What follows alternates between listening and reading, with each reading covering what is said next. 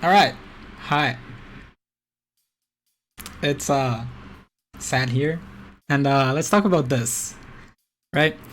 So recently, yesterday, New York Excelsior released a new video for the roster view, and basically it's a really cool video. And what they did is for each player of the team, they uh they did these really cool animations, right? For the heroes using the highlight intros from the game.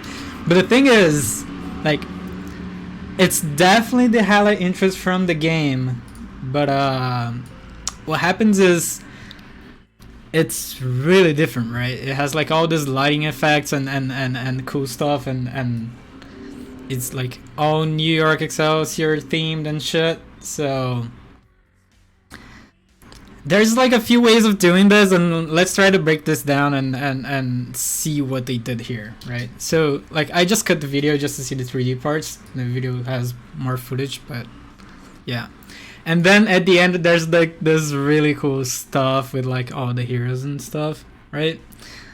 And you start to think about like how did they do this? So there's a few ways of doing it, right? You could actually grab the highlight interest from the game, like record your screen, and just rotoscope everything, right? You could do that, and like apply a bunch of color correction effects on top of it. Apply, like, you know, these glows. Like you just rotoscope everything, apply glows. But the problem with this is it's just too much work. It's just like a lot of work if you're gonna do this. And there's also a few problems with this, right? Because if you see at the background, they have like the New York Excelsior logo. They changed all the background. Is not any map from the game, right?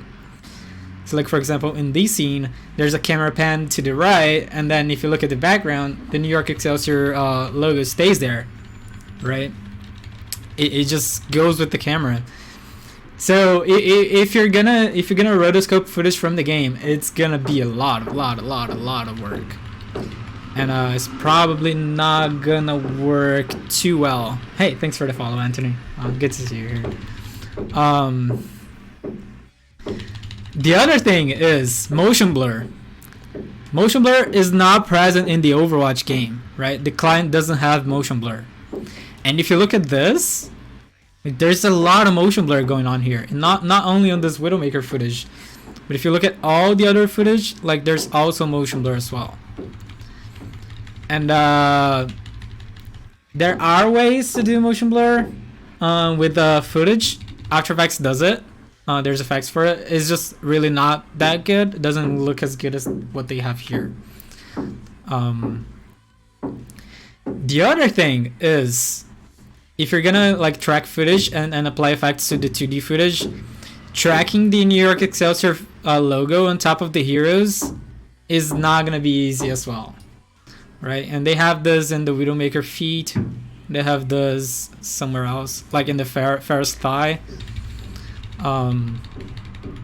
Yeah, and it's not like just a 2D logo applied to their stuff. Is, you know, it deforms according to the model and shit. So you can see where this is going, right? So they definitely had access to the 3D models from the game. Like this is actually like the only way I see this being done, because once you have access to these models, there's a lot you can do, right? You can change textures, you can change the lighting, you can apply new things to the models, change them however you want, right? And the problem with that is the lighting and texture and rendering is not gonna be 100% equal to the in-game models, and like the same lighting and subsurface scattering and all that shit. And in this case, it's fine. Hey Ribbon, good to see you as well. And in this case, it's fine because everything is like so contrasty. It's like so like the lighting is so hard, and you can barely see stuff, right? 2969. Thanks for the follow. Right. So like in this case, it's fine because the lighting is so harsh. It's so it's so contrasty. It's like some spotlights and there's like a lot of shadows and shit. So in this case, it's like really fine if you're just using the models from the game. Now, like, and let's look at this like frame by frame, right? Like, if you look at this frame, like you can definitely see it's like the default diva skin, right? Like, this is not changed. They didn't change the color for this for the NYXL diva skin, because they didn't have to, right? It just shows for like one frame. It's actually literally one frame. And like when it's like super dark and stuff, it's just like a blue light, a red light, and this actually looks like NYXL. So like, right? You don't have to worry about it. It's just you can barely see it. But if you go download the footage and look frame by frame, you can definitely see like you can definitely see some of this stuff, and it's actually really cool because you can definitely tell how it's done. And honestly, like, this just looks really, really cool. Like, I'm really impressed with what they did. Like, it's not only about the models, right? It's all the environment behind them, like the floor and the reflections. And yeah, they didn't bother with things you can see.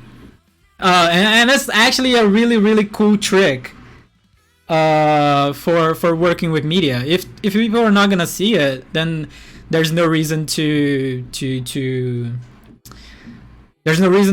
spend time on it. It's just gonna waste a lot of time. And yeah, it's on YouTube. You can look at the NYXL YouTube channel.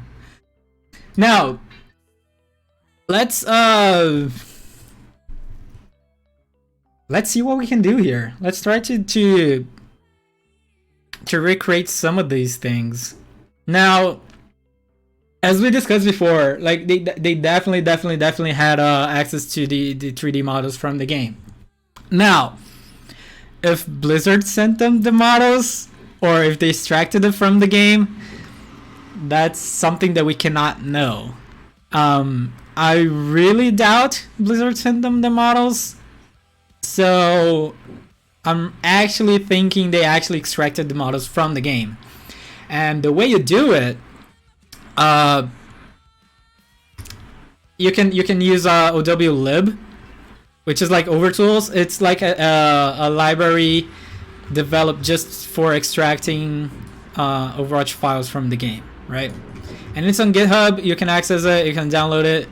It's a command line tool, so you have to actually use the command prompt and type a bunch of commands to extract the things from the game.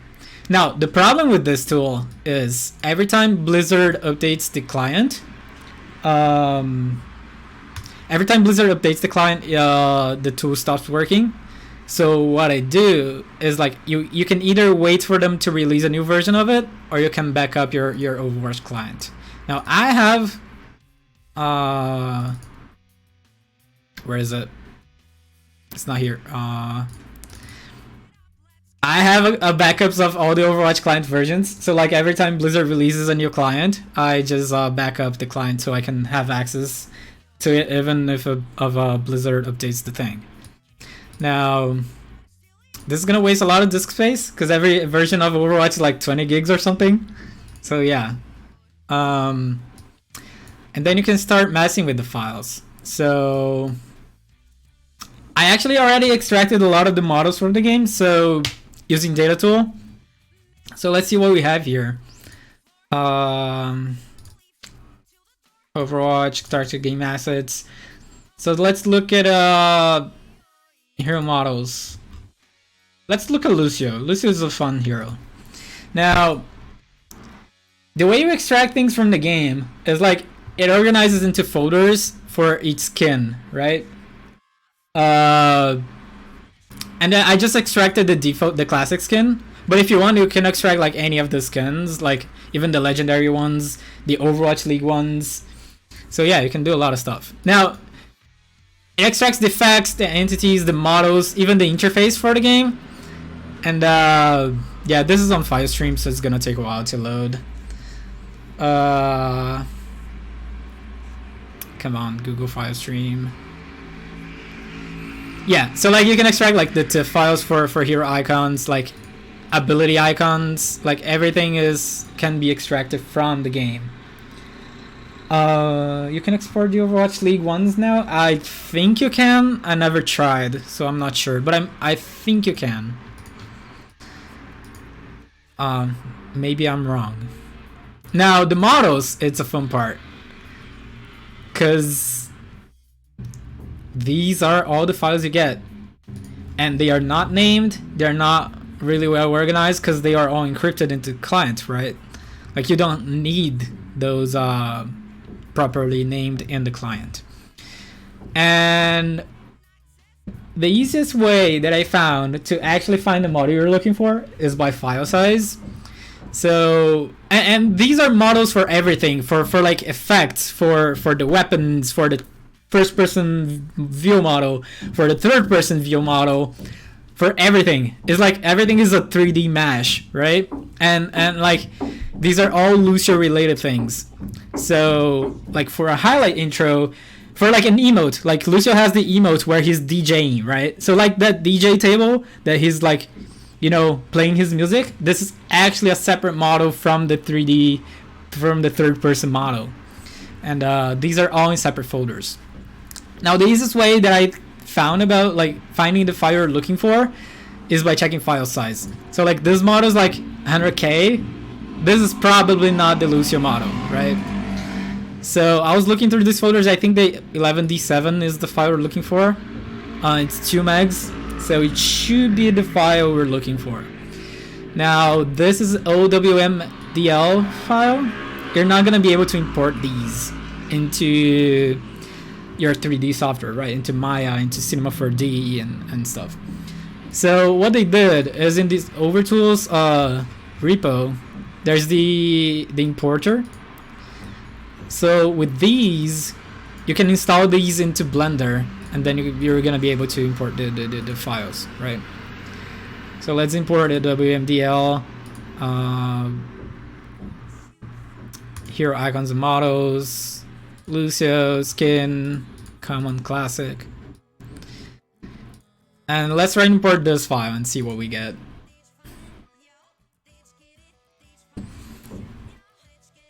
Right, there you go.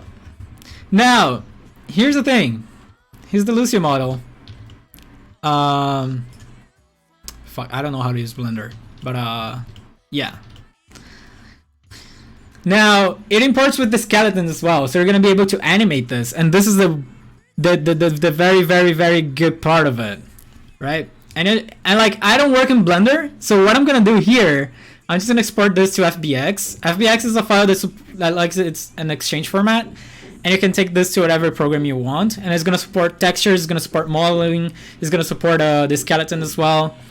So yeah, let's export this to my desktop. Let's create a folder here, and export this as lucio.fbx. Export FBX.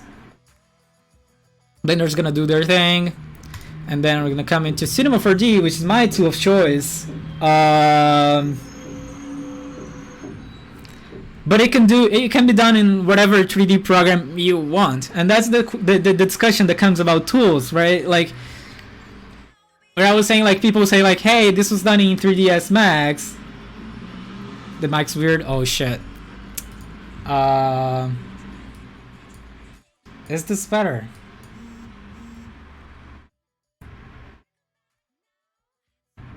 I don't know, it's minus 8.5, it should be fine. Maybe the noise gate? I don't know, this should be better. Now it can be done in Maya, it can be done in 3ds Max, it can be done in like whatever tool you like. Cinema 4D is my tool of choice. So yeah, that's what I'm gonna use. Now let's open the FBX file. Pickles, thanks for the follow. And Lucio.fbx, let's open this. Geometry, lights, cameras. Okay. So as you can see, it imported the cameras from Blender as well. Lighting, we don't need those, so let's delete the camera, let's delete the lights. And let's change the editor preview texture size to no scaling. And let's filter out the joints. And here we have the Lucio model. Wait, did the textures for you? Yeah, so the thing is, like, when I extracted the assets from the game, there's an option in Overtools that also extracts the textures in TIFF. So like you can also get the textures automatically, and Cinema 4D is gonna load them just fine. Now the only problem that I had with these were the normal maps. Sometimes the normal maps doesn't import correctly. In this case, they look like they're working fine. Luce's face, lol, yeah. So the thing is, like, all heroes come with this default face and default stands. So yeah, the magic comes with the animations, right? Let's filter back the joints. And as you can see, like, the first time I saw this, like, really, like, look at that. Look how fucking detailed this is. Like, look how many joints they have, and like how many polygons they have in this. And your game plays this thing animated with effects and like freaking 12 heroes in 144 like frames per second, right? It's freaking insane. I'm like really impressed with what Blizzard achieved with this. Like, how many polygons do we have here? Let's get the project information. It's like 30k polygons. It's not that much, but it's actually a lot of polygons, right? So yeah. And the cool thing about this is everything is rigged, so we can actually get a joint and, you know, animate it. So come on, grab the joint, please. There you go. That's not the joint I wanted. Now, yeah, lovely TD Lucio. Yeah. So the thing is, like, the structure that they have with the rig is so complex, because I don't know if you already saw like those yeah, like the mesh, that's a good idea. So I don't know if you saw like those highlight intros in super slow motion, and they actually deformed the mesh, right? So this is done by having like a master rig that is like the base skeleton, but also like each joint is broken down into like 3 or 4 other joints, and they are actually parented to the master joint, and this allows you to deform the meshes. So we can add this to a new layer and lock the layers so we don't accidentally click on it. So if we get this joint, for example, it allows us to bend these arms, and you know, there's some other joints. So this joint just controls the deformation of you know, like the elbow. This deforms the arm. So like you can make like a really wobbly animation if you want, and that's the beauty of it. Like the way Blizzard made this is just amazing. Now the way NYXL did this, so they not only extracted the model from the game and changed the textures and shit, but they also extracted the animations from the game and reapplied those animations to this model, right? And after you've done this, then you can play around with lighting, you can play around with textures, you can play around with like everything.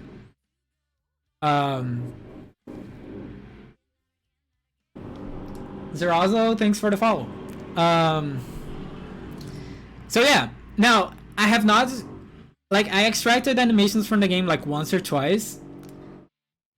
Oh yeah, I'm gonna upload this as a VOD. Yeah, absolutely. I'm recording as well. Now I have not extracted animations from the game in a long time, and I remember last time I did it, there was like a lot of problems in Blender with the orientation of the animations. Like the orientation was like in the y-axis, and you actually need it in the z-axis, and you had to rotate all the animations. The scaling was also wrong, so there's like a lot of problems with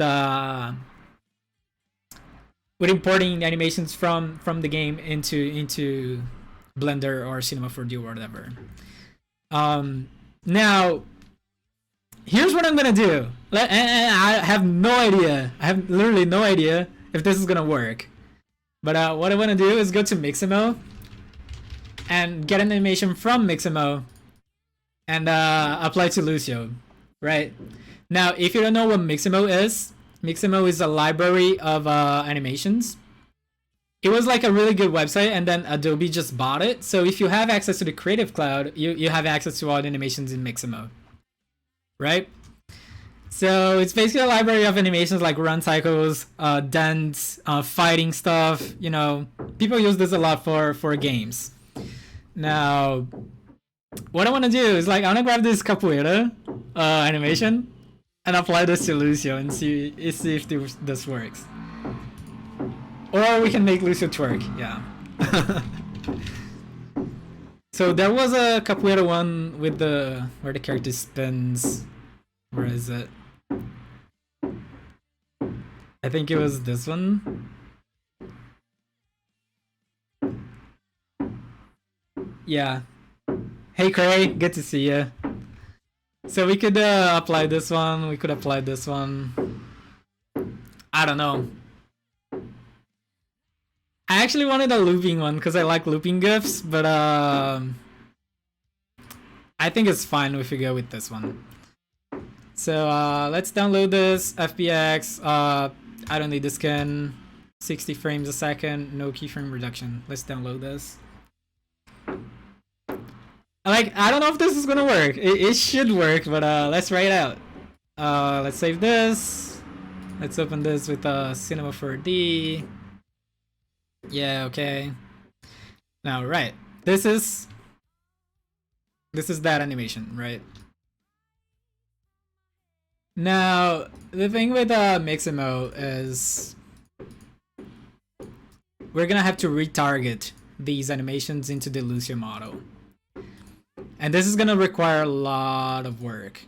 Why? Because as you saw here, Lucio has a freaking shit ton joints. And we're gonna have to figure out which ones we're gonna need to attach to our animation. Yeah, so let's figure this out. So what I'm gonna do here is I'm gonna copy this to our other project with the Lucio one. I'm gonna parent this to a null so we can move it around. Perfect. Now here's what I'm gonna do. Cinema 4D has this character tool, and it has actually support for Mixamo control rig. I don't know if I'm gonna use the control rig or just a regular biped or like a mocap rig. I think I'm gonna use this one. So Mixamo FK. Let's use Mixamo FK. So we need arms, left arm, right arm.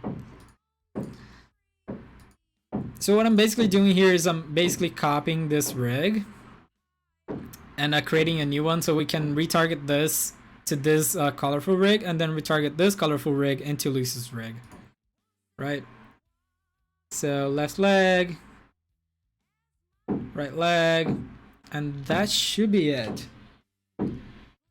It seems like a ridiculous amount of work. Yeah, it is a ridiculous amount of work. And that's why we were fucking discussing how NYXL managed to do this. Because, like, it's not only doing one character, they're doing, like, what? 1, 2, 3, 4, 5, 6, 7, 8, 9, 10 characters, right? And, yeah. It's just like a really, really, really lot of work, and they managed to do it. I mean, I'm pretty sure they were doing this. Like, I'm pretty sure this took more than like a month, 2 months to get it done. So yeah, it's just like a really, really good work by NYXL. Really, really good stuff. Now adjust. Let's go to animate. So here's the thing. Here's our retargetable rig, and what is gonna happen is we're gonna need to retarget this, and we're gonna retarget this by name. I think by name should work. You can do this by structure or by name, right? So the problem with the name is like this name doesn't match this name, right? So we can, let's select all the children. Go back to our where is it? There was a tool for renaming, right? Naming tool? Yeah, naming tool. So let's replace Mixamo rig colon with nothing. Replace name. Wait. No, that's not what I want. Replace. Right. Okay, so this should now in theory be the same names as our retargeting. So let's call this animation. So this is our animation. This is our mocap rig. Let's try retargeting this. And let's save first, because I want to go back in case I need it. Lucio.04D should be fine. So hips to hips. Come on, please work. Oh, okay, I see. So this should be in the character. Where is it? Retarget. There you go. Hips. Come on. Expressions.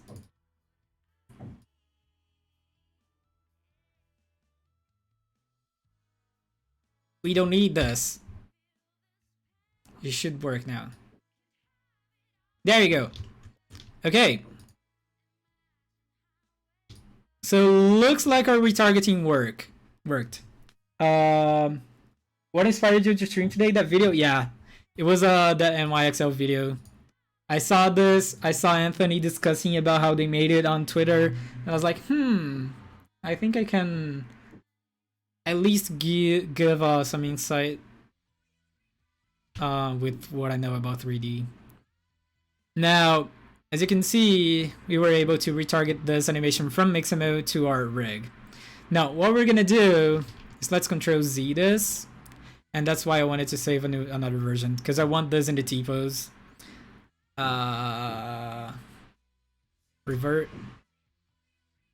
Okay. So we don't need the expression. Let's save this again. So let's bring this to our 0 position. Now, what I'm gonna do, I had to use Blender 2.7 to get the texture in Cinema 4D. Oh, Blender 2.7. Yeah, I'm using 2.79. Yeah. I don't know if they made a version for the plugins for Blender 2.8. I'm not sure. I just had this installed like for what, 2 years now. So okay, so let's see what we can do here. Let's change our VO to lines so we can see shit. Now, as you can see, Lucio's T-pose doesn't match our Mixamo T-pose. So what we're gonna do is make Lucio, like move Lucio's arms. Especially the arms, right? The rest should be fine. So let's move Lucio's arms to match our mocap rig. This is skeleton. Now, here's gonna be the tricky part, because it's a lot of bones. So this bone is the shoulder adjustment. So this should be the entire arm. Yeah? Yeah. So what does, let's call this L arm. So if this is L arm, Oh, this is the clavicle? No. Oh, this is the scapula. Okay. We don't need that. We don't need that as well. Okay, we need this one. So let's do the following. Let's create a new object viewer. Let's put it over here. T-Bubbles! Hey, welcome to the stream! Good to see you.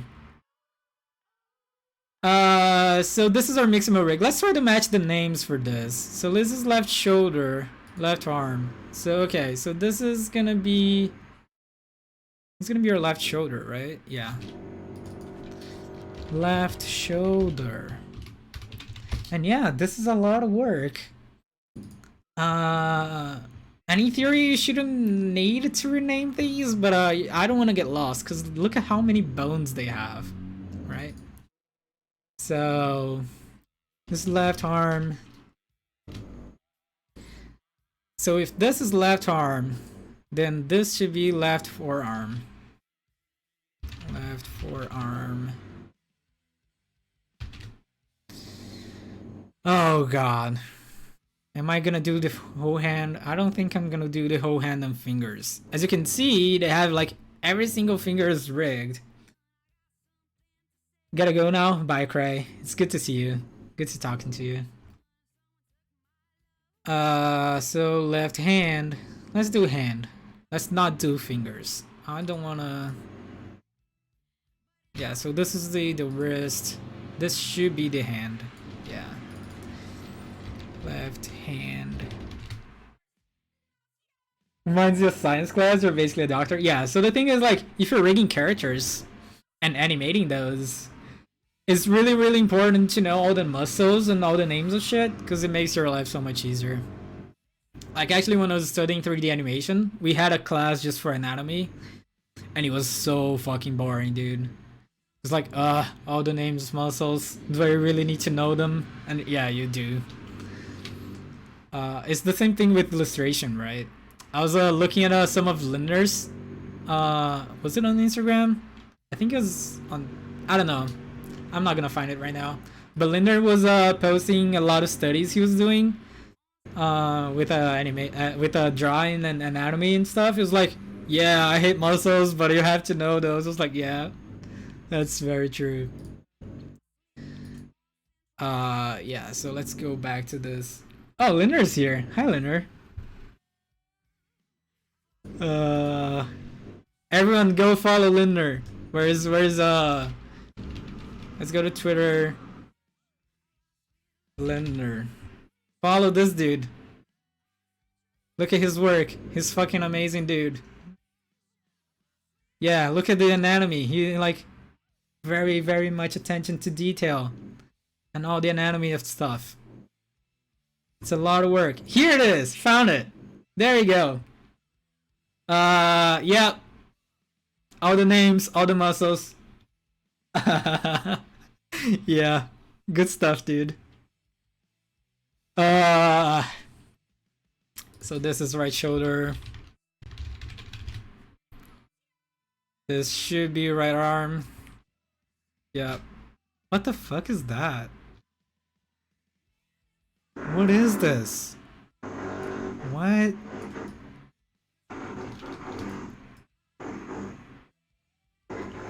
Does Lucio actually have this thing? I don't think I ever noticed it. Huh.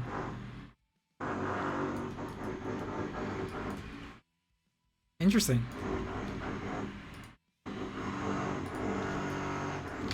So right shoulder, right arm.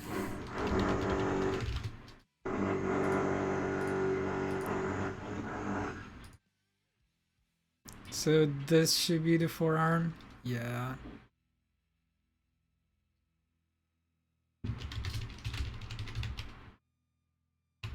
So yeah, here's the thing about extracting models from the game. Like, I have no idea what this thing is. And if you move the forearm, like, this top thing comes with it. Like, what the fuck, dude? Is this like, should be, like, Should this be attached to this wrist or something? I don't know.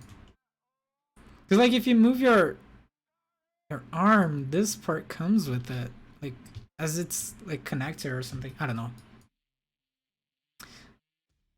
My arm does the same. Oh, yeah. Oh, it's probably attached to his gun. You're totally right. Maybe it's attached to his gun. You're correct. That might be the case.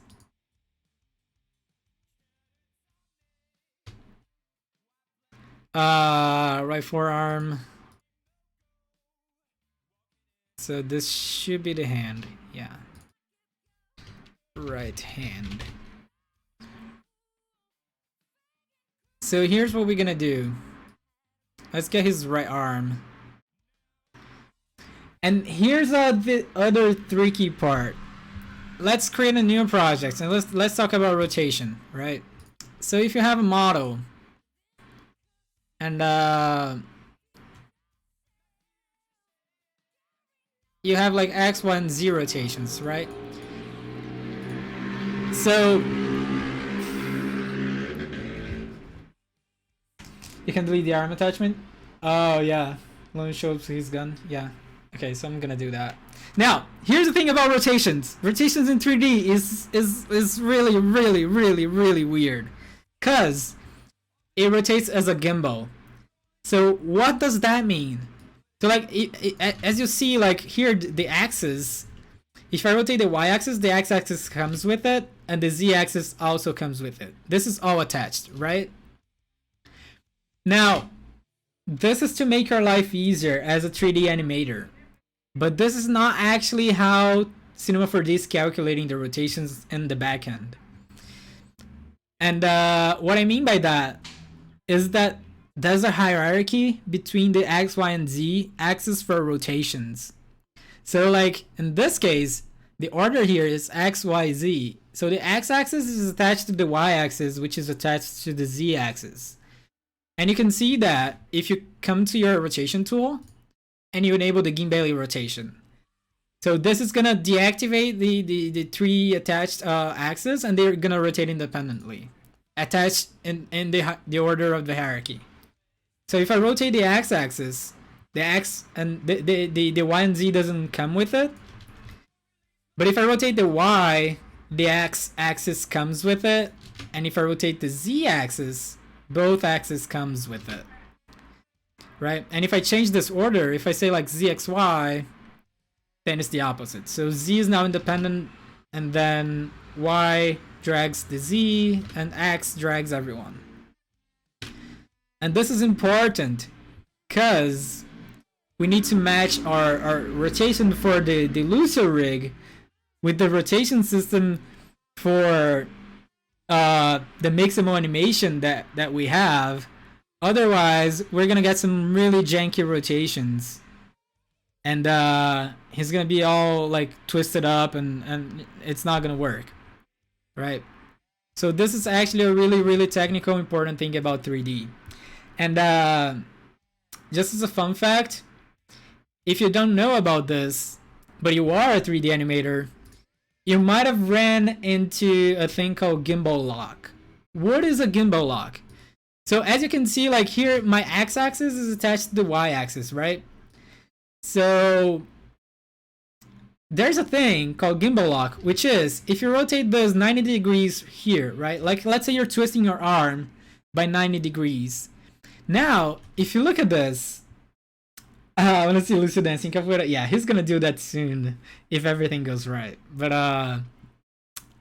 there's a bunch of technical things that I have to talk about first because it's important. Now, if you look here, rotated our arm like 90 degrees. Now our X and Z axis, they are overlapping each other. So if I rotate this cube in the X axis, it rotates this way. And if I rotate it in the Z axis, it also rotates in this way. And if I want to rotate it this way, let's grab the grease pencil. Does it not have a grease pencil? I'm pretty sure it has somewhere. I just want to draw on the screen. Let's open Epic Pen. Done. So if I don't rotate it this way, you see there's like no axis here. So that's a gimbal lock. And that's a problem, big problem for animators. So if you are an animator, you should be aware of gimbal lock. And you can fix that by changing your rotation order. Now let's go back to Lucio. Let's save this, because it's important to save your projects. And I think I have autosave on, so we should be fine. So, yeah. Let's see what we have here. So we should be able to take our right arm. Let's enable gimballing rotation because this is important. And let's rotate this.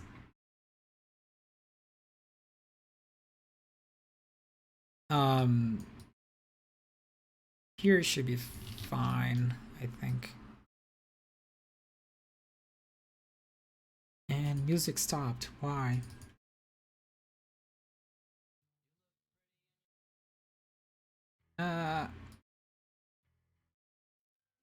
Yeah, this should be fine. So let's grab the left arm right now. And raise it as well. So it's kind of matching. It doesn't have to actually really match, but it's fine. It should work. Now, let's do the same for the legs.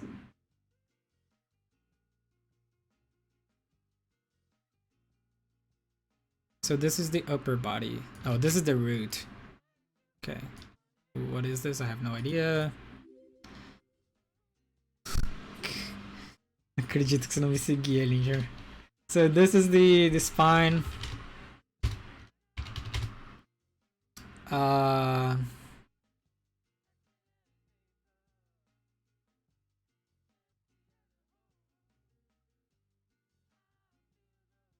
If this is the spine, what is this? Okay, this is the hips. Yeah, it would be like so much easier if they were named. Like, it's fine. This is spine 2. This is spine 3. It's fine. I don't actually have to name those. It should be fine. So this should be the lower hip. Enco, thanks for the follow. So this is the left leg.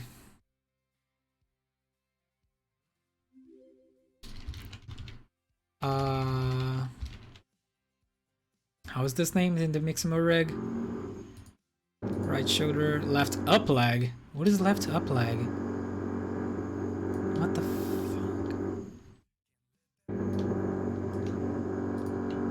Oh, I see what this is. So the up leg is the thigh, the leg is the calf, and the foot is the foot. Okay, so up leg. That's how they call it. Upper maybe, yeah. So can you guys hear the thing in the neighbor? Oh my god. I'm sorry about that. So left up leg.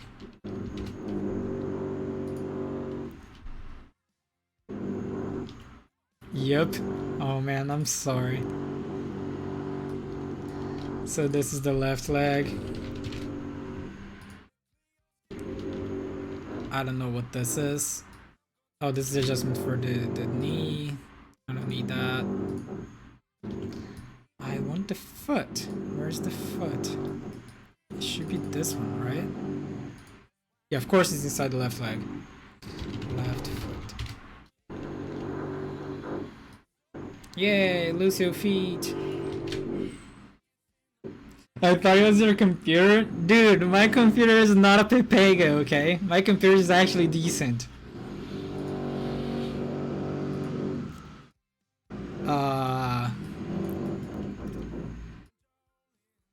Yeah, so this is the right leg. Right up leg. right leg,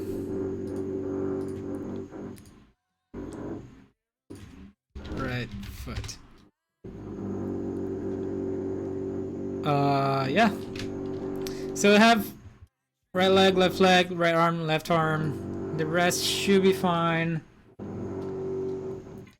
Do you think NYXL use Octane materials and render to get the glowing effect? Now here's the thing. It could be Octane, it could be Corona, it could be RenderMan, it could be Redshift, it could be Pro Render. Hell, it could even be the default Cinema 4D render. It's impressive, like, if you know your render system, it's impressive how good results you can get. Like, if you look at my Overwatch photography series, I did, where is it? Oh yeah, look at my picture with Surefour and my picture with Harblow. Damn. Where is it? Here. I did a series where I extracted maps from the Overwatch game and did some photography shit with it. So like this is using a 50mm lens with a 1.2 aperture and stuff. Like mimicking real life photography with Overwatch and redoing all the lighting and stuff. So this is the default Cinema 4D render. Like this is the physical render for Cinema 4D. Like you can do this in Corona as well. Yeah, the texture map hurts. Like, yeah. But yeah, like all of those things. Like this is also the Cinema 4D default render. Like if you know where you render, you can actually get away with a lot of stuff. I'm pretty sure they use like pretty much like either Octane or Redshift. I don't know. It also depends on which software they used, right? Because Maya, I don't think you can get Octane for Maya, right? So unless they were using Cinema 4D or something, there's like a lot of ways to approach this, and not really a good way of knowing which render they used unless they tell us, right? Okay. So here's what we're gonna do. We're gonna attach the Lucio rig to our Mixamo rig right here, and then retarget this animation into this colorful skeleton here. That's gonna apply the animation to Lucio. I don't know if that's gonna work. It should. And here's the other thing, right? Why am I not only attaching this animation directly to the Lucio rig? And I'm not doing that because the rotations differ.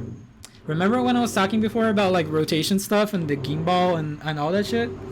So I'm pretty sure the Mixamo rig doesn't match the rotations for the Lucio rig, right? Because like if I select here the like Lucio's let's say spine, left shoulder, left arm. Have tried putting them in Lucio model into Mixamo and then exporting it.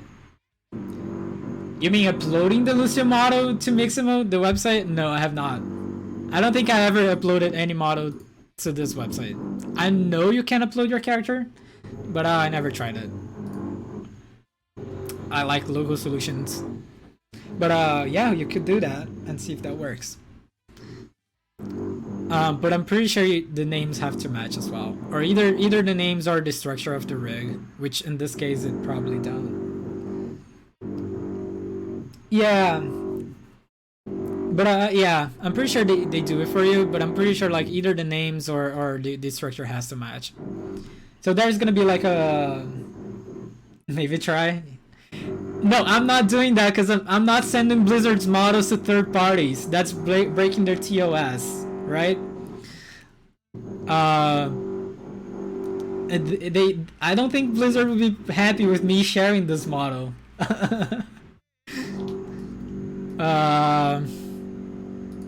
Yeah. Dang, ran away, yeah. Okay, so let's go back to rotations. So if you grab like your left arm here for Lucio, right? If you look at his rotations, that's his rotations. Mine, like this is the default rotation for the arm. It's minus 1.85 for head, 1.2 for pitch, and 2.2 for banking, which can be X, Y, and Z as well. It depends if you're using HPV or XYZ. It doesn't really matter. But if I take the Mixamo rig, you can see the rotations differ. So if I retarget this Mixamo rotation to the Lucio rotation, what this does is that, like, basically they copy paste those numbers into Lucio's numbers. And that's where the twisting is gonna happen, the weird things are gonna happen. So what I'm gonna do is I'm gonna parent Lucio's bones to the Mixamo bones and hope for the best. Again, I don't know if that's gonna help, if that's gonna work, but I'm gonna try. So I'm gonna do that by doing the following. I'm gonna create I may brigade Paladins using Mixamo. Oh, nice. I'd love to see that. Now, this is gonna be weird, right? Because this is gonna involve nulls, so we can reset the rotation for these things.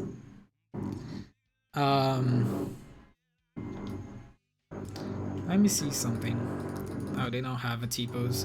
Be actually helpful with this how to T-pose.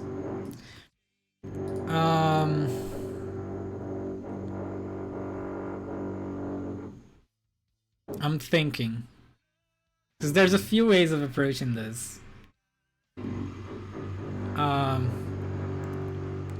Retargeting is not gonna work until like I rename everything, and I didn't rename off Lucio's bones, so I mean I could try. So let's grab the hips. There's like an animation. Where's the retargeting? Rigging. Retarget. Dude, this is not gonna work. Target is hips. What just happened? Future joint. Yay, Lucio's gone. Yep, I don't know what happened there. Retargeting directly doesn't work. Unless you rename everything and reset all the rotations. Revert to saved. Yes. Filter joint. Now, let's grab his left shoulder. Let's create a null. So what this is doing, Rip Lucio? Yeah. So what the null is doing here is like resetting the rotation for the left shoulder, right? So like now the null is in the same position as the left shoulder, and since they are in the same position and rotation, the rotation for this is like 0, 0, 0.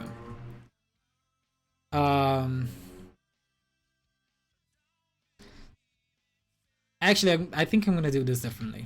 So let's not create a null here. Let's create a null. Is this the one I want? Yeah. Left arm. Let's create a null here. Right? So this is left arm null. Oh my god, this is gonna be a lot of work. But I do really hope this works. Now, we have a null in the same position as the left arm. So what I'm gonna do is put this null here, put this here, and then what I'm gonna do is add a rigging tag, a constraint tag, a position scale rotation constraint, not for position, not for scale, only for rotation. And I'm gonna make this null copy the rotation of the left arm null. Yeah. Right? Okay. My hair hurts, you can't understand, I'm stupid. Okay, so listen. Here's what I'm doing. Right? Remember that I talked about the rotation for this left arm, like these numbers, being different from the rotations for the Mixamo rig. Right? Like these numbers are different from these numbers. Right? So if I retarget the animation, it's not gonna work because the numbers are different. It's way too hard to work with Fortnite models, and I had to cut my head off once. Yeah. Yeah, it's complicated, but it's fun. So like the numbers were different. So what I did was I created a null that matches actually this rotation numbers. So like this left arm, like look at these numbers, and look at these numbers. They should match.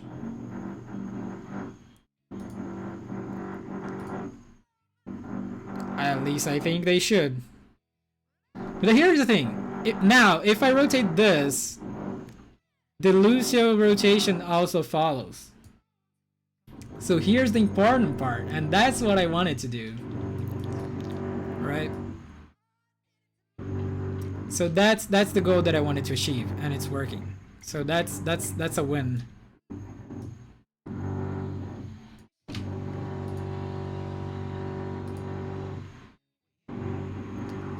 So if you grab the left arm, if I raise it. Now it's not perfect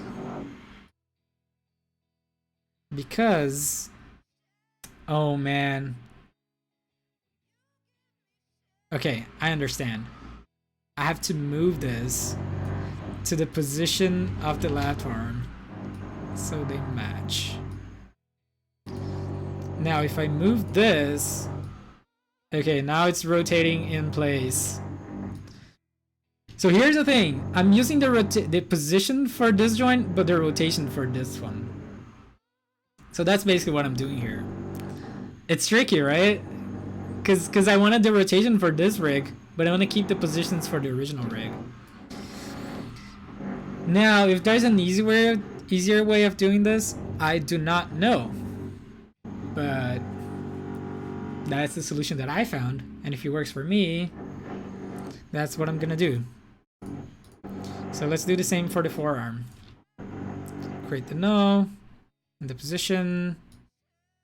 Let's grab this for the, was it the left forearm? Yeah, left forearm, no. Let's drag this here, reset the position, put this here, animation tags, no, breaking tags, constraint, PSR. God, this is gonna be a lot of work.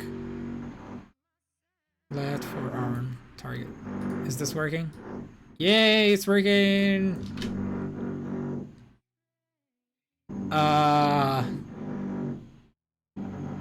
Yes. Wait a second, is all this rotation zeroed out? No, they're not. Let me test something out, and let's see if this is gonna work. Save project. Let's hide Lucy here. Let's group of Lucio's mesh. Lucio mesh. Right. Let's add this to this layer. Let's hide it and lock it.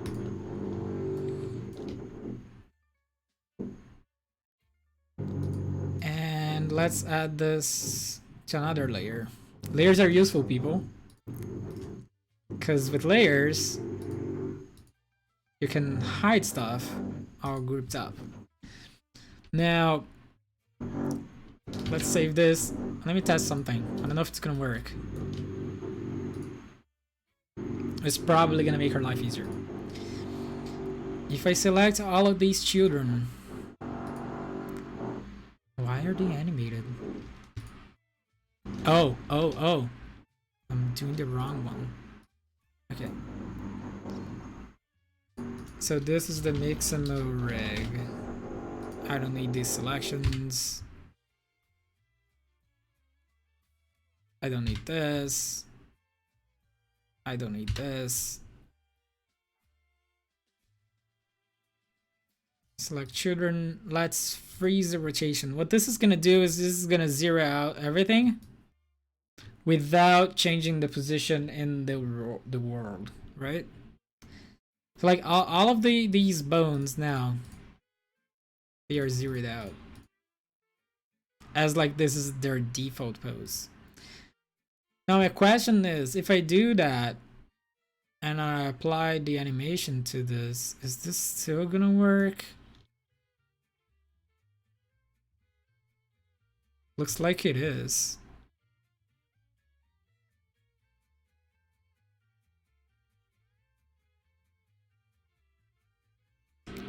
And this is probably gonna make our life easier. Why? Because then I can just come here, select children. Let's zero them out. Right. And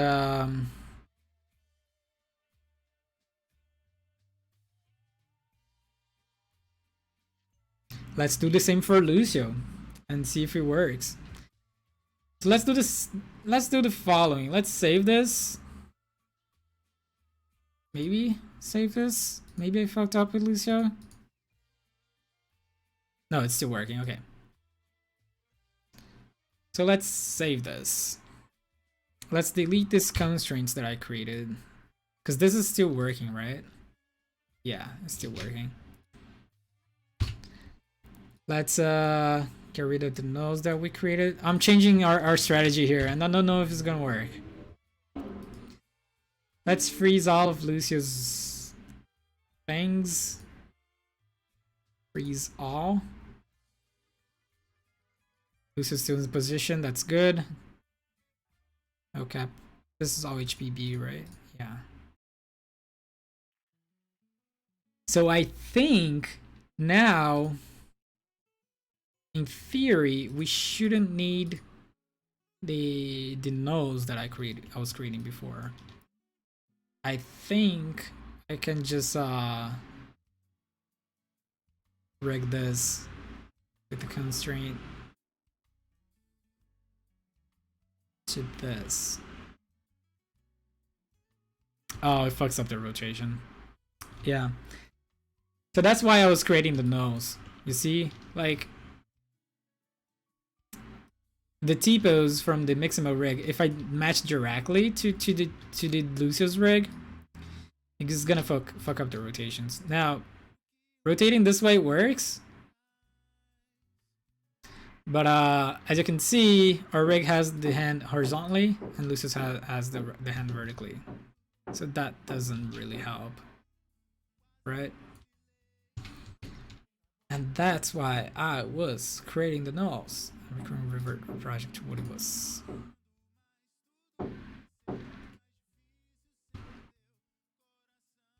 So let's do the same for the hand.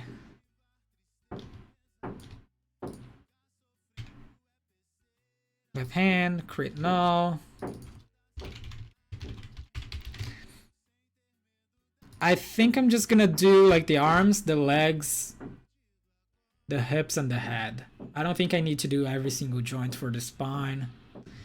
This should do it. So left hand, no.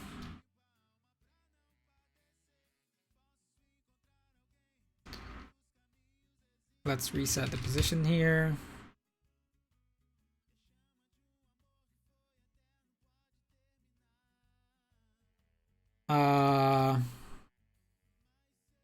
Rigging tags, constraint, position, scale, rotation, just the position, and the left hand. Right? Is that right? Yeah, that's right. Cool.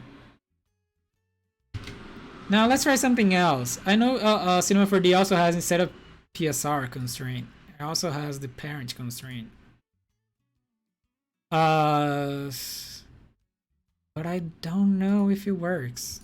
Well, I had problems with this before. That's why I ended up creating those. But let's try it out. So left arm is done. Let's save. Oh, I'm missing the left shoulder. So let's do left shoulder. Left shoulder, create null. Left shoulder, null. This should come here. Let's zero the position. Put this here, this inside here. Rigging constraint PSR, just rotation with the left shoulder. Okay, so if I rotate this left shoulder, Lucio left shoulder rotates. Perfect.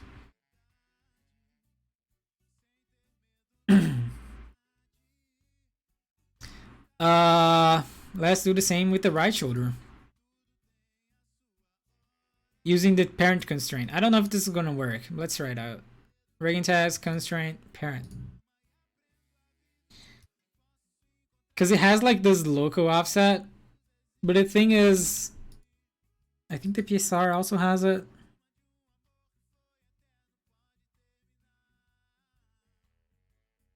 Oh, so they removed the... Oh no, it still has the offset here. I don't know, man. Because what this does is apply an offset from the original position to the current position. So it's basically what we're doing with the nulls. Now remember this used to not work really well. I don't know if they changed it with the new version of Cinema 4D. But let's try it out. Maintain the original. I just want the position. The rotation, actually.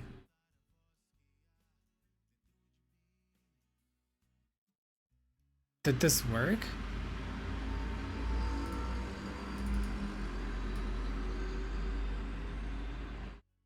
It kinda did.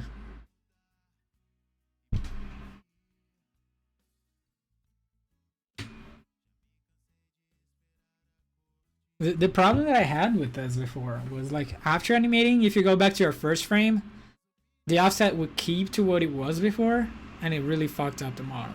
But if this is working here, and it looks like it is, let's try this out. Rigging constraint, PSR constraint, rotation, maintain original, right arm with the... Where is it? Right arm. All right. So let's do the right forearm as well.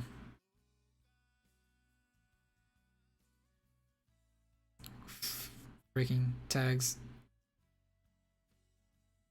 Constraint. PSR, maintain original position. Right forearm.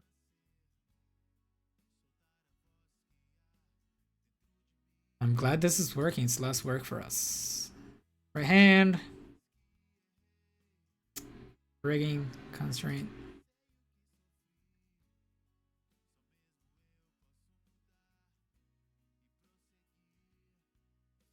Nah, couldn't do it. PSR. Right hand. Oh, it's missing the maintain original.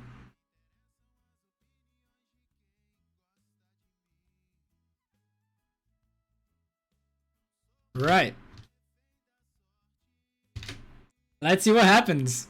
This is just the arms are rigged, but it should give us some kind of animation if we retarget this. So this is our mocap rig, right?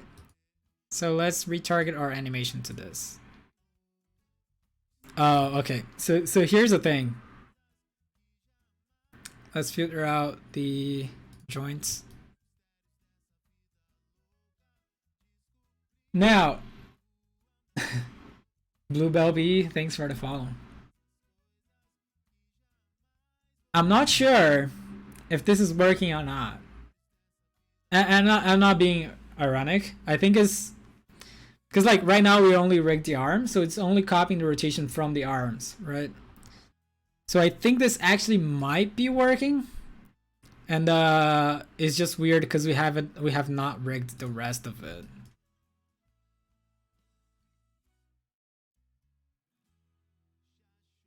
But I'm not sure. I should actually start with the hips, right? Because that's where the rig starts. So let's revert this to our saved version. Did I save? Yeah, I did. Okay. Right. Still working.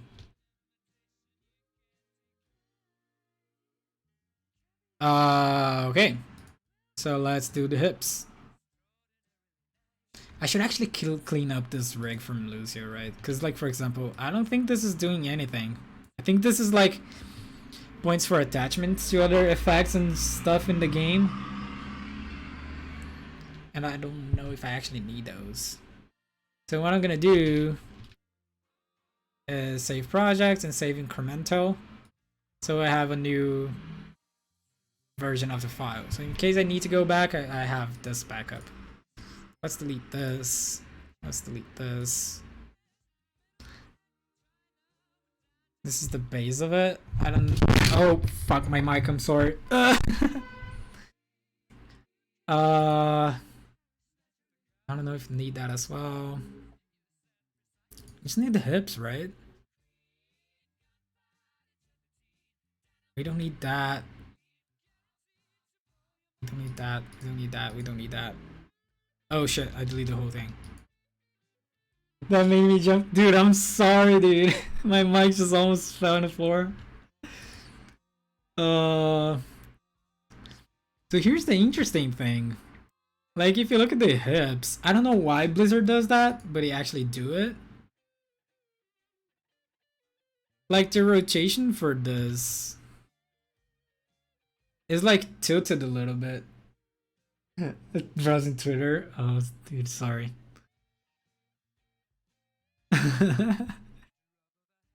So like you can see it's tilted, right? Like look at this axis. Like why do they do it? Why do they keep it rotated like this? I don't know. But they do it.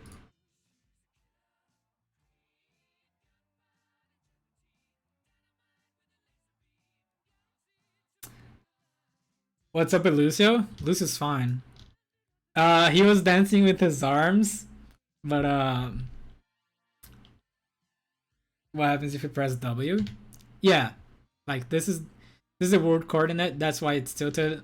Like, yeah, if you press W, it fixes itself. But because you're not, this is the object coordinate system. This is the world coordinate system. So like whatever objects you click, if you're in this mode, it's gonna be correct. But the object itself, it's actually tilted. And I have no clue why Blizzard would do that. And I don't think it's only Lucio. I think every hero is like this. They must have a reason. It's probably to prevent gimbal locking. I don't know. But it's there. Okay. So let's start with the hips. What is this joint? See, like they have like so many joints that I have no idea why. It's like he has a tail or something. Anyway. Rigging, constraint, position, scale, rotation, just rotation, keep the original one. Attached to the hips. Spine. Is this actually the spine? Yeah, this is actually the spine. So rigging, constraint, position, scale, rotation, position, maintain original, spine. Now here's the thing. This is the spine 2. This should be like just a correction, right? Yeah, it's just a correction for his belly. Ooh, belly dancing Lucio. So spine 2, rigging, constraint, just rotation, maintain original, to spine 2.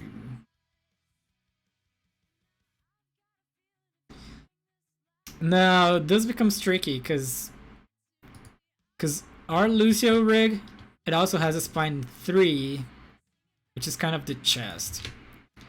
Our Mixamo rig doesn't have it. So that's actually tricky. I think I'm gonna attach the chest to our spine 2. It should work fine. Let's save this again. Let's apply our retargeting and hope for the best. Oh shit.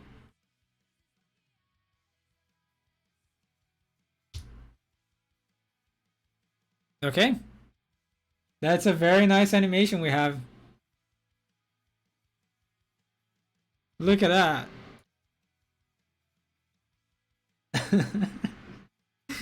Oh my god. Why is this happening? I have no idea. Am I attaching something to itself? I might have done that. When you switch your DPI when McCree's shooting you? Yeah. Select element. Okay, this is correct. This is also correct. This is also correct. What am I doing here? Why is this not working?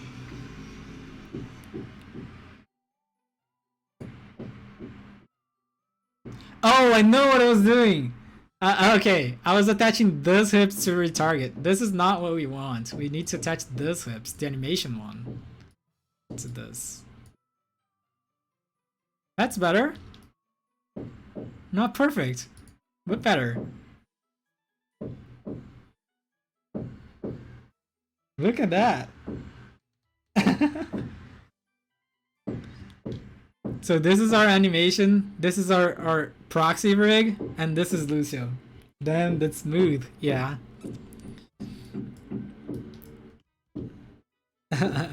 So the hips is working. Like the hips and the spine are actually working fine.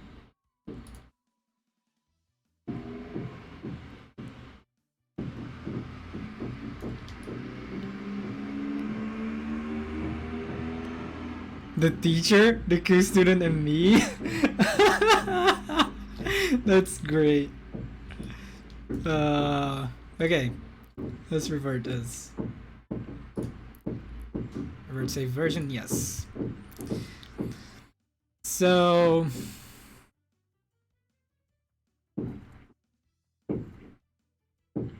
right shoulder, we already parented that. Now, here's the thing. Here's the advantage of using the nose that I was creating before.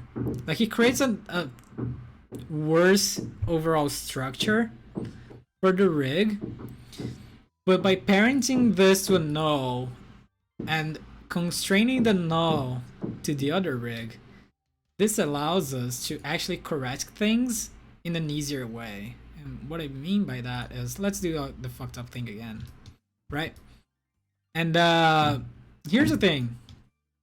I can just go here, take to his left arm, and just rotate it back to the correct position. Because this is following the null, and the null is actually attached to the other rig.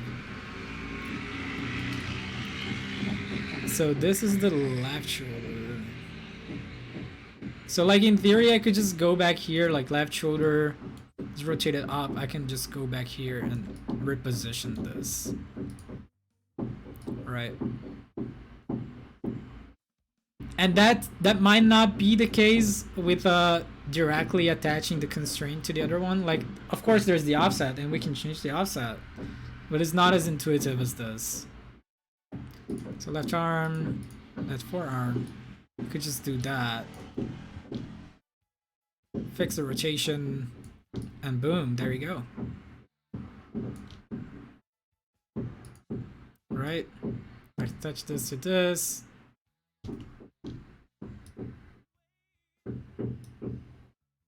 Oh god.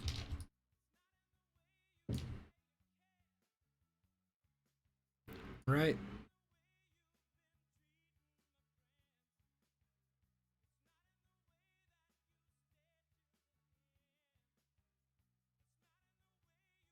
I don't think this is going really well, but whatever.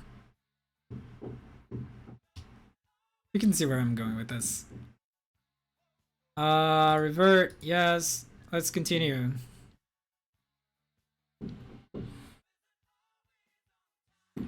Right arm, chest. We've done the chest. What is this? It's a clavicle, I think.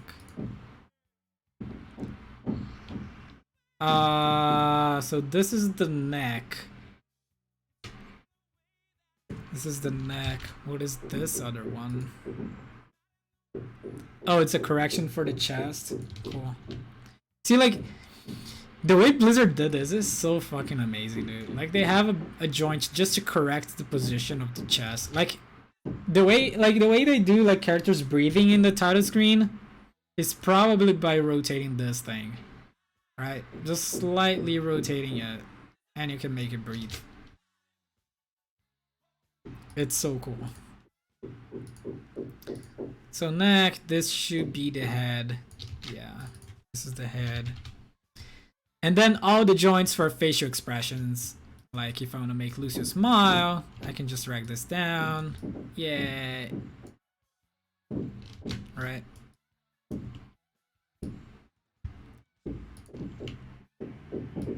Yeah, that's the head. So let's attach the neck to the neck thing. Rigging, constraint.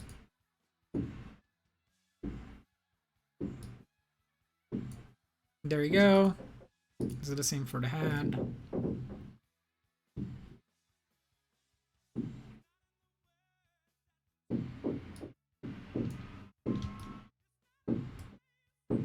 Done. Now, what are we missing? Just the legs? I think just the legs, right?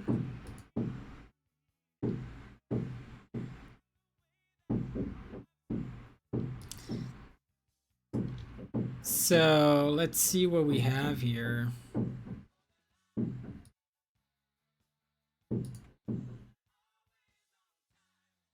So the hips, the left hip leg. Oh, okay. So, this is tricky as well. Because Lucio here, they have a joint. And I really like this. Just to move, if this ain't gonna work, I have my biggest if. This is gonna work. I'm confident. And I'm gonna stay here fixing shit until it works. But here's the thing. What Blizzard does here is they have a joint just to move the lower legs, right? Because if you have your original hips, everything's attached to this. And if you move this, the whole character moves, right? It's not gonna move right here because I have it parented somewhere else. Like here, right? If I move the hips, it's gonna move the whole character. But they also have like a secondary, like auxiliary joint. It's not attached to any mesh, actually.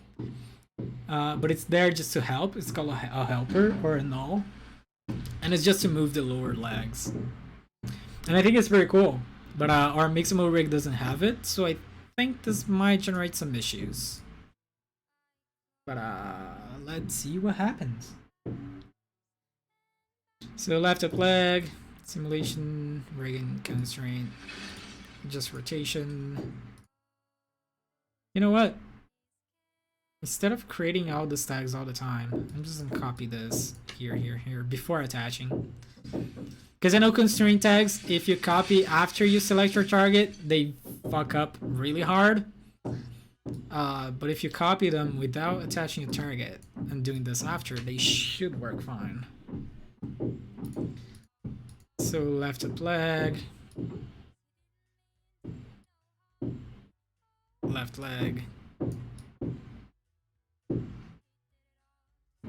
left foot, right up leg, right leg, right foot. Now let's save and let's see what happens. I'm excited. Good animation. Oh wait. Did I fuck up? I think I fucked up. I was attaching to these, right? Yeah, I shouldn't be attaching to the animation one. Bro, listen. How many? Okay, this is fine. I think all the spines are fine. Chest should be fine. Yeah, chest is fine. Head should be fine as well.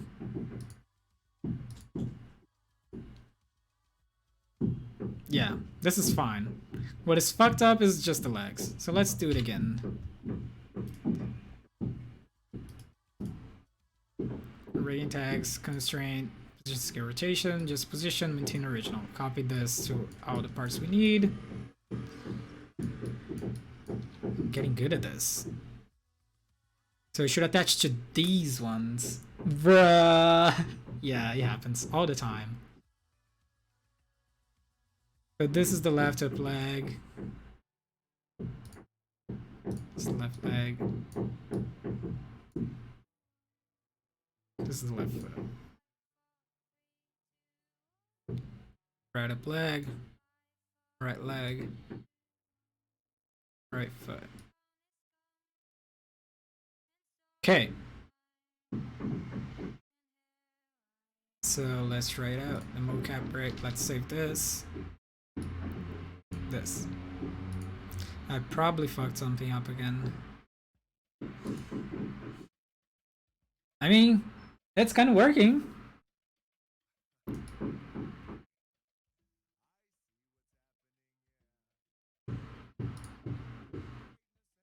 Joints. Now, what is fucked up here? Let's figure it out. That's kind of working. It is kind of working.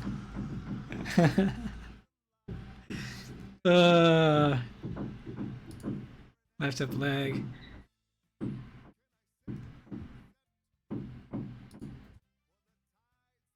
Left up leg. The thing is, like, we have 3 left up legs. It's kind of confusing. So this is attached to this, which is correct.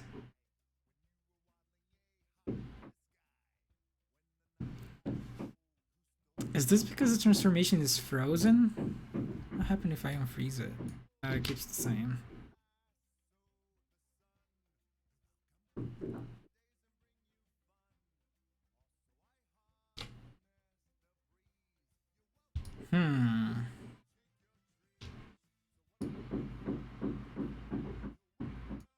Fixing the rotations here is not gonna be as easy as it should be.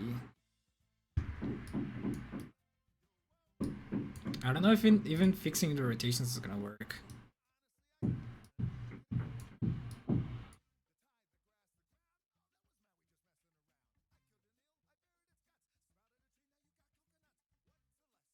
Rotations are hard, like in 3D, because all the gimbal thing and all the like the hierarchy between the things, like they really have to match, and like the rig has to match, and they're not matching here, so.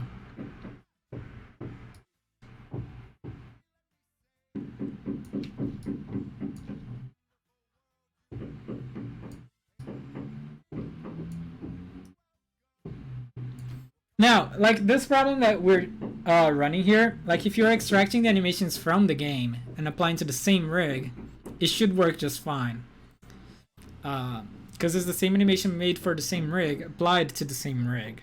What we're doing here is applying a Mixamo animation to a rig, right?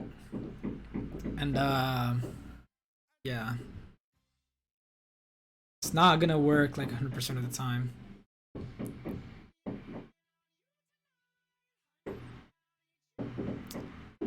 Left leg.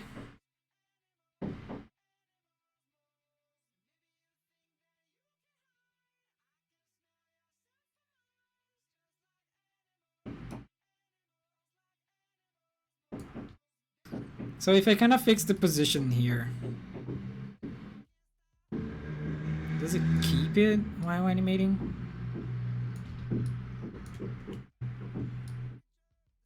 It kind of does. Actually, this should be here.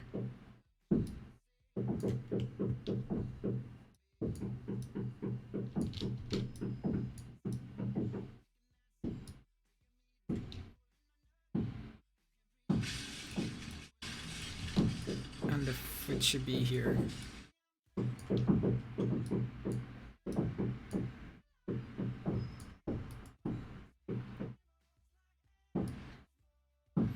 Okay, that's actually not bad.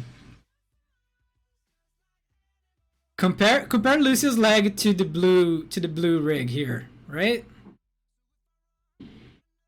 It kind of keeps the same position. Look at that. It actually works. I can see something here. Yeah. I don't know if you're ironic or not, but I actually do see. Oh shit, he improved since I took a shower. Yeah, Cray, we have progress. Look at Lucio's left leg. It's working. Dude, this is amazing.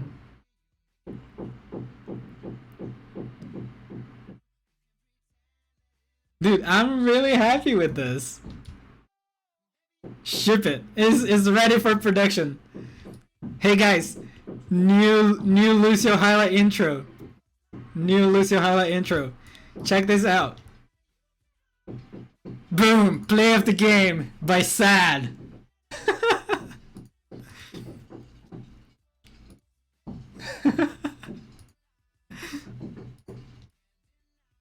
No, but no jokes apart. It's actually working. I'm really happy with that. It's just like fixing the rotations. So.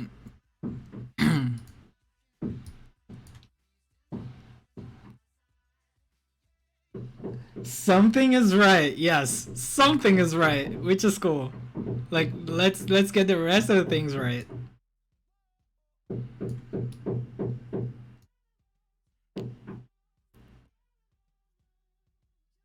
Let's get this oh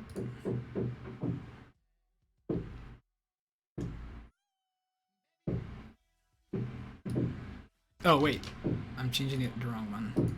It's the right leg. Let's get this out of the way. We're looking at the right up leg.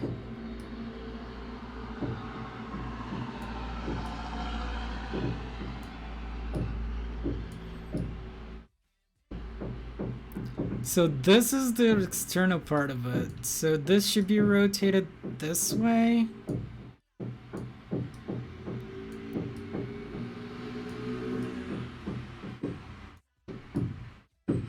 Okay, that looks good.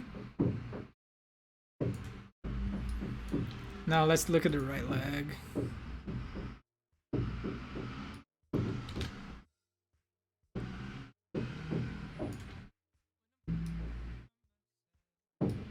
Things like you have to learn what your character looks like to kind of get the position right.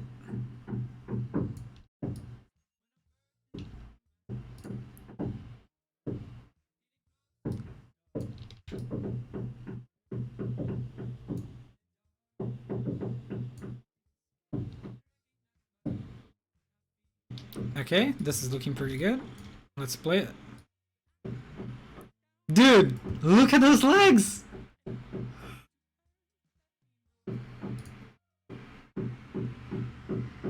That's amazing! We're getting things right. Now we just have to fix the arms.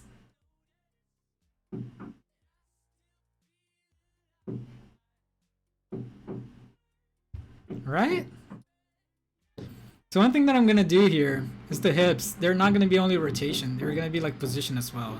So it actually moves forward.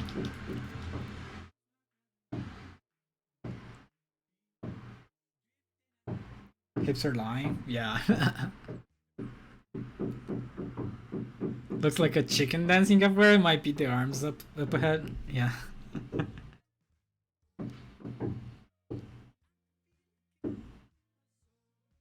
So, but this is actually really cool. I'm really happy with it. And like once we correct the positions of every limb, we can just go back to Mixamo and apply any animation we want from here to Lucio. Right? Because the positions are going to be correct. The rotations are going to be working. So you can just, you know, just attach any animation to it. This is cool. This is very cool. So let's filter back our joints.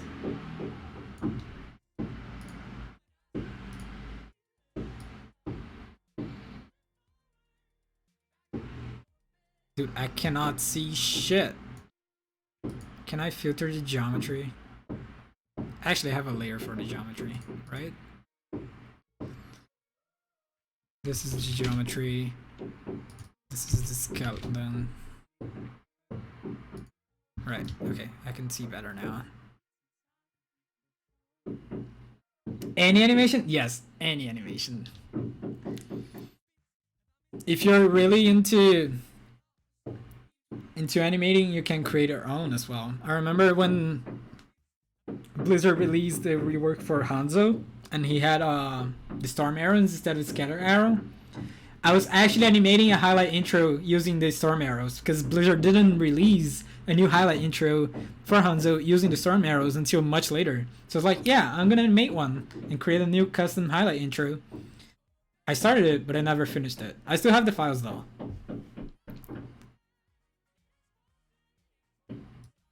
I hated that delay. Yeah, that's very true. They released a new ability and they didn't release a new highlight intro using that ability. I was really mad. But they eventually did. So that's fine. But yeah. What am I looking at here?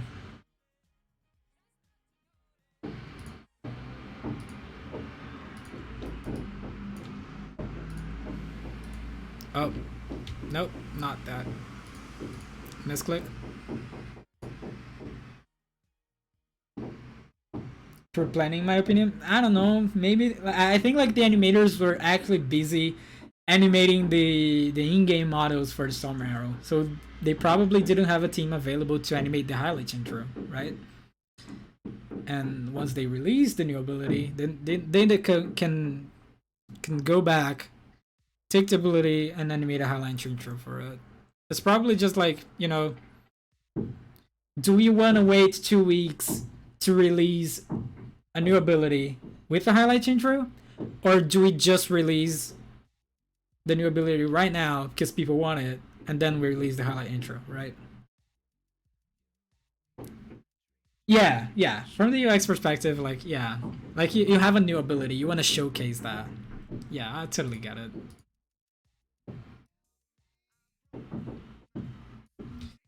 So this is Lucio's shoulder, right? Like this yellow pad thing. Oh, okay. This is looking better.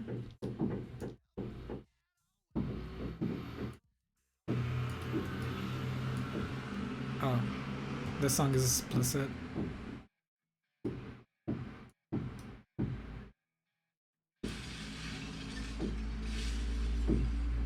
Small indie company, dude. I'm not gonna lie. Every time I see all the work that Blizzard put into stuff,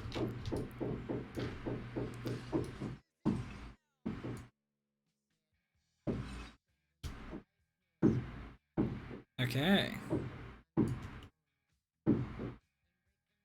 So this should be around here, right? This should be looking the same as this.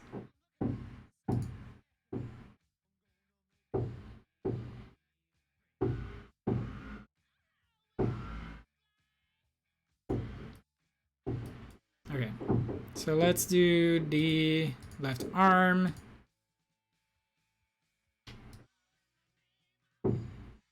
Here.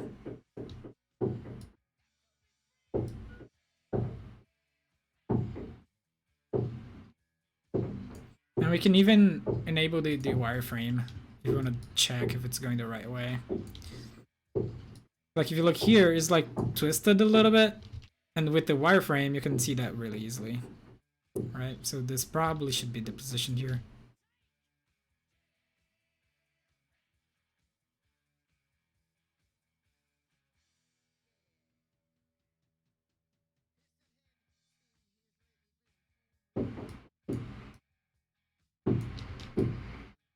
So here's an example of gimbal lock, right? So if I rotate the header, like the heading of his hand, and if I rotate the banking of it, it's going the same direction. This is a gimbal lock. I don't know if this is gonna affect our animation here, but it should be fine.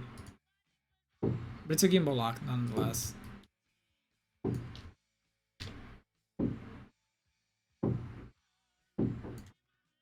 And it's working really well. Holy shit, dude.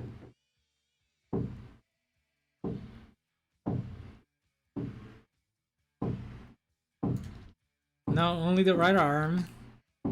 And we're done. We can apply some dynamics to this as well. Let's try it out and see how it looks. It's been a long time since I did rig dynamics, but we can see if it works or not. It's probably gonna be a little bit janky, but whatever.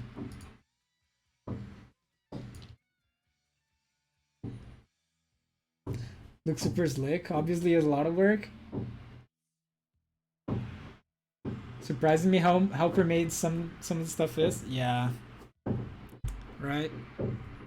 It's like it is a lot of work, and that's what sparked this discussion about this video and how much effort NYXL put into this. Cause see, we're like almost. It's like we're almost 2 hours into this stream, and we didn't even fix the animation part.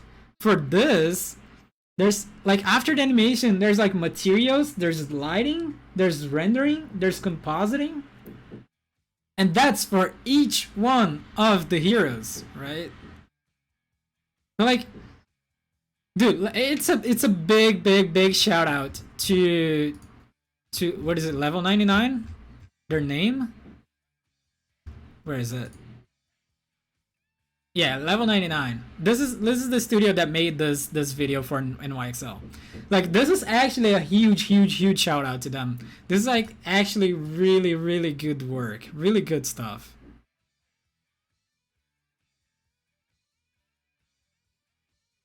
Yeah, like of course. If you get the ONM file, like I was talking about this before, right? Because what they did, like here I'm applying a Mixamo animation to Lucio.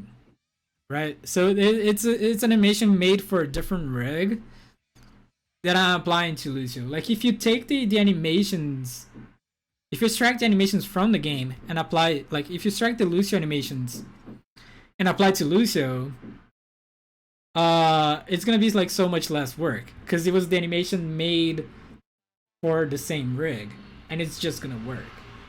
So that's probably a little bit less work involved.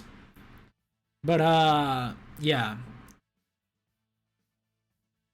So the way you use ONM files is like the same way we imported the MDL. There's like import the O effects OWNM. Now, you first have to extract animations from the game. I don't think I have any extracted animations here. Yeah, I don't think they are effects maybe. Yeah, effects. The effects are here. I have the materials and textures. I don't have the animations for the files. I didn't extract it, but you can extract this as well. But this is gonna do maybe Blizzard. Yeah. So the way this works, this is gonna give you only the skeleton for the rig without the model, and it's gonna be animated the same way we're doing with the Mixamo file. Like this, when you imported ONM file, it's gonna come like this, right? Come like this part. Now I remember last time I did it, the animations came rotated 90 degrees, so they came like in the Z-axis instead of the Y-axis, and you had to grab all the animation rotated 90 degrees, and then the scale was not right as well, so everything was like too big compared to the model. So I have to scale that down as well, make sure they match. So it's not like super straightforward, like one-click solution, but yeah. But it's probably gonna be like way less work than using a Mixamo rig. The advantage of using a Mixamo rig, I can use whatever animation I want in Lucio, right?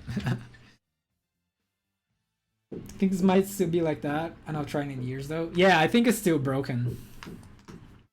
How much of BlizzText for this stuff is proprietary formats or software? I know they have a ton in-house tool making teams. So, this is actually cool because I don't know if I have access to this. BlizzCon virtual ticket. I should still have access to this. They did a panel in BlizzCon 2019 um that what the fuck? Oh man, I'm not gonna find this, but I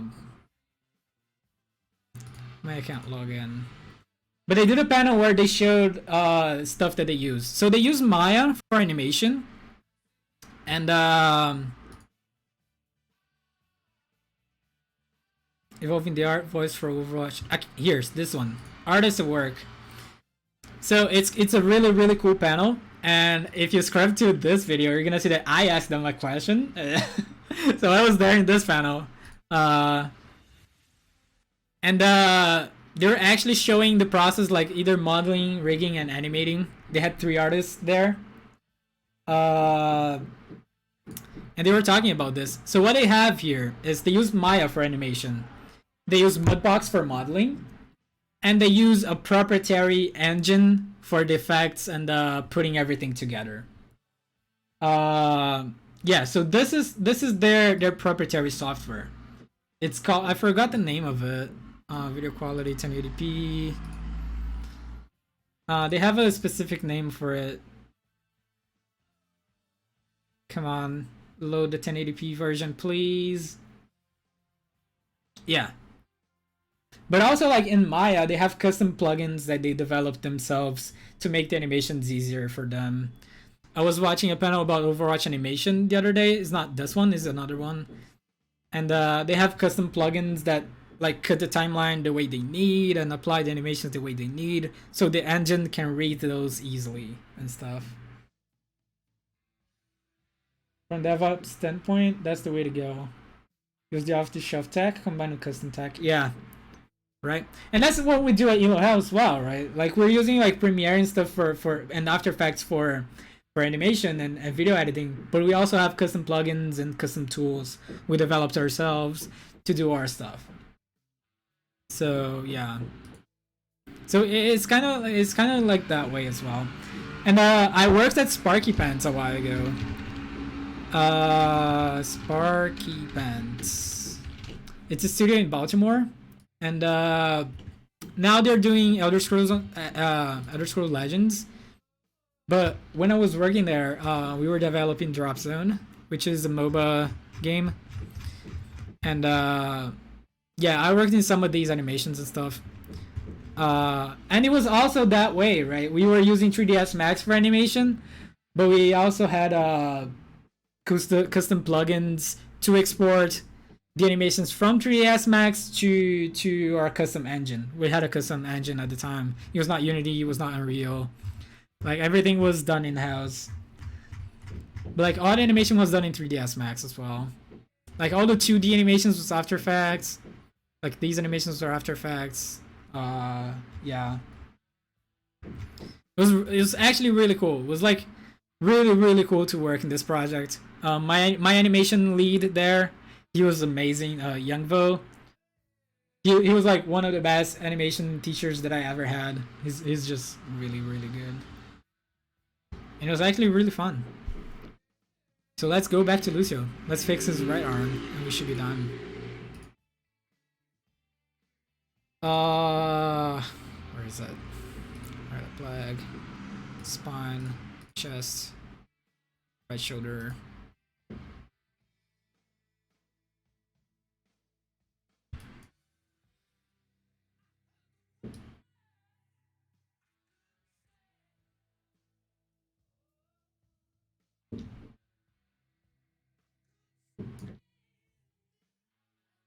So this is rotated weirdly. Oh, there you go. That's what I wanted. Now I just need to rotate it this way, and we should be fine. Shoulders are good. Right arm.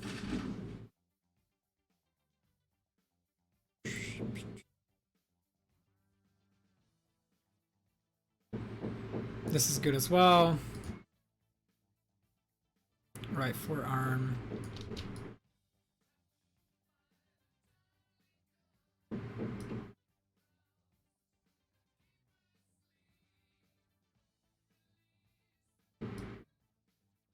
There's another gimbal lock.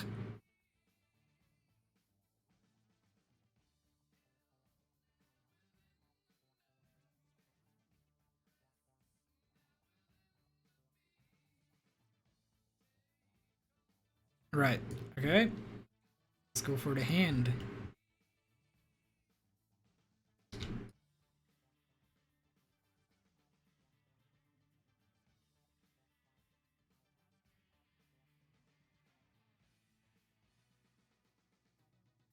And there's another gimbal lock. Fuck me, dude.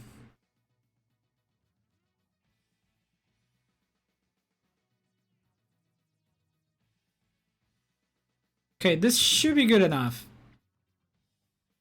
Let's save. Let's filter the joints. We don't wanna see them. Let's play this. All right. That's Lucio dancing capoeira, right?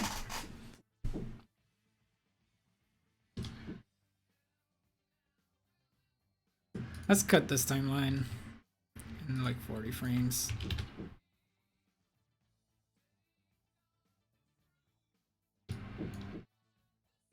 Now, that's step one, right? I still have a lot to do here. I want to get to a result similar to this, somehow. I don't know if I will be able to do it, but let's try. Let's go back to this. But that was step one. Let's try applying some dynamics to the hair and see what happens. Let's filter back the joints. Let's save this. Let's also save incremental to keep a backup in case we fuck things up. Now, mocap rig, that's not what I want. I don't want the animation as well. I want the Lucio rig. Let's rename this Lucio game rig. Spine, chest, neck, head. Okay, so what from this is hair? Okay, so this. All of this is hair. Okay.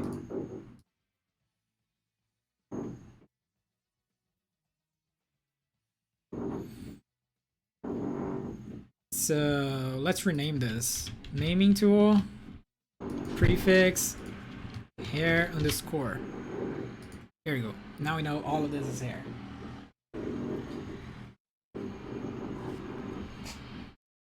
Did you actually break your toe, Cray? What? That's unfortunate, dude. I saw the picture of you hiking in the snow, though. That's freaking amazing.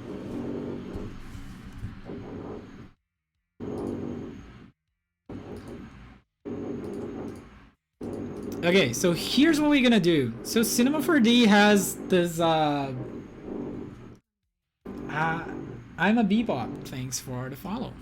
Wait, I know that name. Who are you?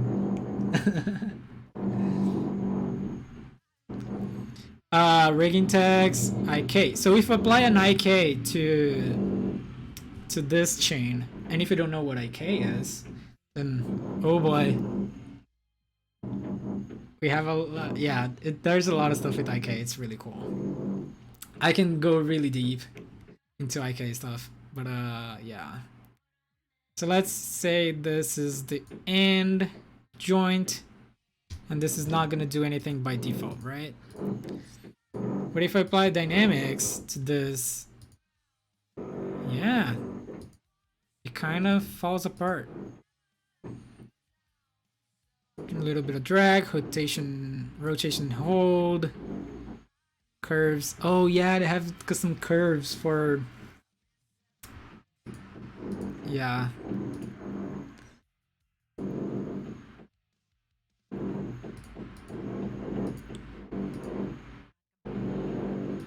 So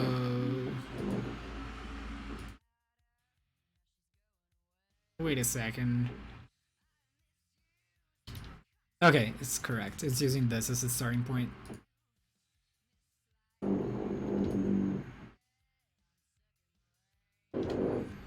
Wait, I shouldn't use this as the starting point. This should be the starting point, right? This one. Yeah, I think so.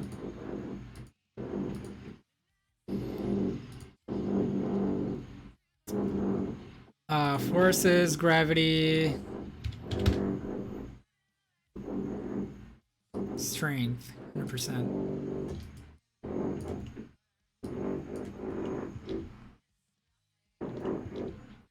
Oh, okay. I think I fucked this up.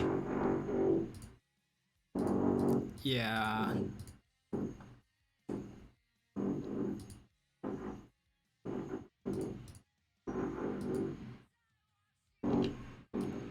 Okay, so this is supposed to be like around here. Okay, let's save this again. So this is the root. Let's apply an IK going all the way here. But before, let's freeze all these transforms because we can reset them if needed. Starting to put together plans for regular Overwatch League watch parties on stream. Oh, that's cool, Cray. I would definitely join that. Boom, play of the game. Yeah, right? It's the new Lucio play of the game. So let's save this, enable strength, rotation hold.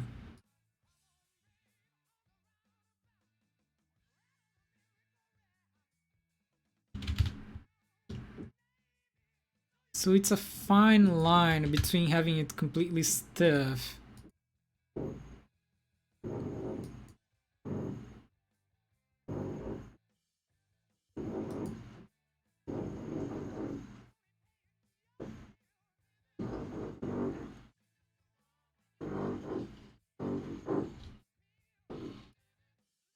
Let's do the following. Let's create a new file. Let's study this IK dynamics, right? Weren't you working on how to play of the game way back? Oh yeah, I was. Let me see if I can find this file, honestly. Like, it should be here somewhere. Like, I didn't finish it, actually. These projects, personal projects. Starting my daily projects. Dude, I don't know where the file is. I think I saved to my external drive for backup and deleted it. But it's still in my backups. Editable, other, tests. Yeah, it's not here anymore. But I still have that file somewhere. I was definitely working on the new Hanzo play of the game. Highlight intro, actually, right? So let's go back to studying IK dynamics, right? Because I want to make the hair move. So character, joint, let's create... Wait, that's not what I want. Yeah, that's fine. That works fine. So joint 4 goes inside joint 3, that goes inside joint 2, 1, and joint.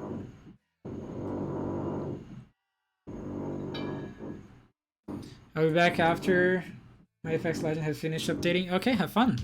Thanks for joining the stream. So let's talk about IK dynamics. So I want to make the Lucio hair move, right? But I don't want to animate it by hand. So what we're gonna do is we're gonna use IK dynamics. So this is the end joint. Do we need a goal for this? I don't know. Enable.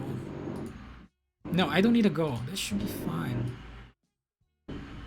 So that's what I want, right? So it's dynamically animated. Like you just move your root and it should do the rest for you. And if I do this, it should be less stiff at the tip, and like this is the root, this is the tip, and this is the stiffness. So yeah, look at that. That's really cool.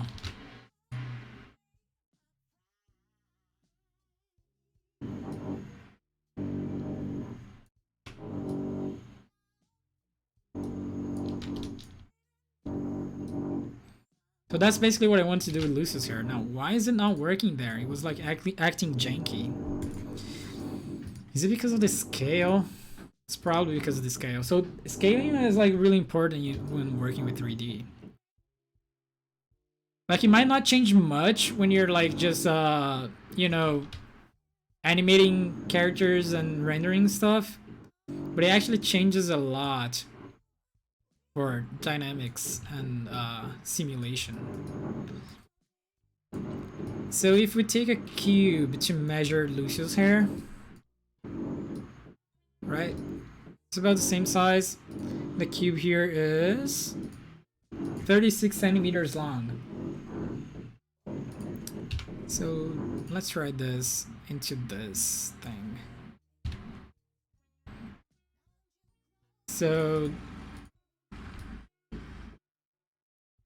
35 should be fine. So that's the distance that I need, right? So character, joint tool.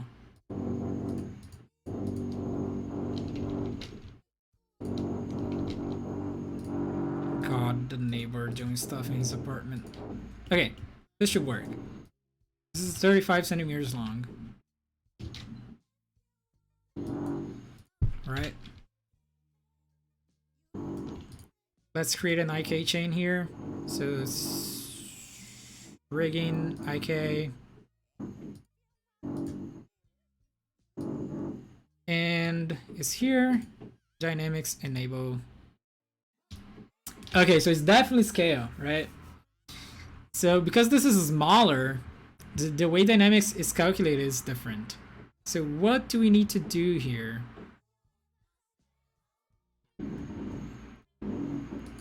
Do we need to increase the number of steps? Let's do 3 steps. 3 steps should work fine. Now let's increase the drag a little bit and rotation hold. So if the rotation hold is too high, it starts to get janky here. But if it's too low,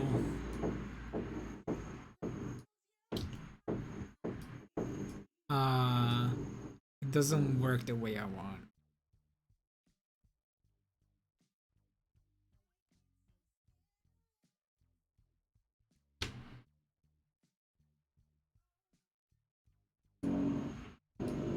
Yeah, dynamics is hard. Because like working with simulation, it's always like this. Like you have to really fine tune your stuff.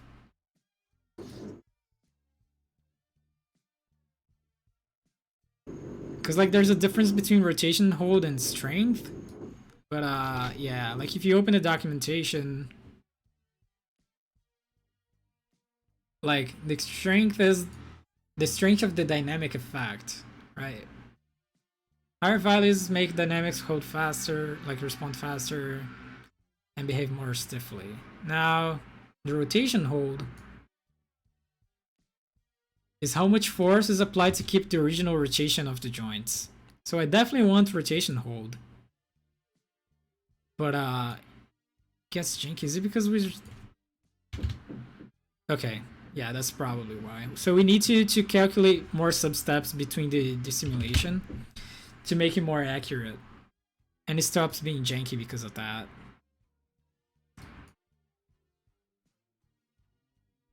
We don't want too much drag.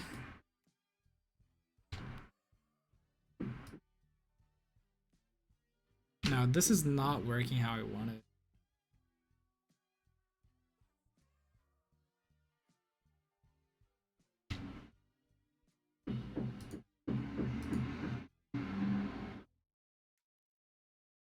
This is better.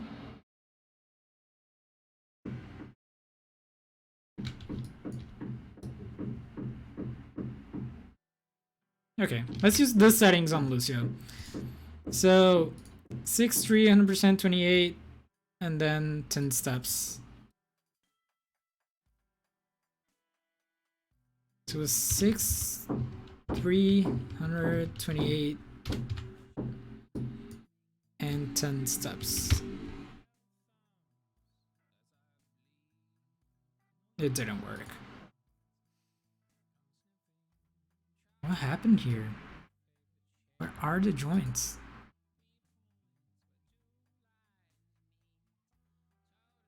they're here. Where's the model? Let's reset this. Select children. 0, 0, 0, 0, 0, 0 rotation. Let's try again. Simulation.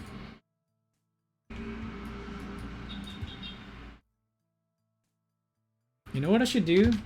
I should cancel the retargeting of the animation just so we can test this out. Where is it? Animation. Disable. Okay, so Lucio is staying in place now. And let's do the hair. So rigging, IK. K goes to here. Enable, what was it? 6328. 6328.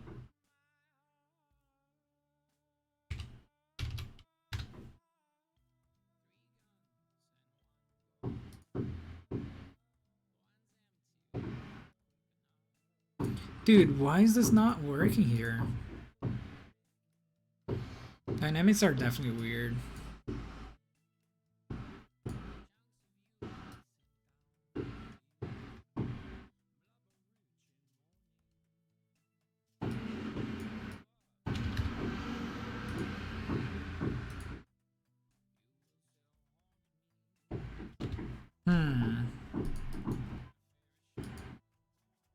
It's definitely weird. I have to figure this out later, but yeah.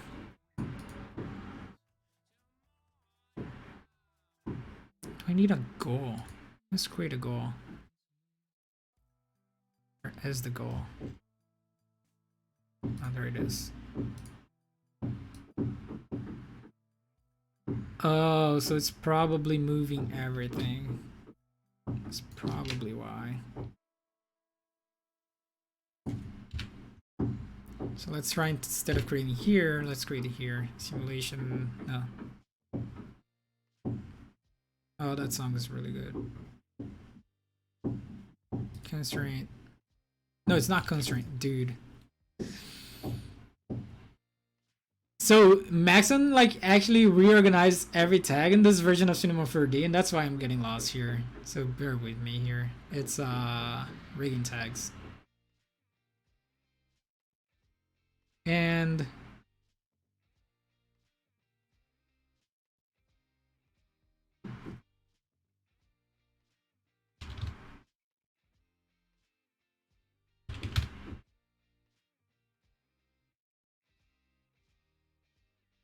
I really do not understand what's happening here.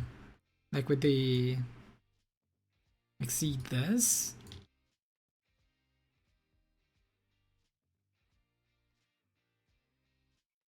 Like it's not even animating. And this is like just a simple IK dynamics. It's weird. Anyway. So this didn't work. I'll figure it out later. I don't understand it either, if that makes you feel any better. Yeah. Thanks, Leaner. Sending virtual hugs. Yeah, so let's go back to our cool animation. Right? Gotcha, bro. Yeah. Let's see what we can do with this. Let's grab a... I remember there's in Mixamo. Like a...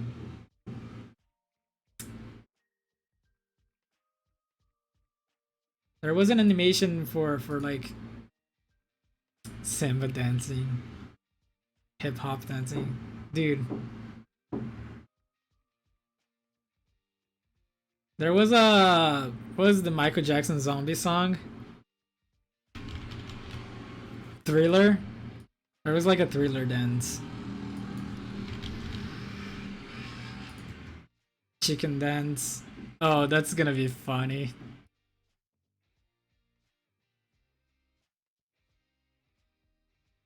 So, without skin, let's download this.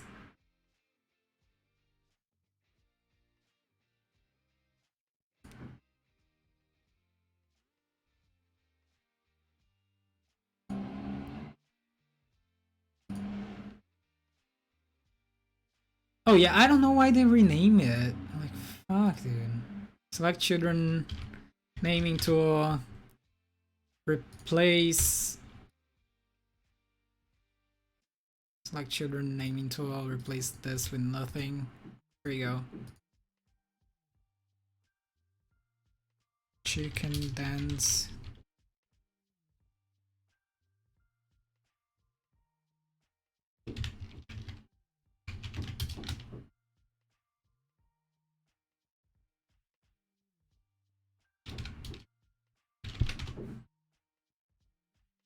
Save this again, because you never know. Did I just copy the null? Yes. I just copied the null.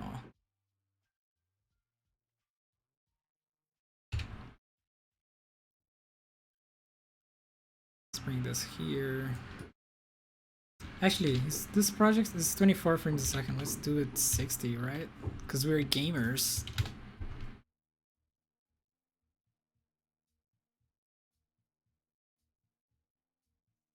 Oh, my computer cannot process this at 60 FPS.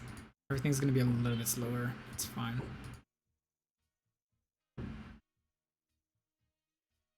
So retarget. Filter joint. 30 FPS.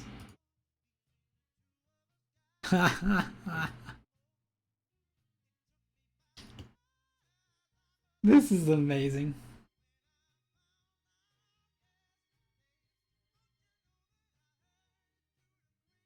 He's like in the tip of his toes, dude.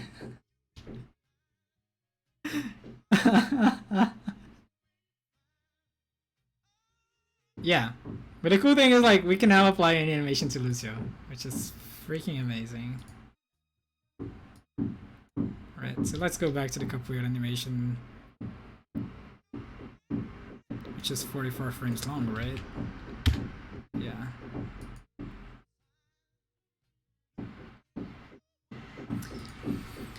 Now, here's one thing that I want to do.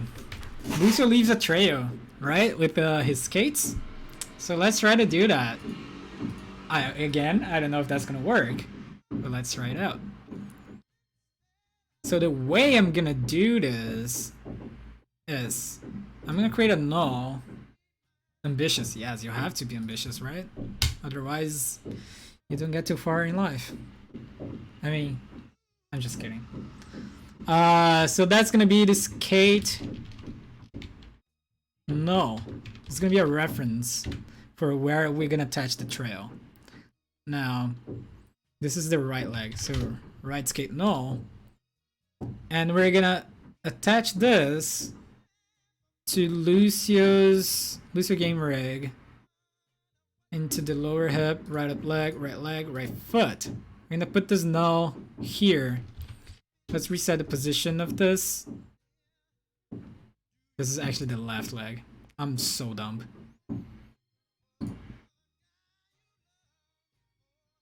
So this is the left leg.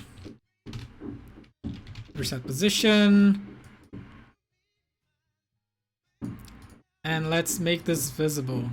Let's make this visible via a sphere.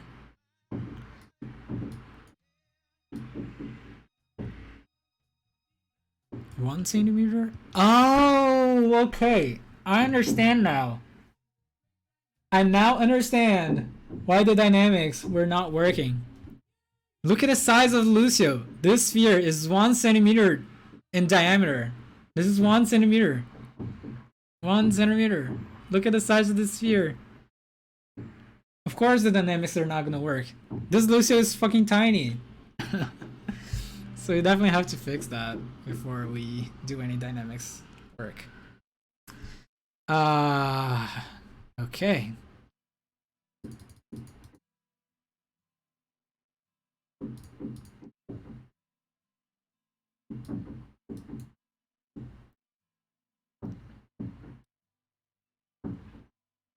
Tiny OW, yes. It's like remote controlled, right? RC. I love RC stuff. display color, icon settings, display color. Okay, so this is the route for our trail, right? Now we're also gonna need a rail. So like the thing is, let's talk about how we're gonna do this trail for the skate. What I'm gonna do is I'm gonna create a path, and that's the path where the feet is gonna run, right? The feet's gonna like go through this path, and then I'm gonna probably use a rectangle or just a line. I think just a line works better, but for this example, it's fine. And let's make this super tiny, right? Just a slit. And then I'm gonna use Cinemas 4D sweep, and put them together, and that's gonna create like a kind of a trail.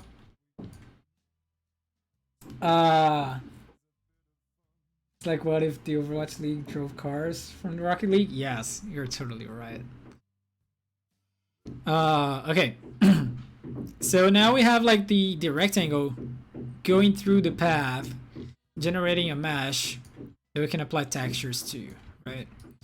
The problem is the sweep. If you go here, where is it? Oh, this is new. Nice. That's actually really nice. Wow, I'm impressed with this. Anyway, if you go here, there's like the rotation, right? And this applies rotation to the path. And we need to use the same rotation as Lucius feet for this. And for this, I'm gonna create what we call a rail. So, what is a rail? It's like the direction where this is gonna rotate to. So you can create like a duplicate spline, right? And basically use that as the rail. So whatever this spline is going to, the rotation of the rectangle is gonna follow this second spline. So that's basically what we're gonna do. Use rail direction. Yes.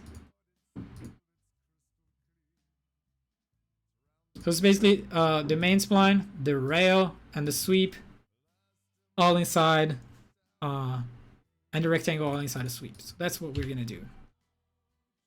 Let's go back to Lucio. Save this. So this is gonna be the little tip of the skate path, right? And like around here is gonna be the rail. Let's call this rail. Let's make this both 05. Yeah, this should be fine. And this should be following Lucio's feet, right? Yeah. Right, you can see here it's following his feet. Now, what we're gonna do is let's create a MoGraph, a tracer. So when I click this button, it's not gonna create a tracer like the Overwatch tracer model. It's just gonna create an empty object where you can link objects to this, and it's gonna trace the path of this object. So I can click this trace rail, and it basically creates a path, like a line following that path. Cool. So that's what we needed. Now, the thing is, you can see that it's kind of, you can see the quote-unquote polygons of this line, because this is being played at 30 FPS. And yeah, it's like every frame that Lucio's feet goes through, it draws a point in space. So what we want to do is take this tracer path, and instead of using linear, let's try like cubic or something, and draw intermediate points, right? So what this is gonna do, it's gonna round whatever the path that Lucio went through. So there's like a bunch of ways to do intermediate points. There's cubic, there's like this Akima, what I don't know what it does. There's B-spline as well. I think B-spline is gonna work as fine. Bezier, not so much. I think cubic should be our best bet. So let's call this skate path. Let's duplicate this and call this skate rail. And the path should be this one. And the rail should be this other one. Cool. So I have 2 lines following Lucio's feet. And we're gonna draw a geometry between those two, right? So let's grab a small rectangle.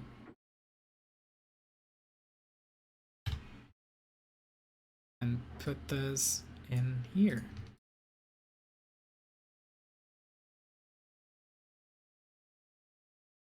And boom, we have geometry. Whoa. That really works better than I was expecting. You can make Lucio Raya love you with his feet trail? Dude. Dude, that's... that would actually be really cool. And if you use IK, listen, there's like an easy, really easy way to do that. So like if you have a... where is it? Character joints tool. So let's say this is a leg, right?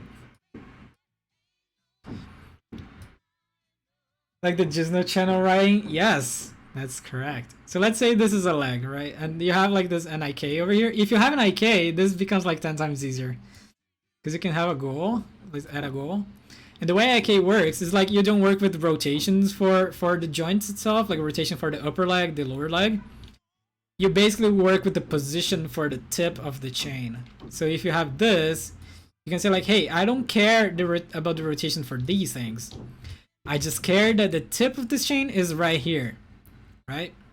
So you can basically animate this whatever you want, and Cinema 4D is gonna worry about the rotations for you.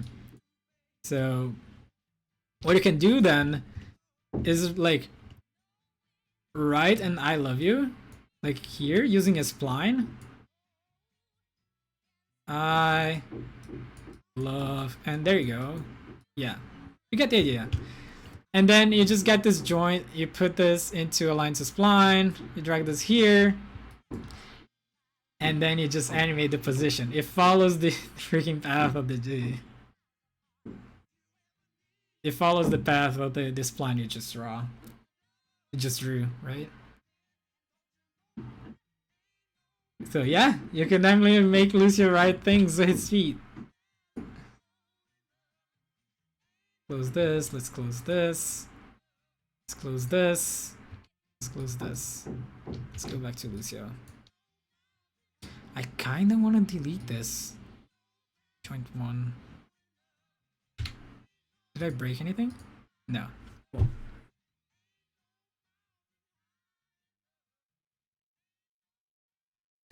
Everything is so easy for you. This was supposed to be a hard request.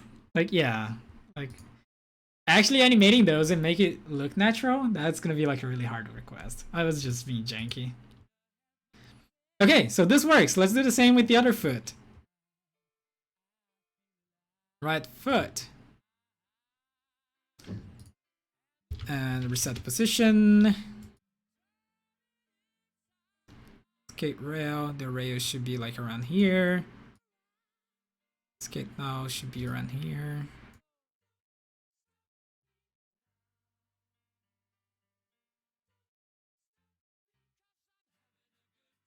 Yeah, this should work. So, and let's rename this to right and right.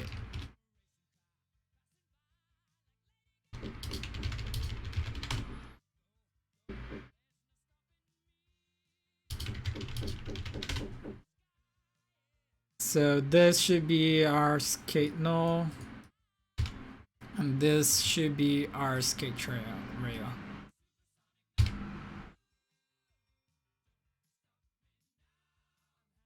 And boom, we have both feet.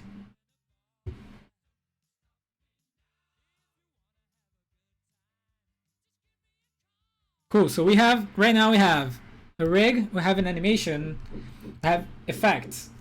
We don't have the dynamics for the hair because that didn't work, but fuck that. And so what's next? Let's look back at the reference. So what does this have that we don't? This has camera animation, so we need to animate a camera. This has an environment. We don't have anything as the environment. This has cool textures. And this has nice lighting and rendering, right? So let's create a list, right?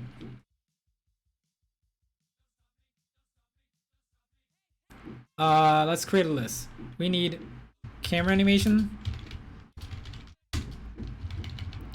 We need lighting. We need textures. We need an environment. Do this word, environment. And we need rendering. That's basically what we need. So let's animate a camera, right? Let's filter the joints because we don't need those. Now here's a camera. Yay, I have a camera. Let's jump in the camera. I don't need that anymore. Let's use a 50mm camera because I like 50mm, my favorite lens. So let's divide our panel here in two panels side by side. This is gonna be our perspective. So this is like how I can manipulate my scene, and this is what the camera is seeing, right? Can actually lower this border color. Yeah.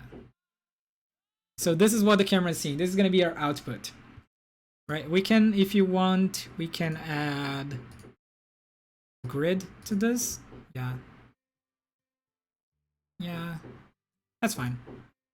And then I can move my camera here, like do stuff with it.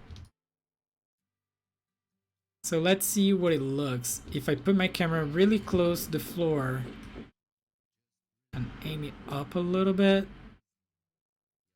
and just play this animation. Cool. I think this is a good angle. Maybe if I put this around here and rotate it this way.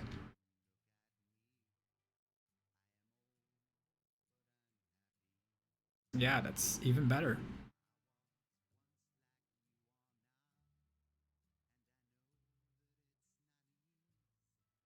Now, here's the thing. Lucio's feet is not really attached to the ground because the rig that we imported and the Mixamo animations and stuff, they don't really match Lucio's proportions. So the feet kind of slide on the floor and stuff. So what we're gonna do is hide these with the camera, hide our defects in the scene with the camera. So we're gonna move this up a little bit as well. Now, what I think I'm gonna do is animate the camera closer to Lucio as he starts dancing. So I'm gonna make the position for the camera. Let's attach this to a null.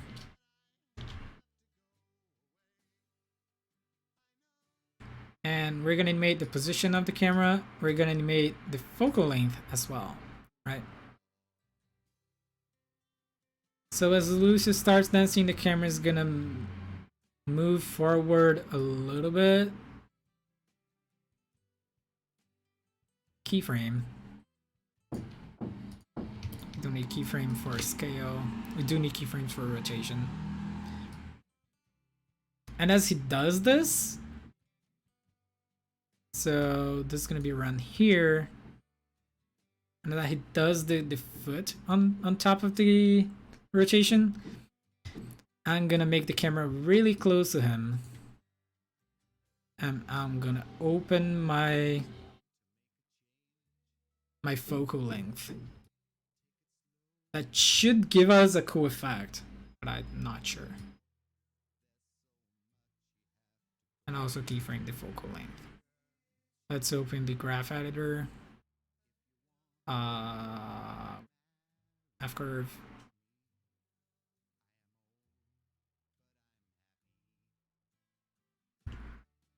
So this is the graph editor. If you don't like the graph editor, I'm sorry. You're not gonna be an animator.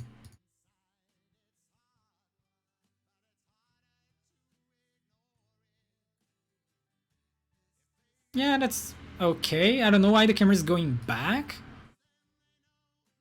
I didn't keyframe it going back. Oh, it's because the focal length is opening all the way from the beginning. So where's that? The camera's not actually going back. We're just like zooming out while we're standing still. This should be around here. Yeah.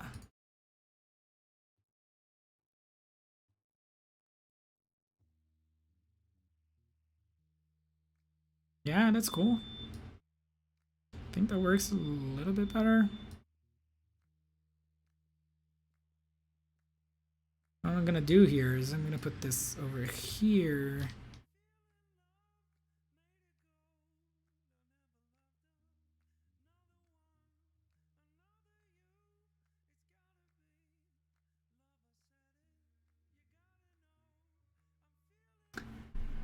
Yeah. I think this should go in slow motion as it gets here. Let's see if we can get this done. So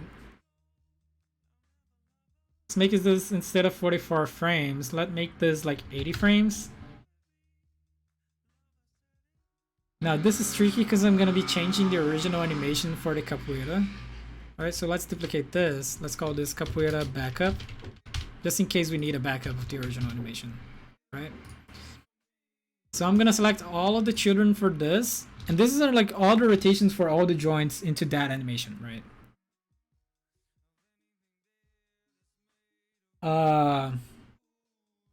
So what I'm gonna do is like as soon as it gets here, I'm gonna make this slow down.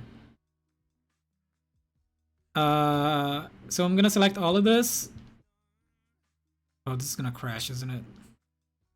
Let's use the dope sheet instead.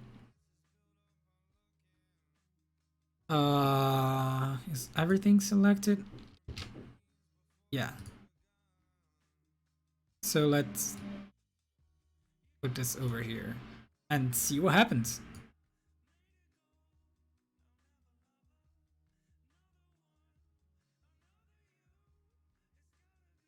Yeah, that's better. Not what I wanted exactly. So I think it has to be like around here, and then we make this super slow.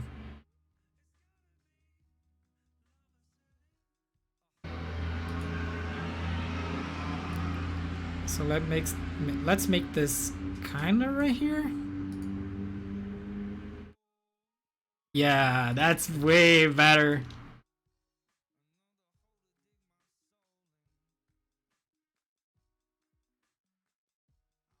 Look at that highlight intro, dude.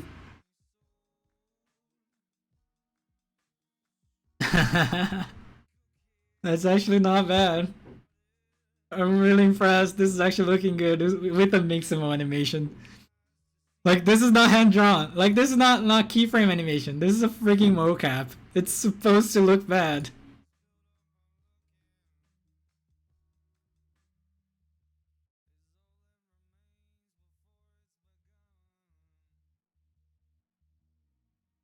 The camera should still keep moving in.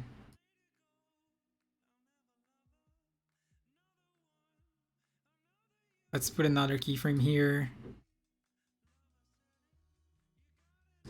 And this is where it gets tricky. And it's one of my favorite parts. It's just animating shit. Like this should be around here. This should be around here. So that way we have a nice zoom out, but then we still keep zooming out a little bit after that animation. And that gives you the next level, right? This is what refines things and keeps things looking good. It's the details. So I don't know what the X position is doing here. I think we can keep it still.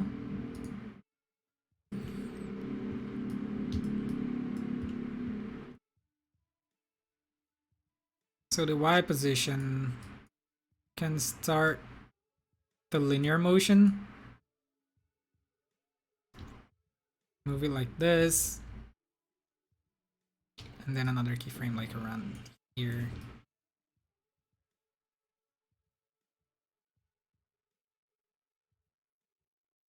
Alright. Let's do the same with the Z position. So the Z position, you can start like around here. Oh, that's a great song.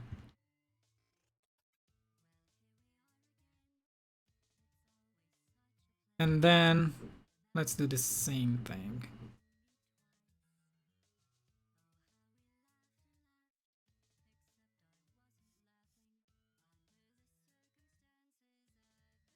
And let's see how this looks.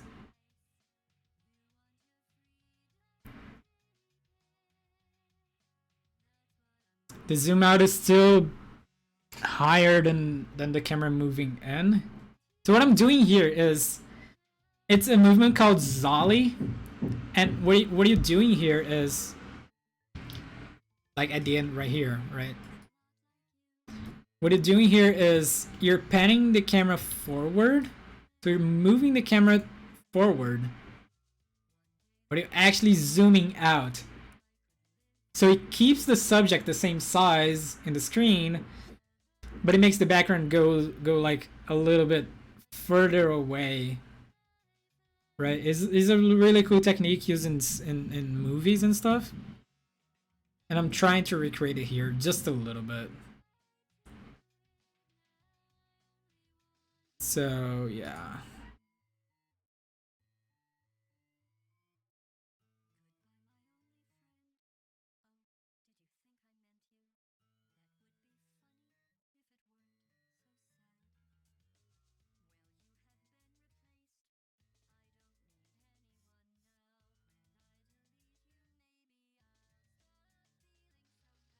This should work a little bit better. Oh yeah, that's way better. Now the camera is doing like a weird movement right as it starts moving forward.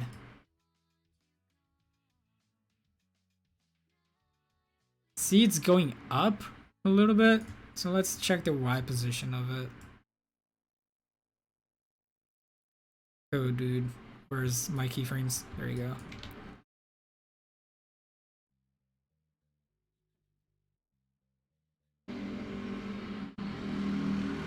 Is it rotating? I don't think it is. Oh, it is rotating. That's why. What if it just... Is it this keyframe? Yeah, that's the one. Let's just delete it and see what happens.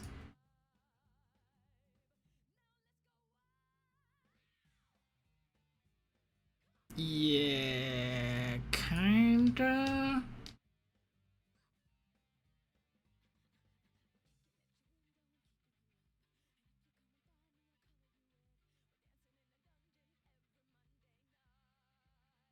I think this should fix it.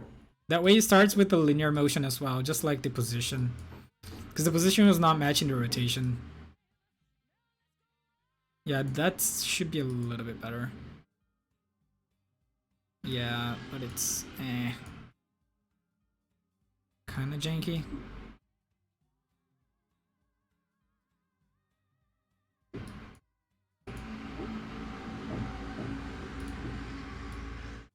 I think the focal length as well, we have to do the same thing.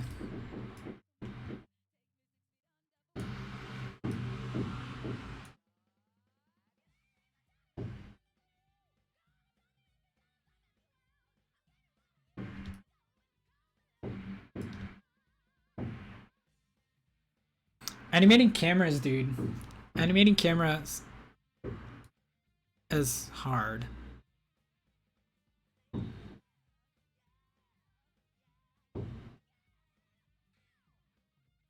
So the thing is, like, you see the camera moves forward, like it zooms forward here, like it just goes. Right? And if this movement doesn't match whatever the lens is doing as well, because I'm zooming out at the same time, this is gonna give you that weird thing that is happening here. So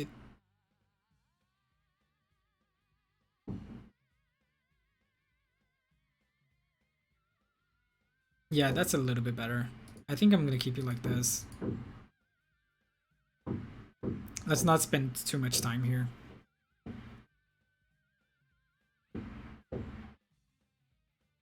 Right. So that should be something. Now, let's go back to our list. We have camera animation, done. Let's move all of this here. And camera animation is done. So let's talk about lighting, textures, environment. So let's do the environment first, right? Because we need something to work with the lighting before we do the lighting. So let's do environment first. And then textures. And then the lighting.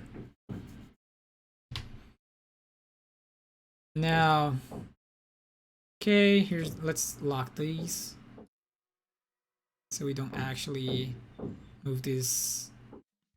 Where's the protection tag? Is it rigging? There we go, protection. That way we don't move the camera without by accident. So let's close the timeline.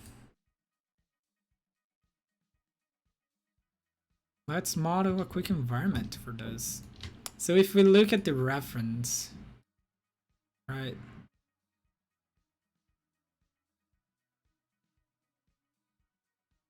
The environment that they have here is like a simple, like NYXL logo at the background. Looks like a studio of some sorts, right? And the panning lights behind. Oh, so the light is behind. Okay, that's cool. That's actually cool. Cause like, look at the shadows here, right? Look at this. These shadows right here. The moving. So like the light is actually here behind Genji. It's not behind the camera. That's cool. Same thing for Mercy here. The thing is, like, they also animate the light as well. So as you see here, not only Mercy lights up the wings when she opens the wings, but the studio also brighten the light while she's doing that, and that gives you a really nice effect.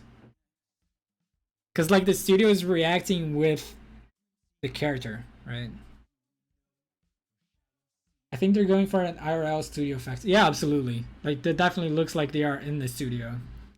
The light is fairly behind the background. Big parallax effect with the shadows. Yeah, absolutely. It's like the light is really behind them. There's also a light source in front of them, but it's really dim. Because you see here, right? You see here in this part of Genji's leg, this light is coming from behind the camera somehow. So it's definitely like a 3-point lighting or something.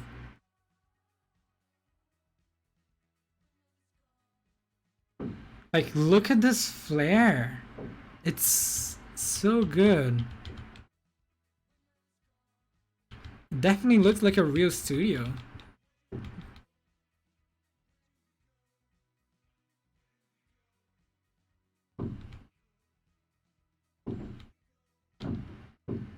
Yeah, it cuts to the next one.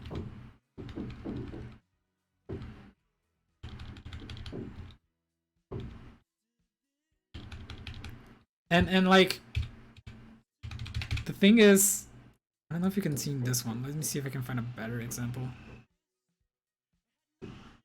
Okay, this one should be a good one. Now, this thing here, right?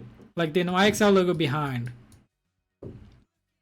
what they're doing is like, looks like this part here, where it's like lighter, is actually translucent, and that's where the light is coming from. Yeah, it's structured with different transparencies, right? So this is like translucent. This is where the light's coming from. This part. Now, this black part here, it's opaque, so it's casting these shadows, right? So this black part is what's casting the shadows. But the cool part of it is that it's not like a 100% black thing, because it reflects whatever's in front of the camera. So like this reflections here, you can see like some lines over here. It's actually reflecting those lines over here as well.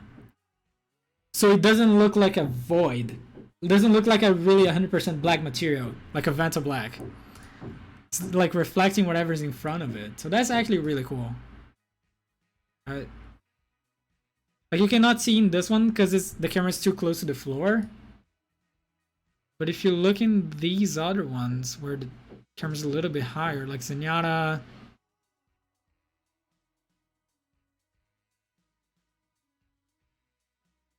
and the Sigma one, like look at these reflections here, right?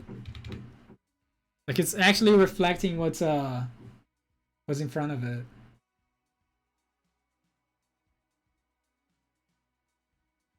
And of course, in this one, like the floor is also reflecting and all that shit. It's like, it's just a really cool shot.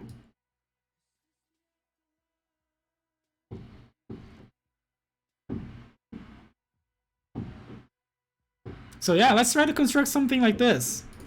Of course, I'm not going to use the NYXL logo because it's their logo. But let's use like just some stripes. The final shot is so good. Yeah, it is so good. Let's use some stripes and stuff to try to mimic that. So I'm going to use a plane in the Z plus axis. Like right here. And another plane, this is going to be our floor, right?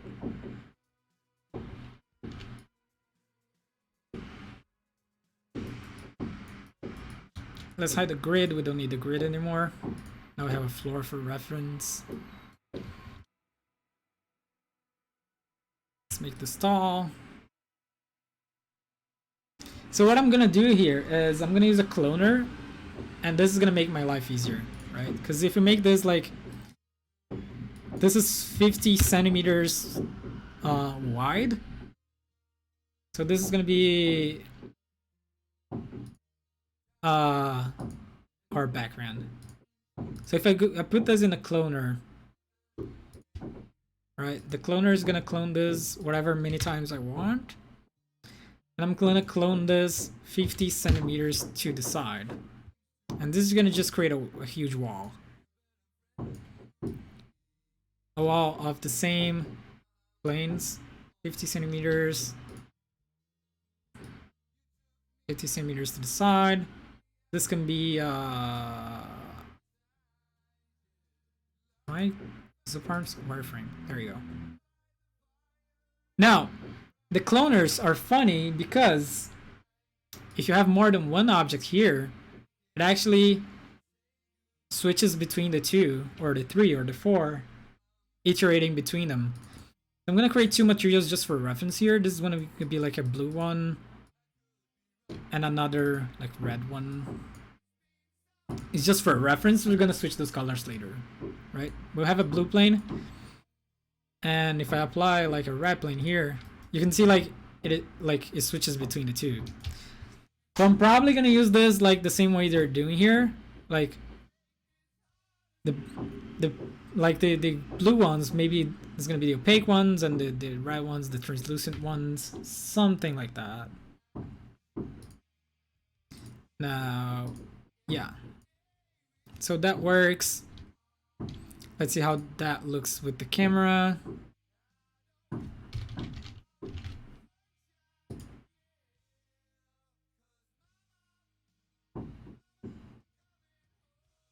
Oh, you can definitely see the zoom out. The thing I was talking about Zolly, right? When you go with the camera in, but zooms out with the lens. You can see like Lucy stays almost the same size here, right? But you can definitely see more background as the camera zooms in, zooms out. That's gonna give us a cool effect.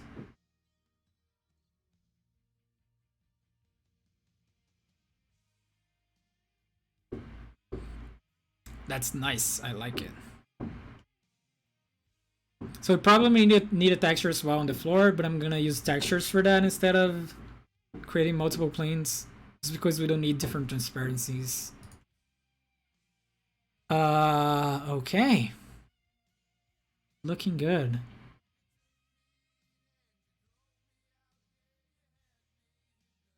So we kind of have an environment now.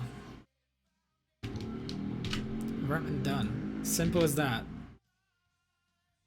We maybe need a sky, just because we might be working with reflections.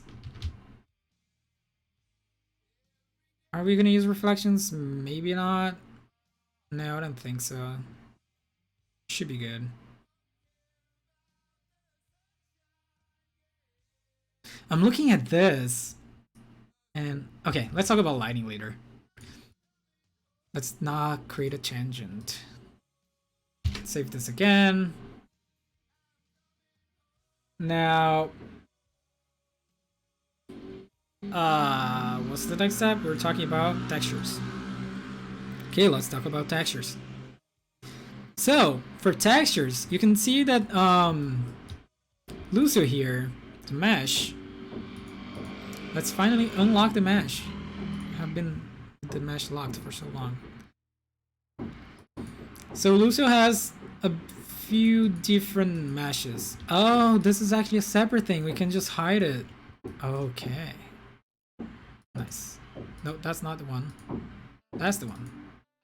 Perfect. So it has a mesh for the skin, right? This is all skin. This is the goggles.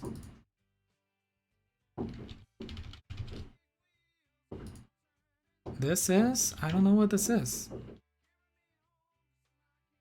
I don't know what this is. Let's hide it.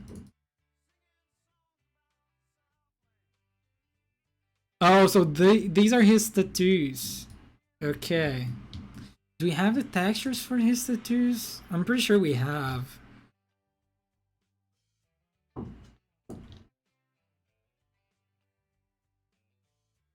Oh, you see tattoos and decals in his armor. Now, I'm pretty sure they hide the skin. Yeah.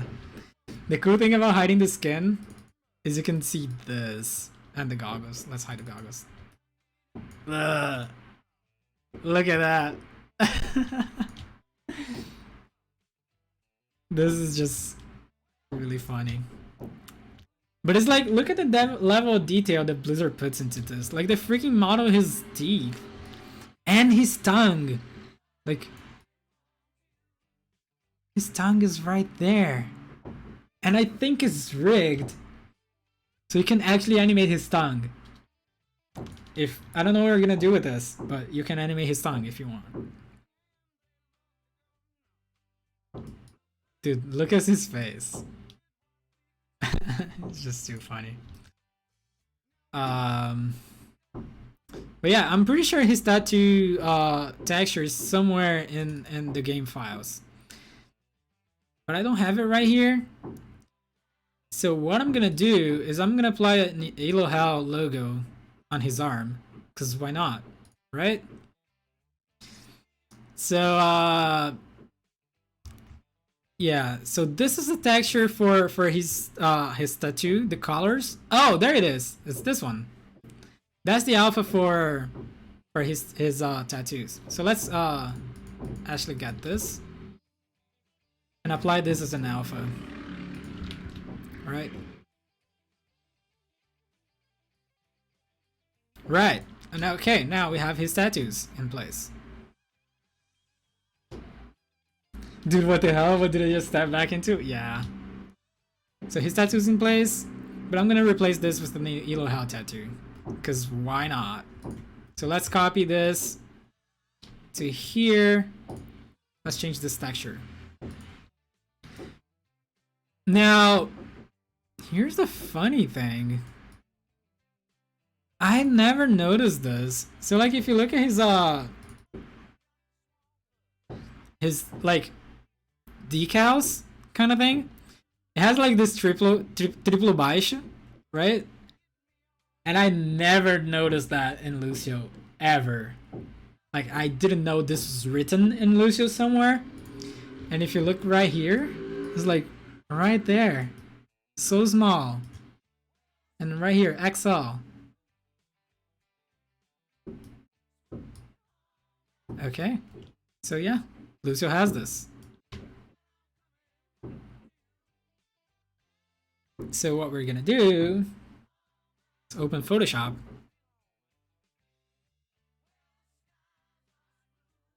Oh, this is going for 3 hours now? Holy shit.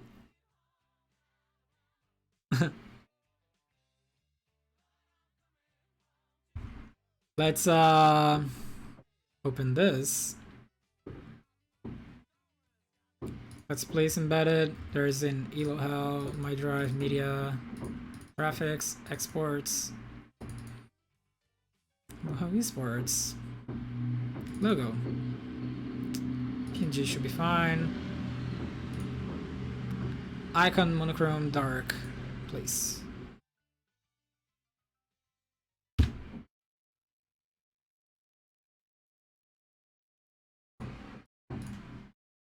Let's paint this black. Nope. Flatten image. Where's the flatten image? There we go. Save. And if we go here, change this texture for this one. Now Lucio has an EloHel texture. Oh, it's upside down. No.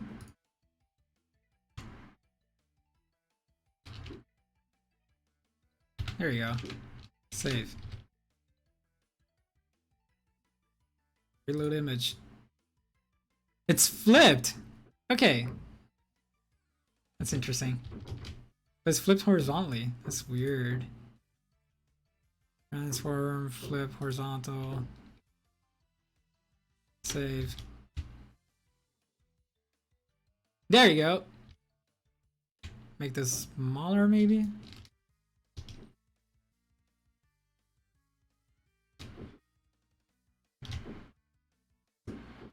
Nice.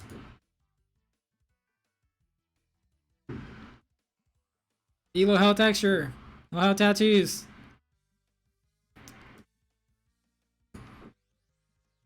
So, okay. Let's go back to textures. Now, here's an interesting thing. The Overwatch engine and almost all game engines use color maps for different things, right? So this is a color map applied to all the character. That's fine. That's pretty straightforward. Now, this is a normal map. This is so if you look at the R and RGB channels for this, where is it? Open with Photoshop. Right, the blue channel.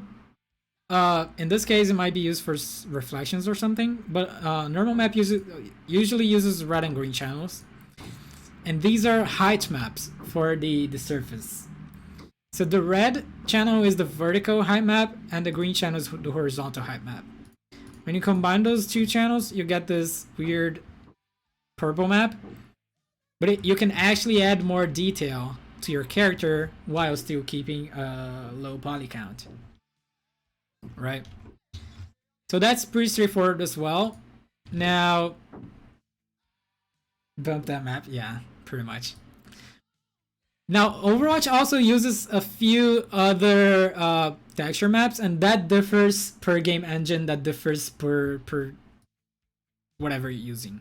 Now, you got this weird red and blue looking texture, but if you look at, you have to look at these using like each separate channel for this, right?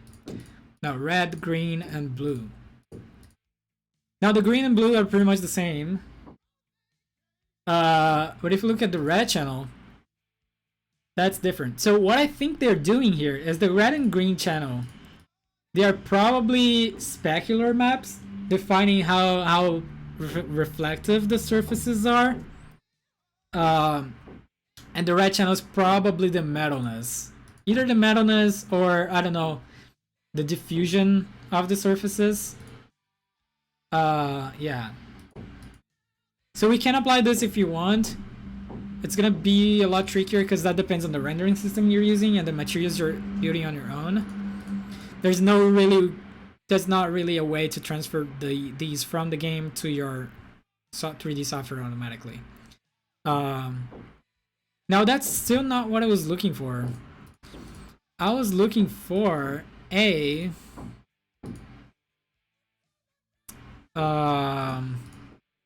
luminance map. Because if you look at Lucio Overwatch.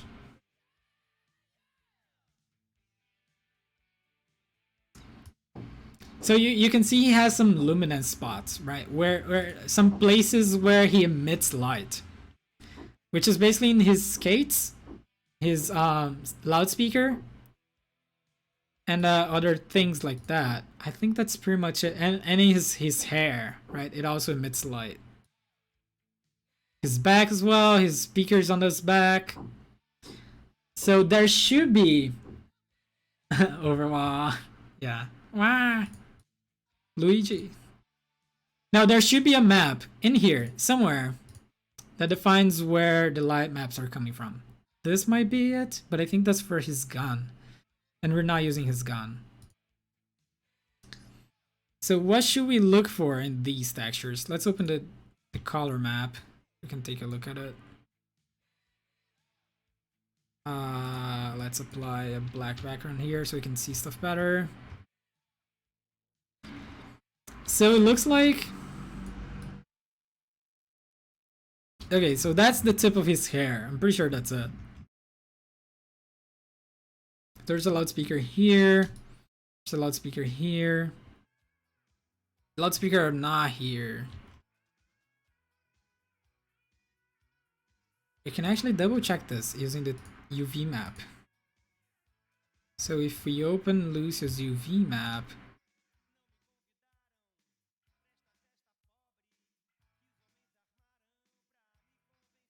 right?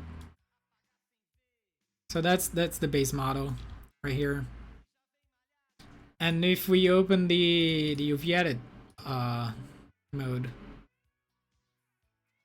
you can basically see the, like, this is basically what's happening, right? The UV map is basically mapping a 3D object into a 2D surface. So we can apply this texture to Lucio. Now, as you can see, the loudspeaker over here that should have a luminance map is like right in the middle. So that's the speaker on his back. So we should be looking for a luminance map. We should be looking for a luminance map somewhere in this area, somewhere in those textures. You made me want to stream something? Dude, go for it. I loved when you did art streams. I watched all of them. Not all of them, but some of them. So let's look at these channels. So red channel, not what we want. Is this what we want? Like all the black things are emitting light? Maybe? Where are his skates? So his skates are here. I streamed 2 times. Yeah.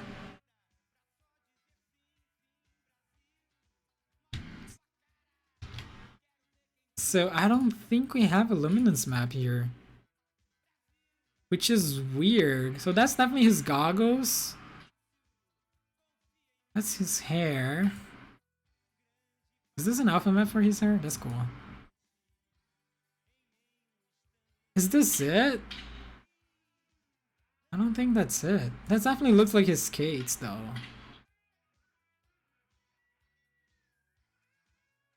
What happens if we apply this to the model? Let's go back to the standard scene.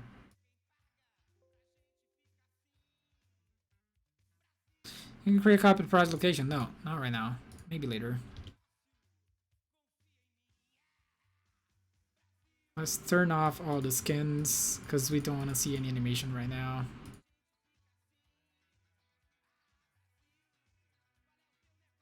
What happens if I apply this texture over here?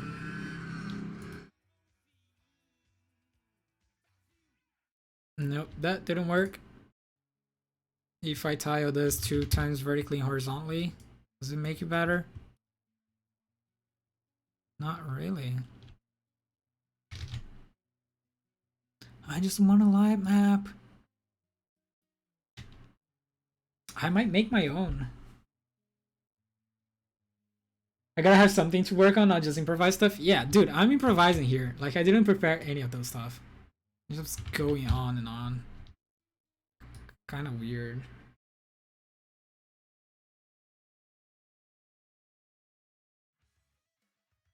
I really wish we had a line map in here. It doesn't look like we have it. What if we just use this one? This red one as a light map. This is gonna be so much light. It's gonna be weird.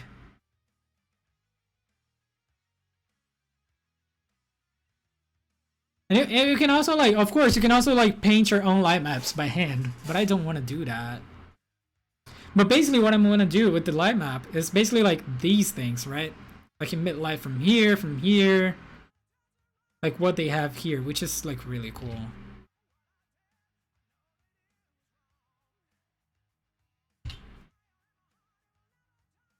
So let's try something out. Let's paint a light map, whatever.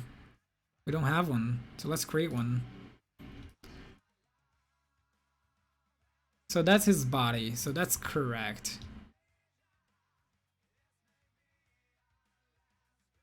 So let's do something here.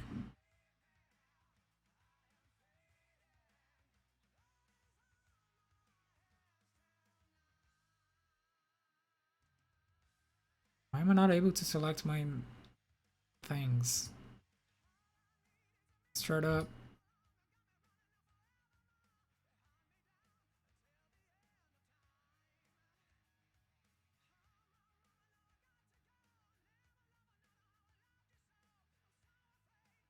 That's the one I want. So that's the body.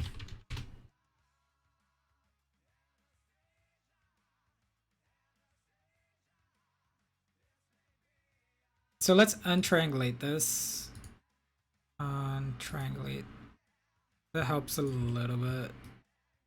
Yeah. So let's create a light map here. Yeah, I'm pretty sure they made their own. Cause like if you look at here, like Lucio doesn't emit lights from his hair, right? That's pretty much what we're gonna do here. Let's select these things. So this is gonna emit light.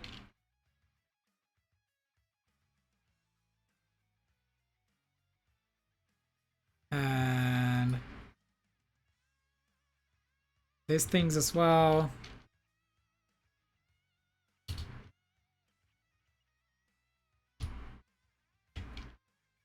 Loop selection. Now, if you're doing light maps per polygons, you don't actually need to create a texture map for the light map. You can just use the polygons. So that's gonna be a little bit easier on us. We're just not gonna have enough precision, but that's fine in this case. It's just an example. So let's make this emit light as well.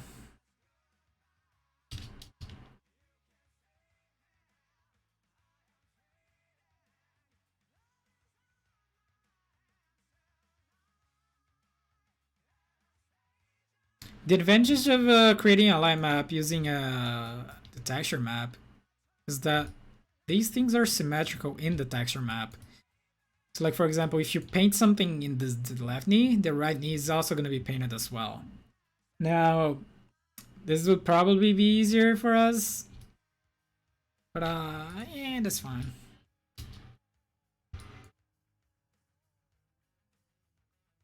So I want to emit light from here and from here.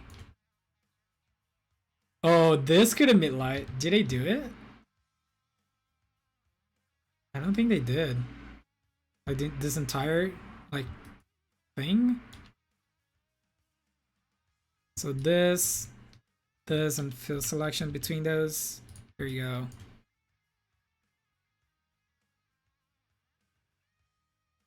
Make these emit light.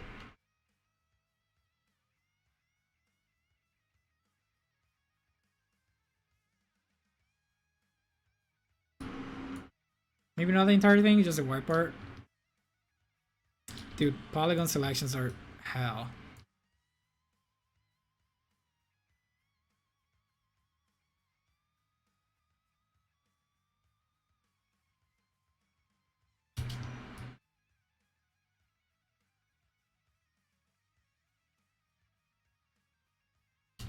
Good enough.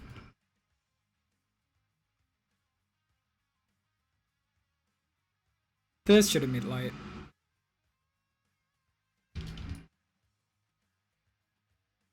Right? I think. I don't know.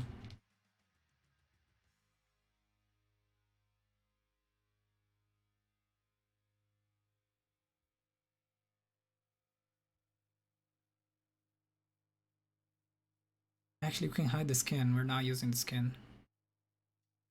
Done. Easy clap. Select the entire thing.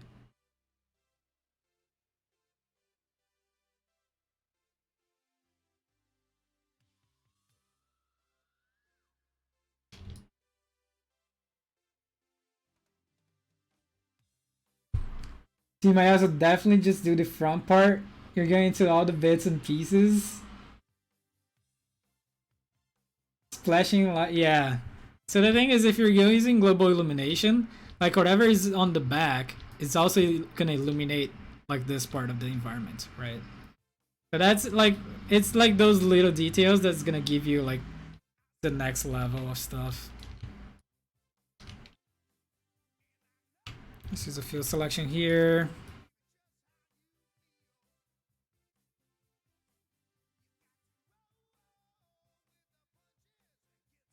Select the speaker. Select this, the speaker.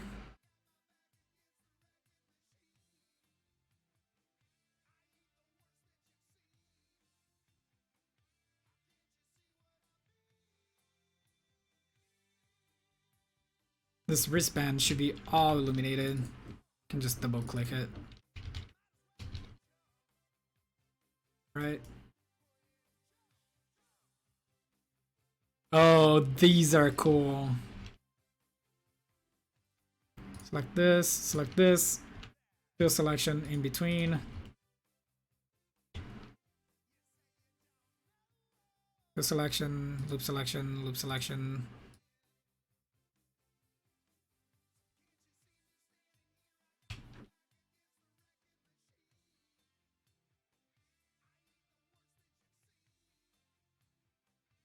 And of course, the skates, and also his goggles, right? This cable over here. Fill selection.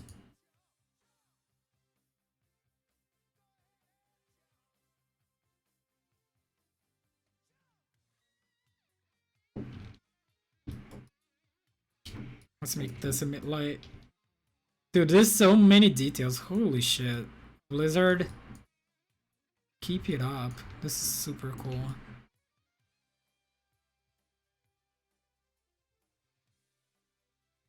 Where am I?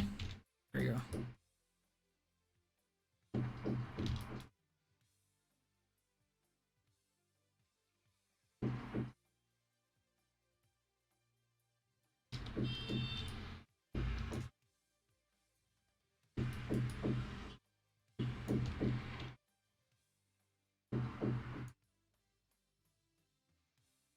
So only visible elements turned off. We can just select all of this.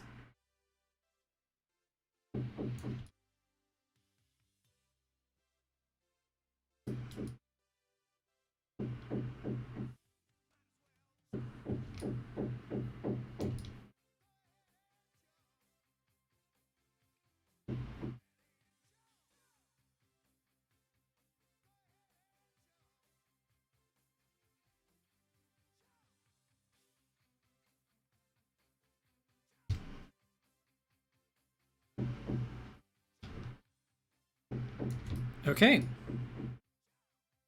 this should be enough. I think we have enough elements here. Light up his eyes? Yeah, I'm definitely gonna light up the goggles. Absolutely.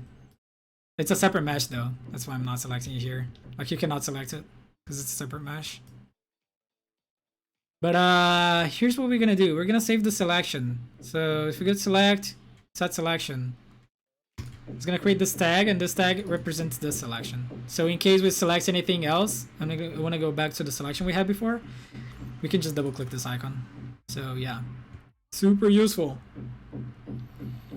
And here's what we're gonna do now. We're gonna create a new material. This is gonna be called the light map. We're gonna apply this to the body. It's gonna be like 100% white, right? Let's switch to the UV editor. Let's drag this here. We're gonna create a new texture. What is the resolution they use here? It's 2048. So let's create a texture 2048.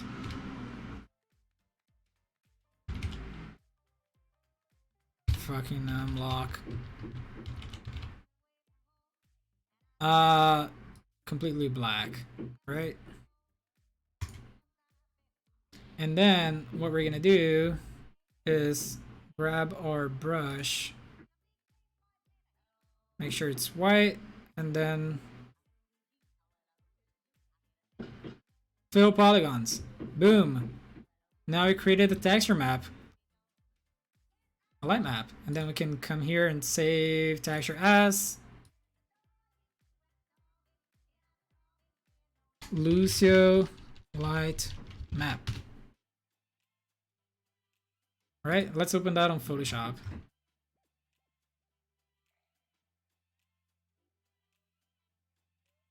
Boom, we have a light map. Everything is white. It's gonna be shiny. And then of course we can like grab this here, copy this space here. Yeah, copy this here, paste here. So we can have a reference.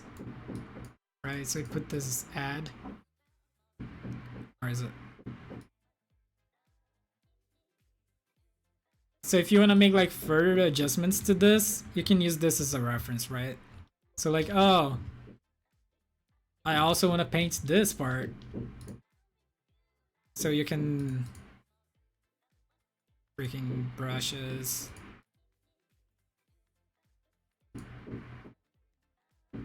Yeah, there you go. Like, oh, I want to paint this. I can just come here and paint it. It's gonna be there somewhere in Lucio's. Finally, yo, I understand. Yeah, Photoshop, dude. Easy clap. Like, oh, this was not supposed to be white. You can just come here. Boom. Right? That's the cool part of it. It's a texture, 2D texture map. Like, oh, I want to make this shine as well. So you can just come here, paint it. Done.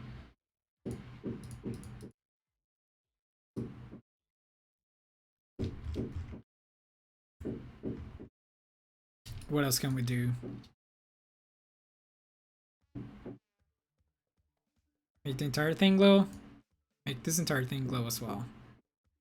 I don't know where that is in the model, but it's gonna work, I think.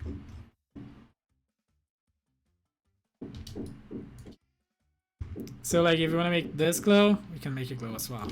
Maybe we can use the sample all layers. Nope, not what I wanted.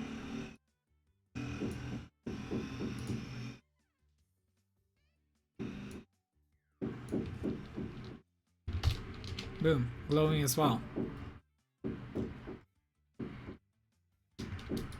I don't know what else we can do here.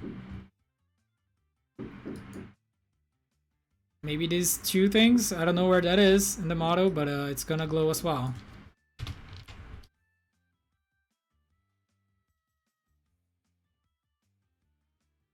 I'm just making shiny circles.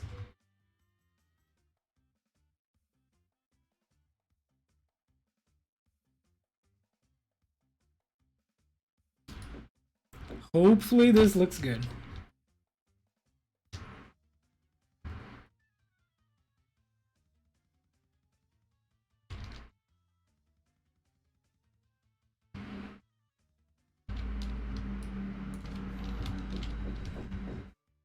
Look at how bad my selections are.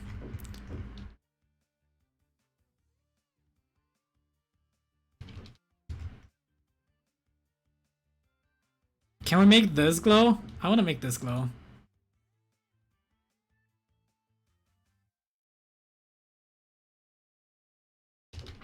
Contiguous. There you go.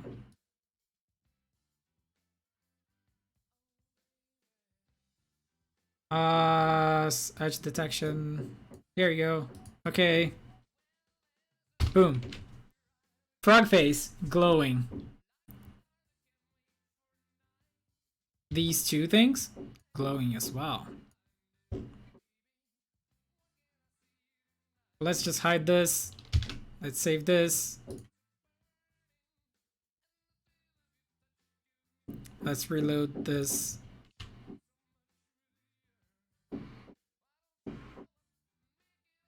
Startup. So we just created this texture just to create the light map itself. Not gonna need it anymore. So what we're gonna do, we don't need this anymore.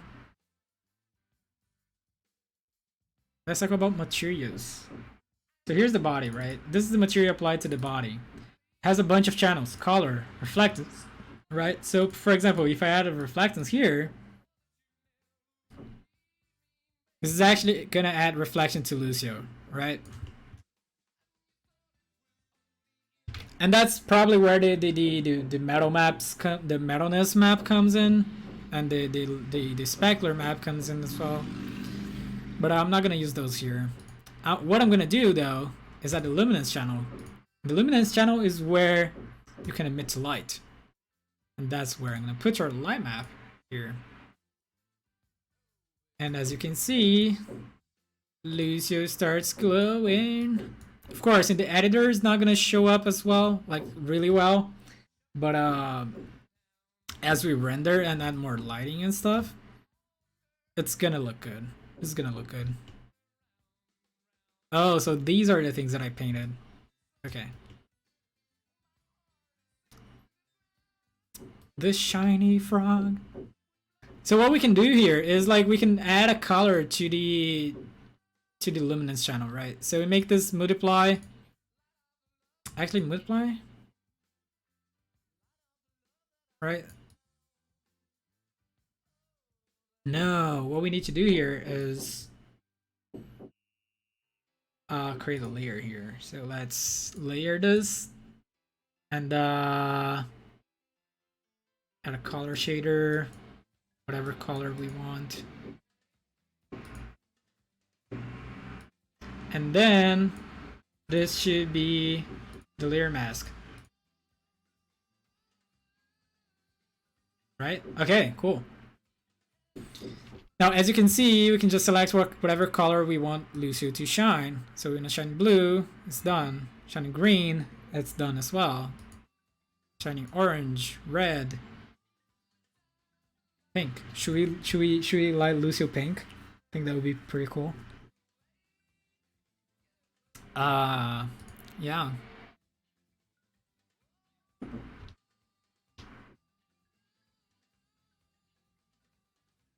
And also, let's change up his textures a bit. So this is Lucio's default color, right? Pink, pink, pink. Porta-bandeira da Mangueira, exatamente. So I don't know, let's change Lucio's colors. So we don't want to change any skin color. This gets tricky, right? So let's try to select this. Select, create a color range. Select all the greens.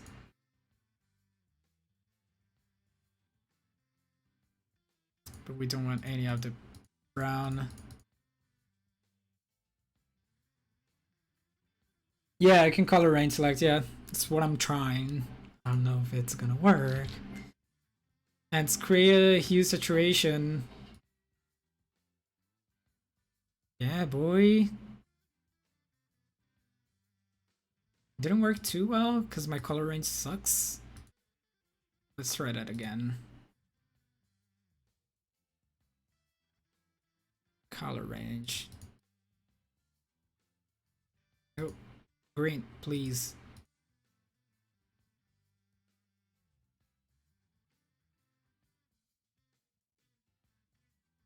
Dude, if I add this bottom part of it, it just removes all the rest. Oh, there you go. Hue saturation. Actually, let's yeah, this should be fine. Let's also create a curves. Make this darker. Lower the saturation a bit. What color should we paint Lucio? All pink? Like a dark pink? I think his shirt should be black. No, actually his shirt should be pink. Right?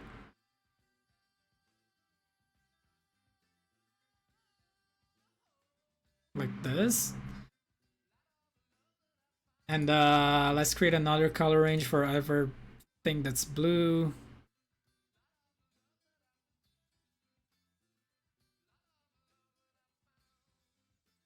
Oh, that actually selected really well.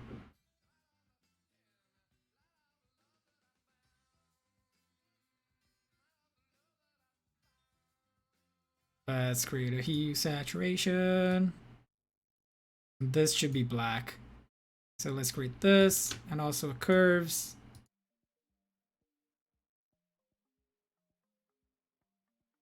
Cool. And the final color range for every yellow stuff.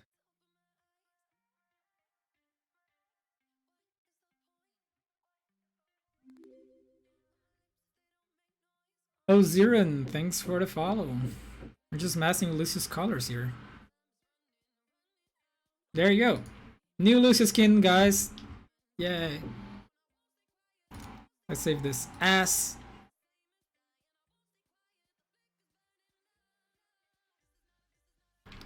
Lucio, new skin.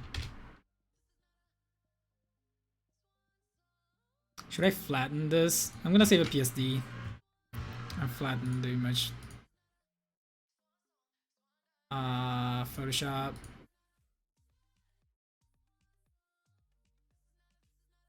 Actually had a transparency, right? I'm gonna, yeah, whatever. Flatten the image. I don't mind losing the transparency. PNG should work.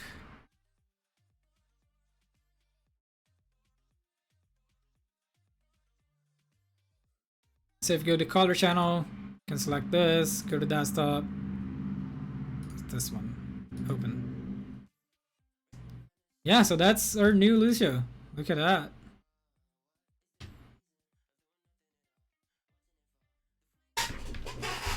Hello, hello, Zurin. Zurin's that how to say? Zurin TV. Now goggles. Let's talk about goggles. So they have actually have a texture for the goggles, just like this one. The normal map is important. Let's apply the normal map. The normal map. Let's copy this, paste this here. Normal map, open. No. There you go. See that it adds a little bit more detail? So this is normal off, this is normal on. So this is what a normal map does.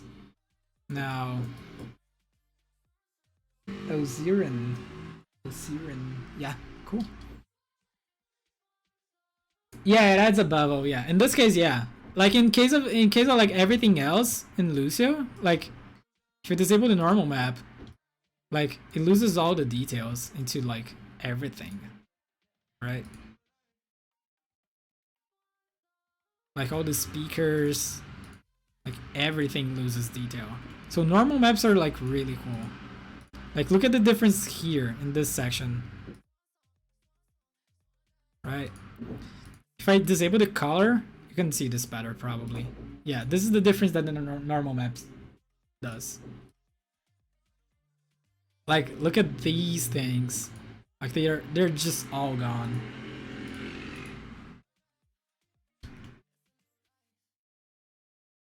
Let's go back to the goggles. So this is the material for the goggles. Let's enable the color. Let's add a transparency. It's not adding polygons, no. So that's the thing about the normal maps. So what they do is they have a really high polygon version of the model where they actually have like all of those details. So like Blizzard has a file in their servers somewhere that has like actually modeled like all of these details into the character. This is actually modeled in there. Now they generate a low poly version of the same model, and what they do is they generate a normal map based on the high poly version. So all the details that the high poly version has comes to the low poly version in form of a normal map. And this is what the normal map looks like. It's this thing, basically. So this is adding all the details.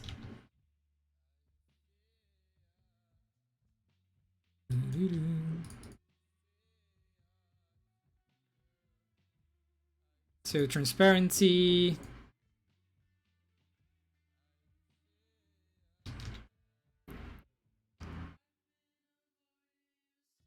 So transparency, we should add a color to this.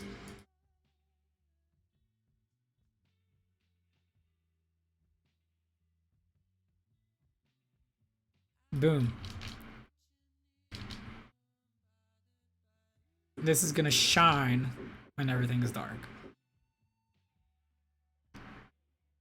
Yeah, it should be fine. Oh, there's a little bit of pink in this. Where is this? We should make this shine just like NYXL did. Let's go back to UV editing.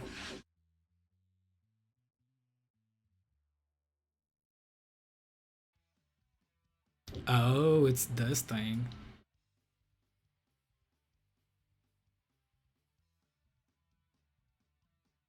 So we should go back to our light map. Where's our light map? Dude, did I just click open in bridge? Good thing I don't have bridge installed.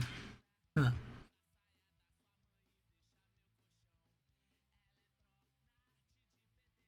So this should be white.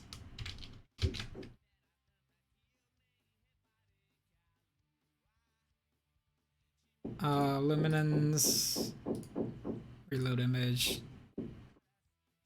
Yes. Boom. Oh, wait. Turn this off. There we go.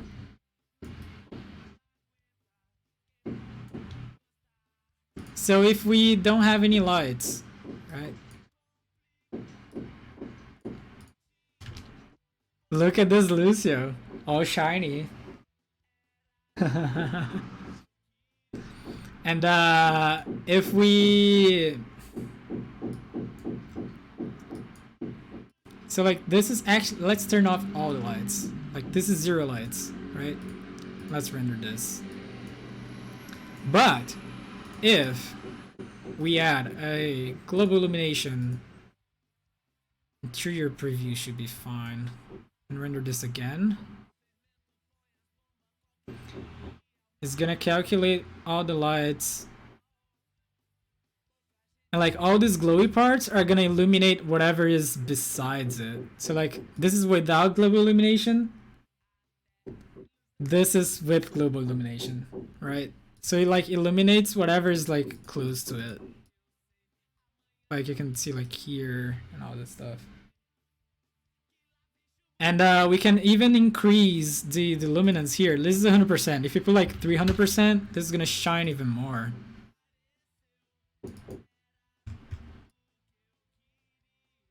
But this takes a while to calculate. Like we went from a 1 second render time to a 10-second render time For one frame. Yeah, that would take ages to render.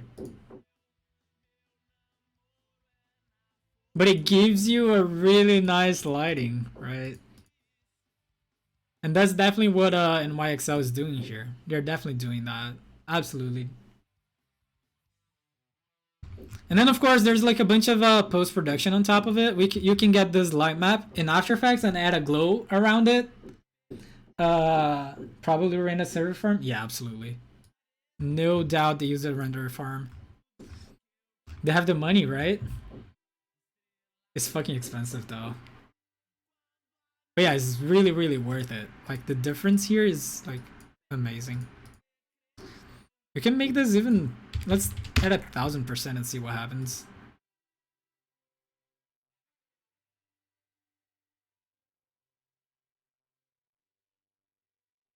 Yeah, look at that. Actually, didn't go as much higher than the previous one. It's interesting. Oh, I know why. Let's add. Of course.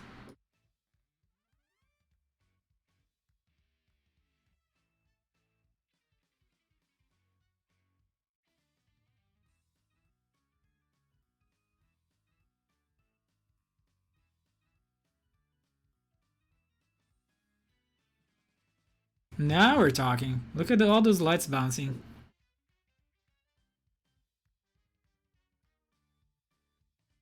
This is all the light coming from the light sources. There's no other lights here.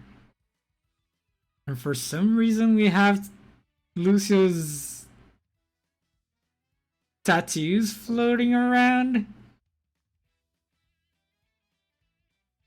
But this is actually really cool. Look at that. Of course, there's a bunch of artifacts in the lighting over here. Tattoo shadows. Where would those shadows come from? I don't think it's a shadow. I think it's... I don't know. I'll figure it out. So let's say 500%.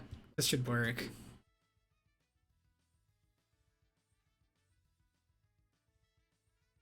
Yeah, this seems like a nice number. Like, look at that lighting, dude. That's really good.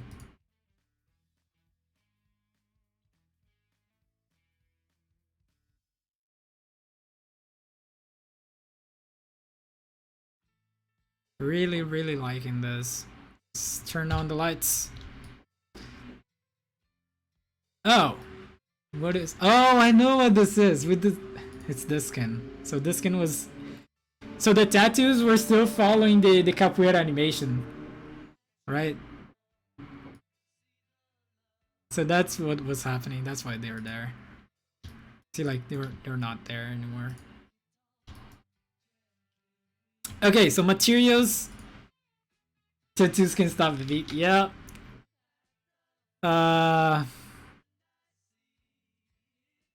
Let's talk about the background. So since we're using this pinkish color, I think our background should probably match that.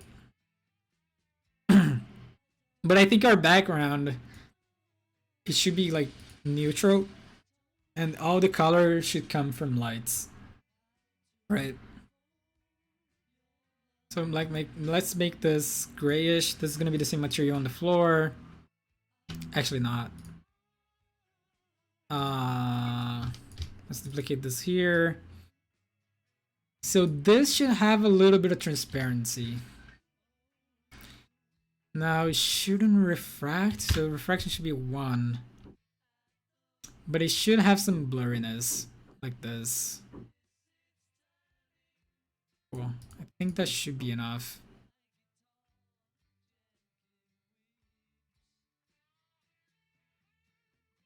Let's bring this here. Oh yeah, we need the materials for the skates as well, right? Yeah. So this is what we have so far. Let's save this. Now, why did this become laggy all of a sudden? What did we change and made this laggy? We didn't. We just changed the materials. That's weird. It's fine. We don't need real-time preview anymore. We're done with the animation part of it. I wish tattoos would glow outside my body. True. We could definitely add a glowing tattoo here. You know what? Let's do that. Where's the skin material? That's the skin material. So let's add a luminance. The luminance should have the same alphas. Actually, we don't need it here. We don't need a luminance here. We just need a luminance here. There you go. What brightness were we using? 500%? Let's add 500%.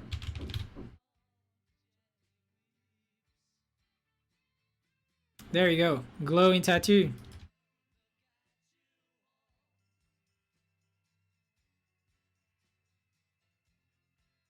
Where's the skin material?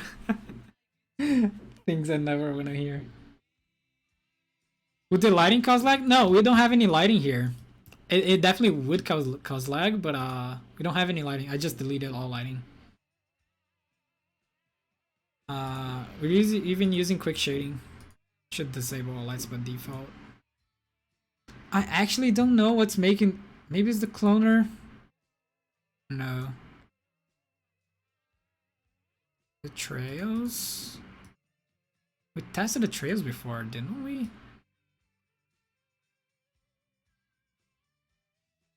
Too many textures, maybe?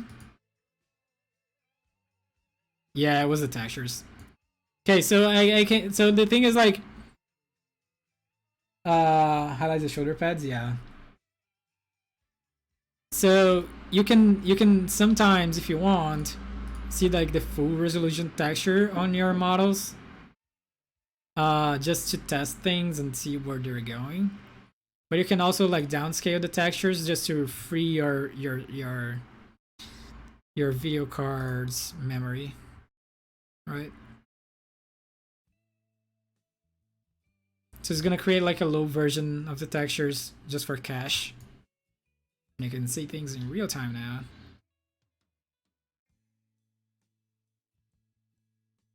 Where's the camera? Where's the camera?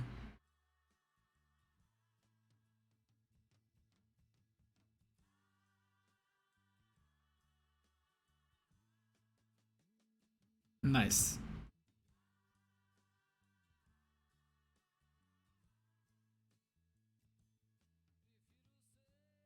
So let's do something. Let's get the hips and add it as the focus object of the camera. That way the camera is always focused on Lucio. Nice. So let's go back to our list. Textures, done. Now let's talk about lighting. Lighting is cool. It's hard. It's cool. Now they're using two colors here, right? Because NYXL has two colors. They have the blue for the logo, but they also have red as a secondary color for the team. In our case, I don't know what we're gonna do because we have pink as the main color, but we don't have anything else as a secondary color. Maybe blue as well. We can try blue. I'm not really good with colors, but yeah. So let's see what's happening here. They have definitely the backlighting coming from behind the wall, but they also have like a front light, and you can definitely see this here. And it's funny because the light is coming from behind, but when this light goes down, it also changes the lighting on Lucio itself. So there's like a front light as well that follows the back light. Like you can see like the light going down, but it also changes the lighting on Lucio.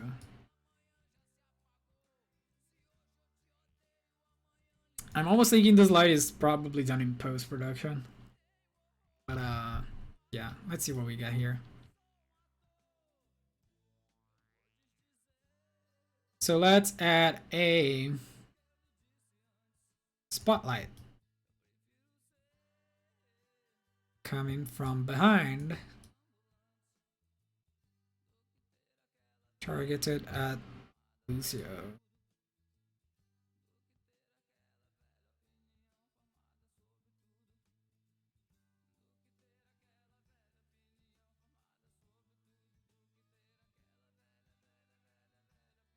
Right?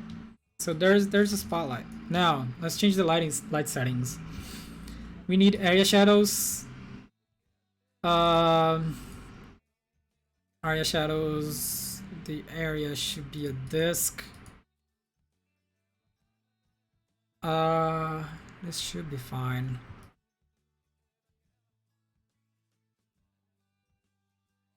Now, here's the thing. I don't know how I'm gonna render this, but we have to decide this right now, because that's gonna be important. Because that's changes how lighting works, right? Because if we use the default, like a physical render, for example, that's a CPU render, and that's not very good. We could also use Pro Render, which is a GPU render. It's better and it's faster. But I don't know how it does work with volumetric lighting, and I definitely want to use volumetric lighting. Maybe I can render the volumetric lighting in a separate pass using the physical render if that doesn't work. I think that's what I'm gonna do. But let's try this out. Global illumination, no pre-pass, progressive. That should give us a nice starting point.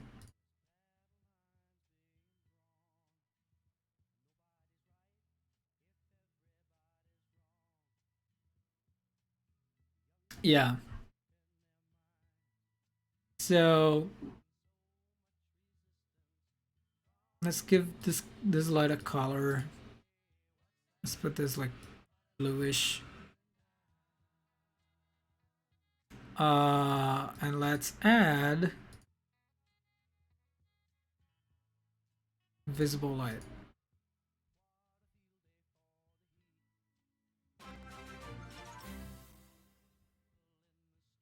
What is this? It's a host. Thanks for the host.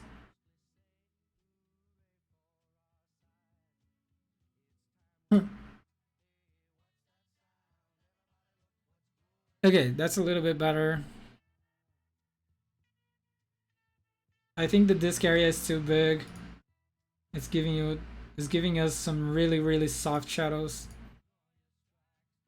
So details. Yeah, the disk size should be like 50 centimeters. Yeah, this gives us a really hard shadow. At least harder than what we had before.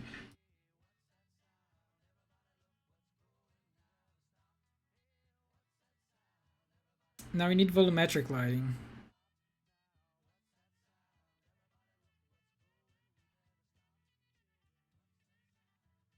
No, I don't think the physical render has it. Maybe the standard?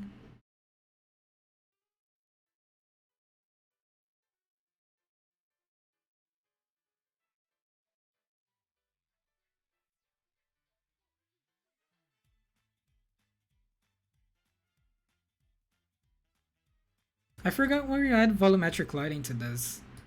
Oh, there you go. Visible light. Volumetric. There you go. That's what I want.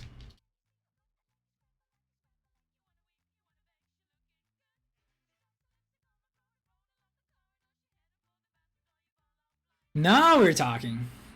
Cool.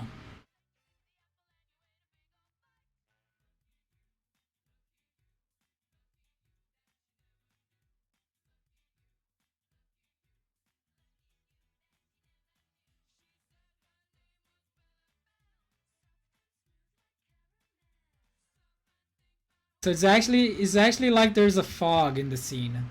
Kind of. The right way of doing volumetric lighting is adding a fog to your scene, but like just adding to the light itself kind of mimics it.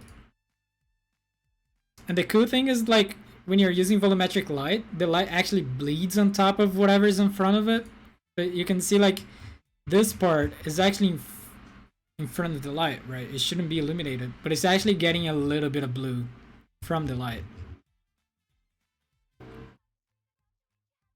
Now, I think we're going too high with the luminance of this now that we added more lights.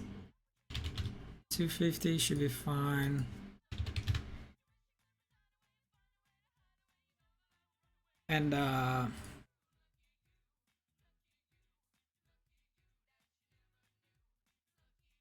oh, we never added materials to this, right? Yeah, let's do that later.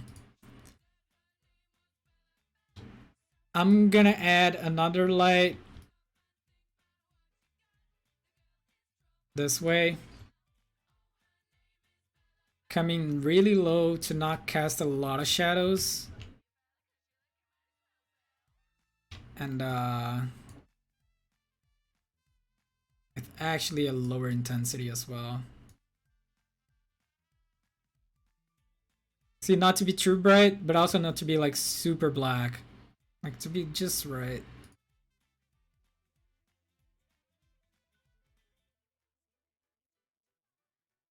Cool. I think I like this.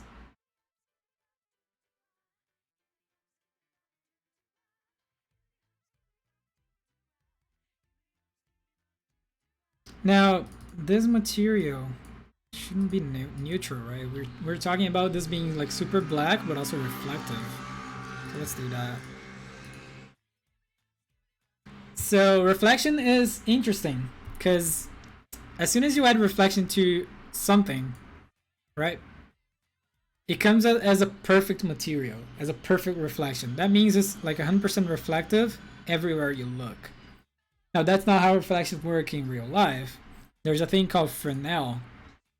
And the Fresnel, what it does is it changes how reflective the material is depending on which surface is facing you.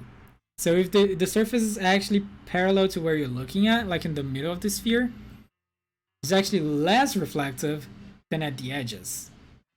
And you can see this in water. If you're looking at a lake and you look like right on top of it, it's actually more transparent than what it is when you're looking far away. Basically because, like, let's look at this sideways. So this is the lake. Here's you. You're looking down at the lake. So your angle to the lake is actually an angle of 90 degrees, right? And this makes the lake less reflective than what if you're looking like here to there. Like this angle, like this smaller angle, makes the surface of the lake more reflective. And this is a Fresnel, it's called Fresnel effect. So Cinema 4D comes with a lot of Fresnel presets, like for glass, for like whatever. And they actually have different index of refraction, which changes how much reflective it is. I'm just gonna use a plexiglass for now, and it should be fine.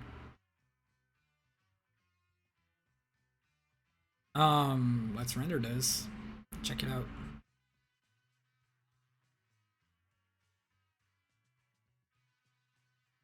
So yeah, it changed a little bit our background, and now you can see like the reflections here, right, that we were talking before, which is gonna be cool.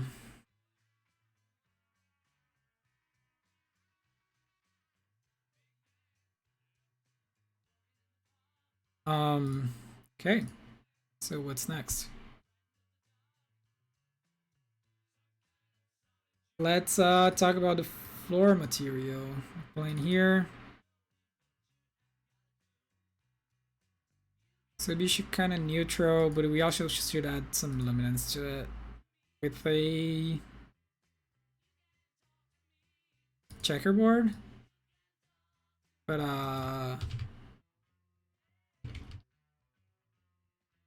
maybe 10 here and 0 here. Get some stripes.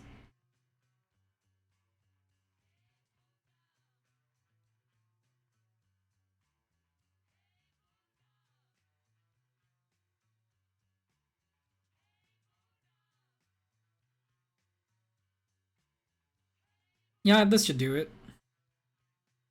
I want to change the lighting color a bit though. I think a darker blue should work better. Oh yeah, I'm starting to like this.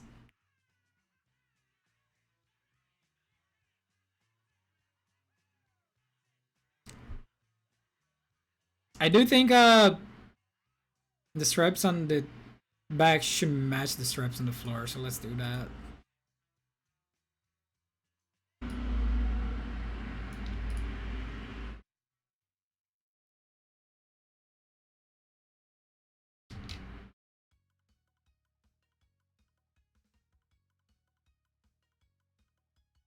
And we had how many copies? 30?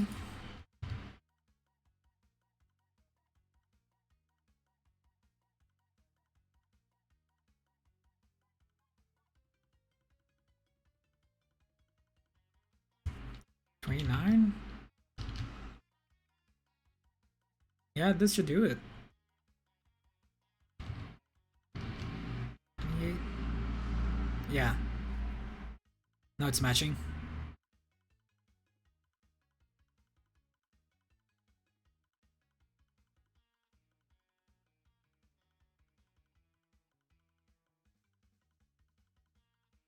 I like that.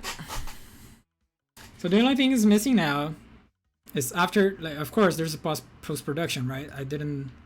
There's the lighting, there's the rendering, and there's the post production. Just gonna take everything into After Effects, apply glow, apply film grain, apply everything in there, and yeah, get a nice result. Now, let's talk about the material for this thing. So it should be transparent. It should have transparency. Now it should also be. It should also have luminance. So transparency, luminance.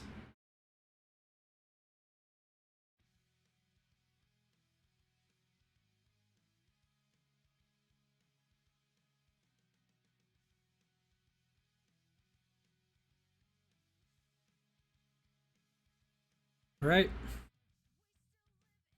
Apply this to here and to here. See what we get by default.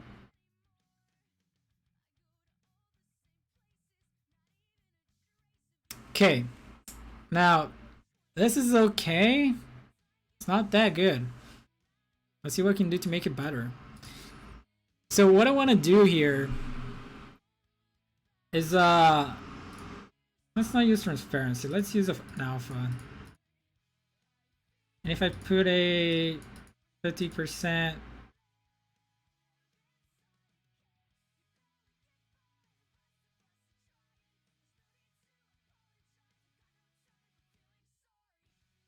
oh shit.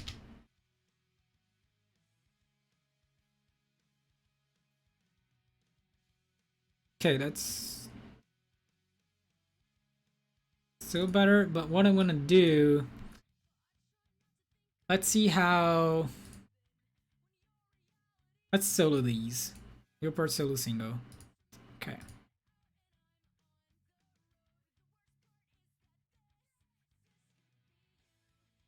Right, we're only seeing this. What I want to do is apply a gradient that makes the tip less transparent than like the tip more transparent than the root of it. So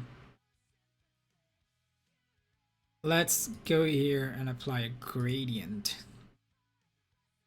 Now this gradient over here, it's vertical, which is also cool. So we can keep it maybe. But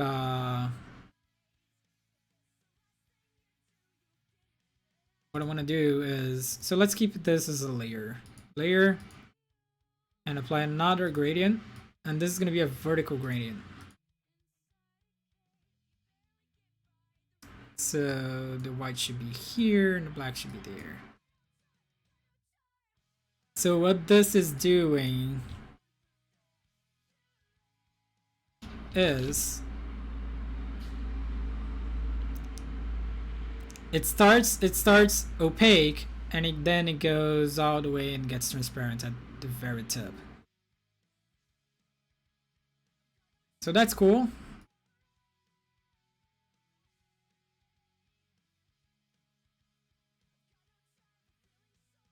Kind of want to make this cubic bias. There you go, that's better.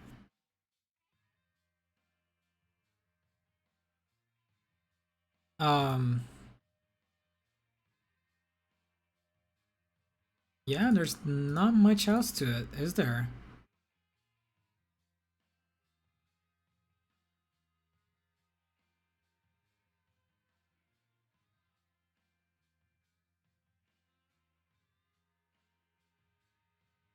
Right? Oh yeah, we're keeping both gradients, right? So we should multiply these. Yeah.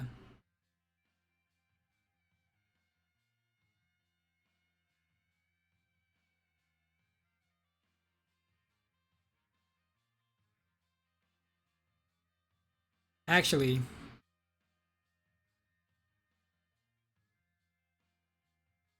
this first gradient should be like this.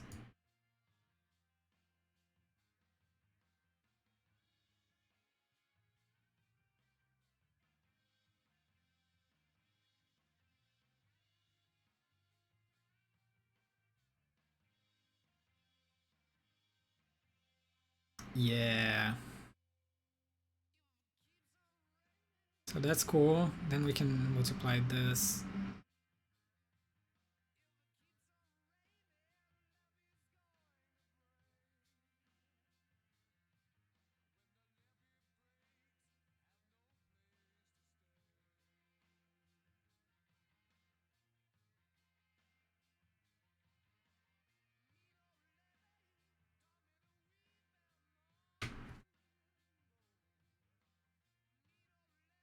Neat.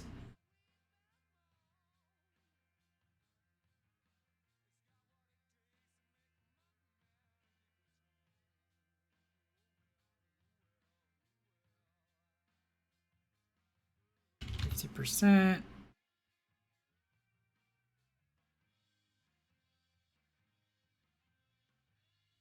There you go. So what I did with the gradients was like just adding more glow to the bottom and top of the light streak.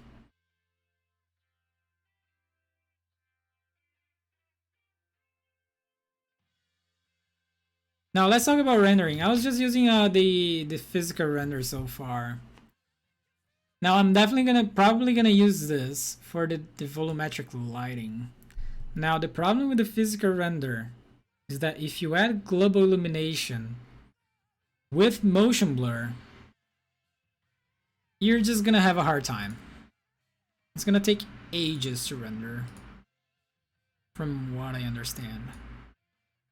Let's see if that's still true. Yeah.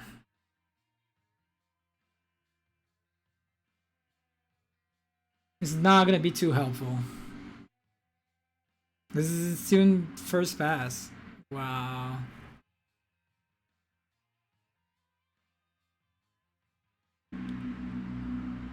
This is definitely gonna take a while. Now let's try something else. This is probably gonna fuck up all my render settings. So let's create a new render setting. This is the physical. This is gonna be pro render. Let's try pro render. I don't have Octane installed. I don't have Redshift installed. So let's just use pro render. Now pro render. Let's, for the offline, let's enable depth of field. Let's also add. Oh yeah, they have the noiser now. That's cool. Where is the motion blur? It's just enable. Oh, there you go. Linear. But this is probably gonna change all my lighting settings because it's a different render system, right? And this is a GPU render. If you look at like here, CPU is not even that high, but my GPU is oof.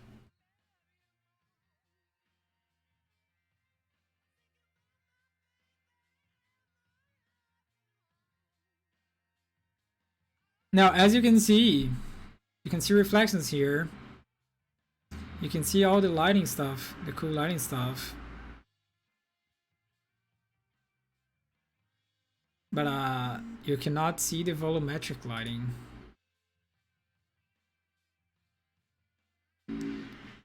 That is because I don't think ProRender supports it. ProRender Cinema 4D metric lighting.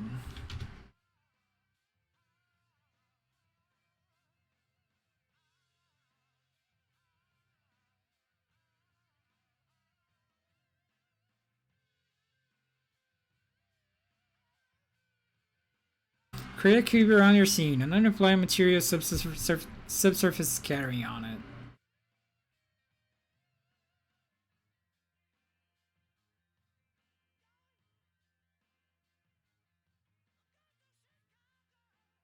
I feel like that's gonna add so much render time to this.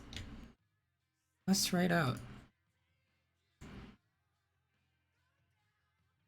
Now the other thing that didn't work was the floor, right?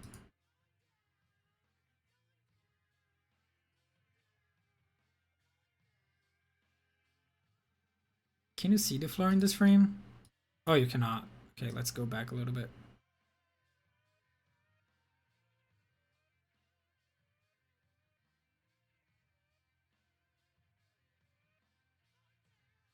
Okay, so the floor is working. That's cool.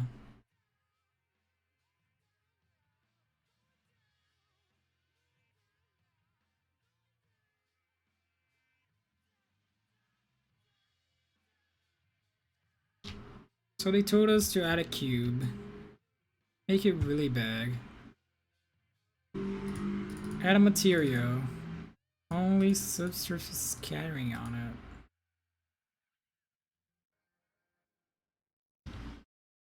Which configs though?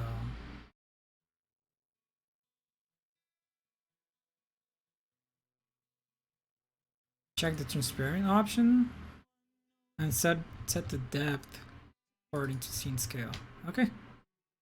So basically change this. I can do that.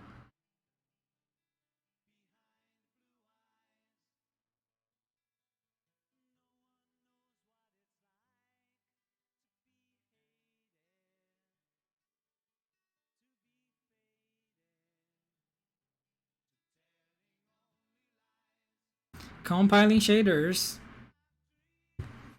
It's gonna take a while.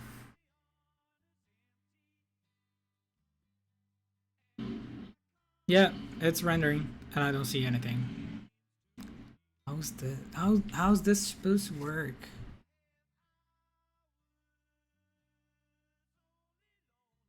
Oh. See stuff.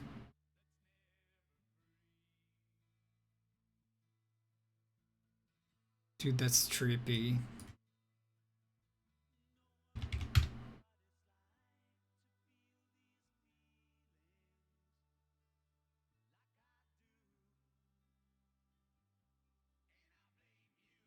It kind of works though.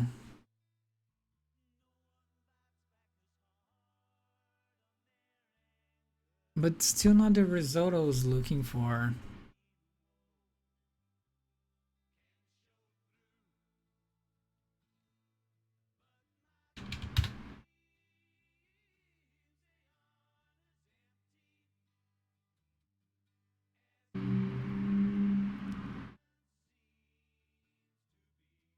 So let's render this to compare with the other renderer.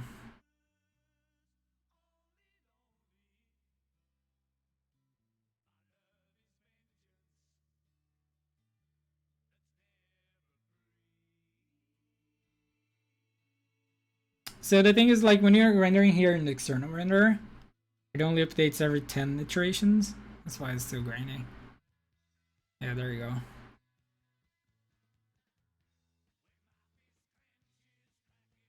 Let's go up to 20.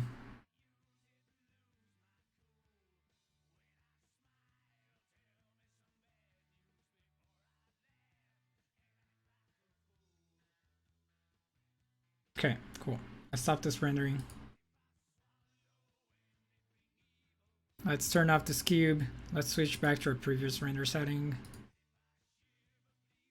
And let's render the same frame.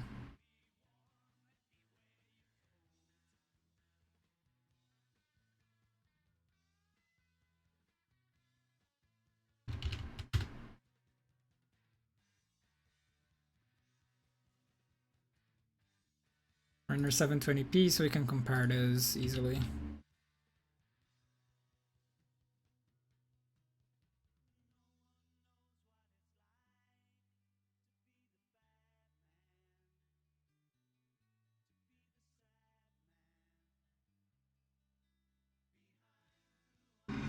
Now, I really like how the physical render illuminates the background, and this doesn't. So I might have to tweak some things for this. Now the motion blur here looks really cool. The pro render doesn't look as good for motion blur. I don't know, looks like it's disabled actually. Like, I don't see any motion blur at all.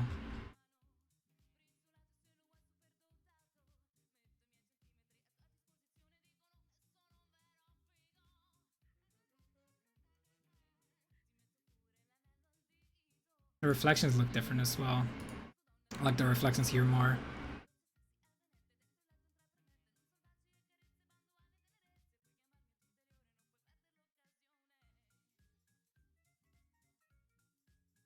What if I just render... So, for the physical render, let's create a new child. No global illumination. No motion blur. I just want a multipass. Is it atmosphere multiply? I think that was it.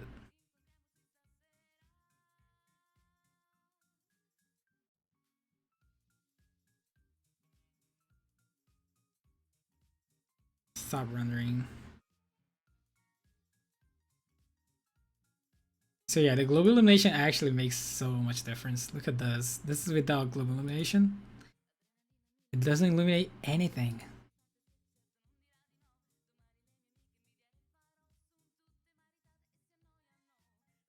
But that's fine. That's not what I want to hear. I want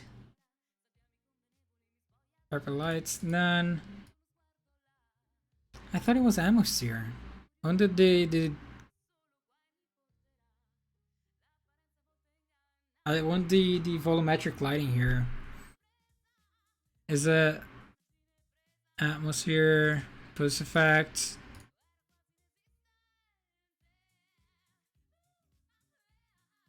Oh, there you go. Well, that's what I want. It's just the volumetric lighting in a separate pass. So what I can do is, like, since I like this render more, I can use this one and only apply this on top of it. This should give us a nice result. That's gonna require us to render twice. But maybe it's worth it. I don't know. Let's go back to Pro Render.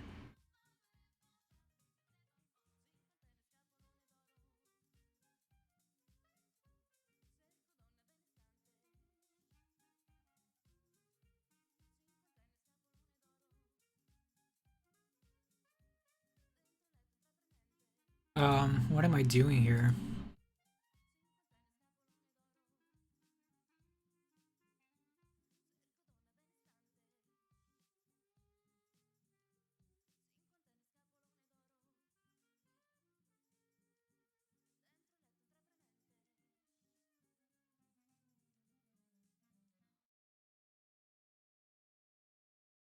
Yeah, this should do it, honestly.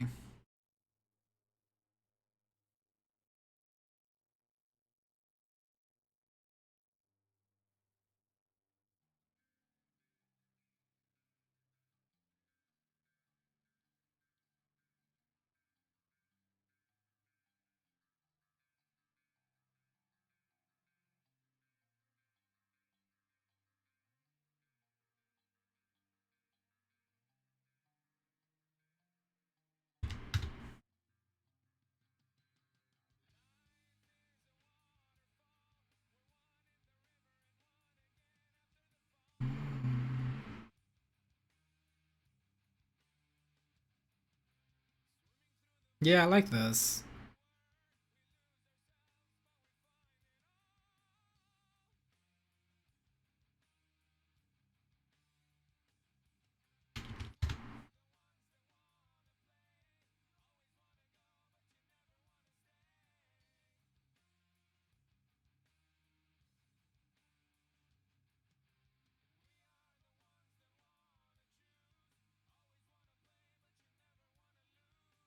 Process of rendering is neat to watch. It's kind of boring though.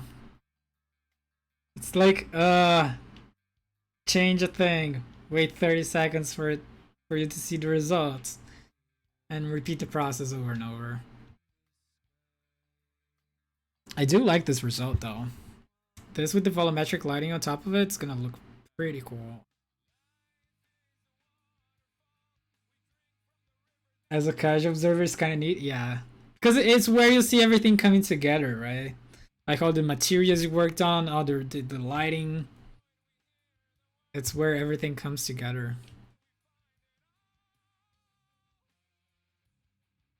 Now,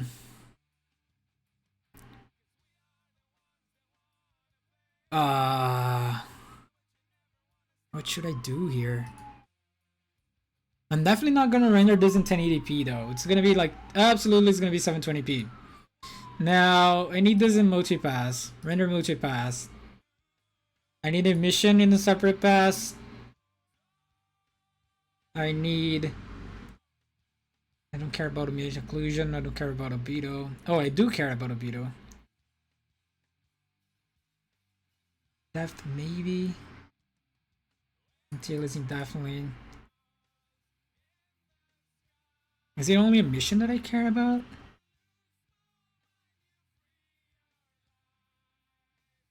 And the denoise, right?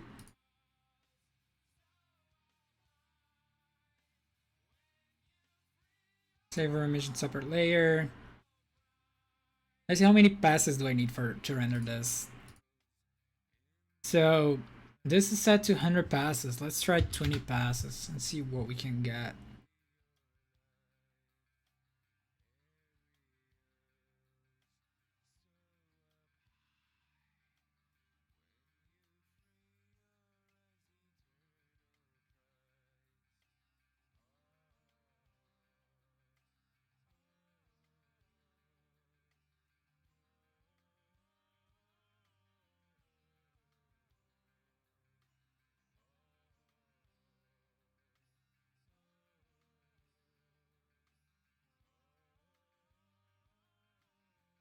So raw image, albedo, emission.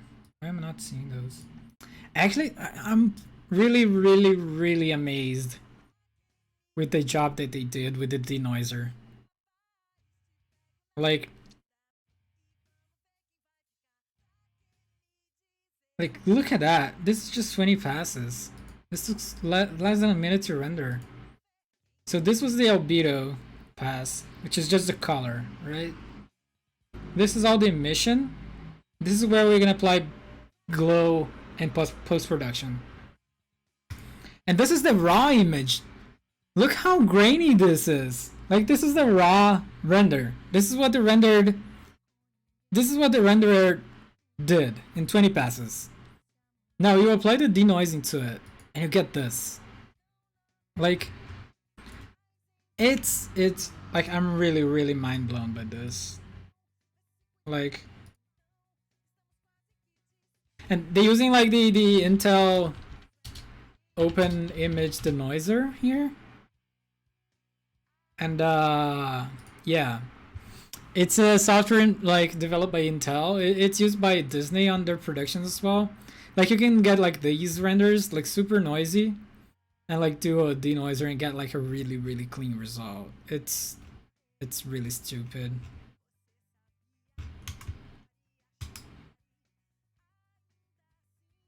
I think they used this in Moana, the movie. Yeah. So that's Moana scene. It's absurd the quality you can get with this. Like of course it's not perfect. Like there's a lot of artifacts. Like if you look here, there's like definitely a lot of artifacts. Especially because like this was not in the albedo pass. Right. Because they used the albedo pass to get a reference of what you should aim for. Like since this light streak is not on the albedo pass, you get this kind of noisy, like artifacty kind of thing here. But still, it just works. Yeah, that's all AI. It's really, dude. It's amazing. So yeah, I really like this result. I think if you combine this with the volumetric lighting from the other render, I think we should get a really nice result. So here's what I'm gonna do in terms of workflow.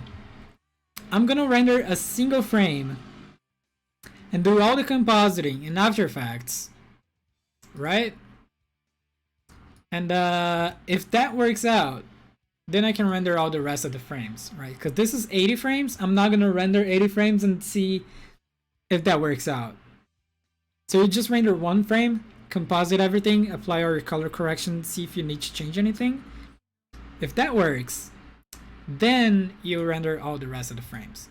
So here's the thing. I'm gonna render this as a 16-bit TIFF in the same folder as the project, in a folder called render, in a folder called pro render, and then RGBA,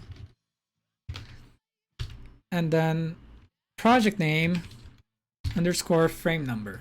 So that's my output file. The multipass is going to be a PSD, a multi-layer PSD file in a folder called multipass. So that's my first render, right? Now, what else that I'm gonna do is get this physical one. It's gonna be the volumetric lighting.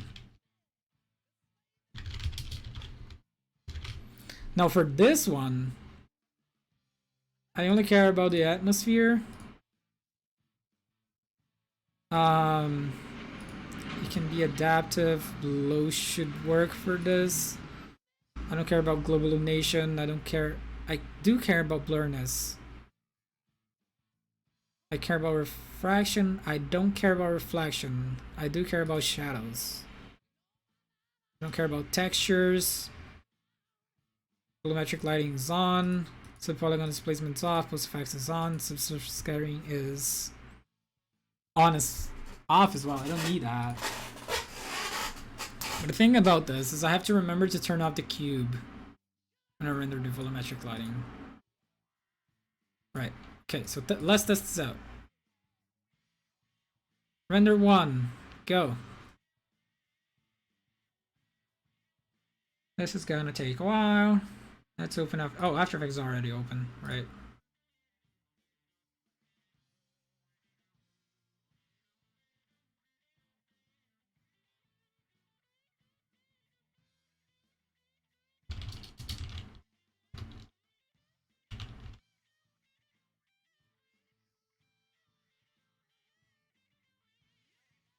I'm actually really impressed by this. The denoising part of it.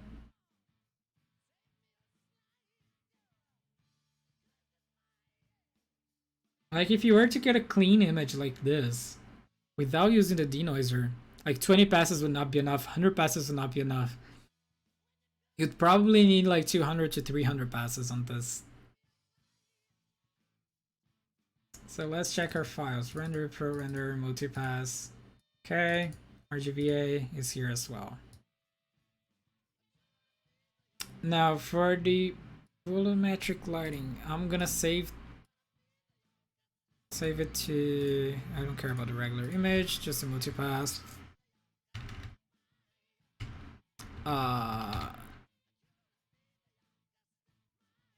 Volumetric.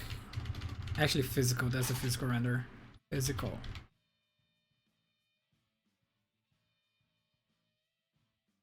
(16-bit) multi-layer, yeah, that should be fine.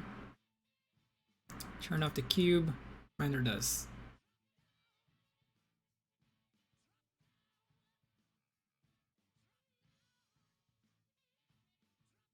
So this renders super fast because I'm not calculating global illumination, I'm not calculating shadows, I'm not calculating luminance. It's just the lighting, just the lights. And I should get just a pass for the atmosphere, which is what I want here. So if you go into After Effects, let's import our render.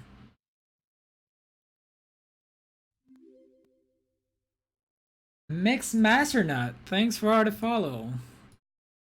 And if we go to the Pro Render one, RGBA, let's import the RGBA image. And the multipass for this. This is a composition, so we can get layers out of this. Let's organize our project. So our reference is the NYXL video. Render.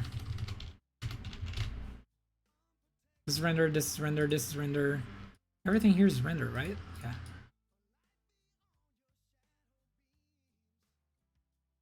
So that's our base image.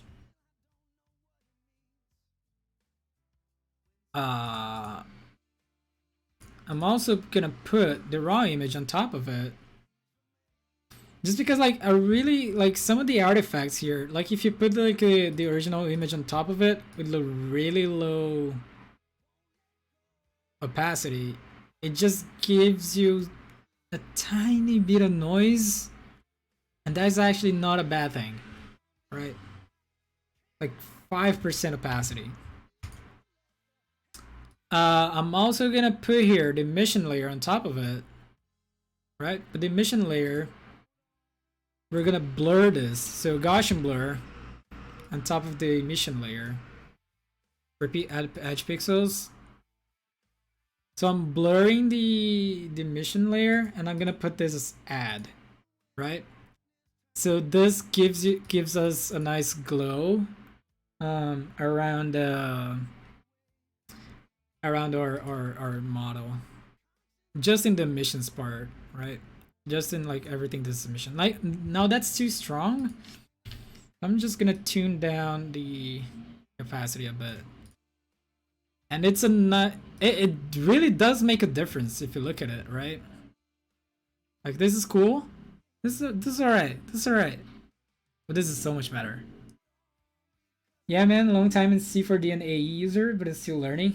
Yeah, man, I've been using both C4D and After Effects for like 8 years now, and I'm still learning.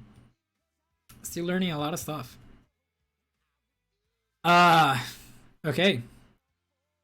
What else can we do here? Let's grab our volumetric lighting layer. So the volumetric lighting is this one, right? I don't think that's right. Did I? Oh, I have to import this as a multi-layer file. So physical multipass composition. That's not right. Why are you not giving me the layers? 15 years? Holy shit, dude. That's a lot of time. I just want this fast. Give me this fast. Did I save the wrong image? No, I did not. Let's open this in Photoshop. Render physical multipass. That's correct. That's wrong. What?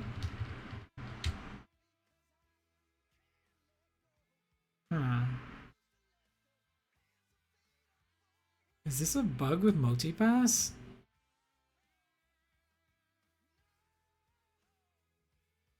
That's interesting.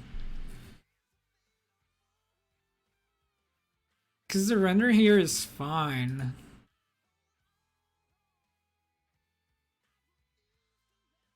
Right? It's giving me the correct pass here.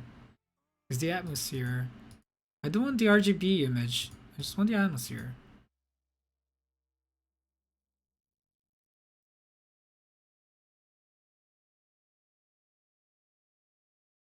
There you go. Okay. I don't need the atmosphere multiply though.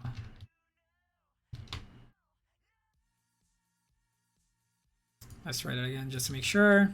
Third time is the charm.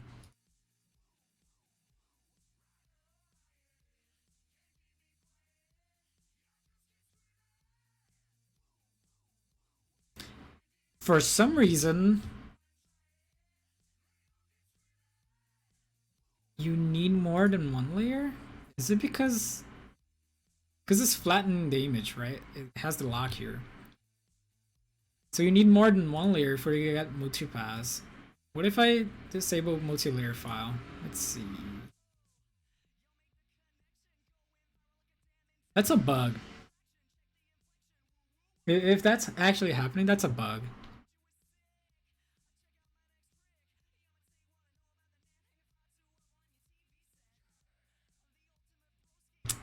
Yep, looks like you need a atmosphere multiply for the atmosphere to work.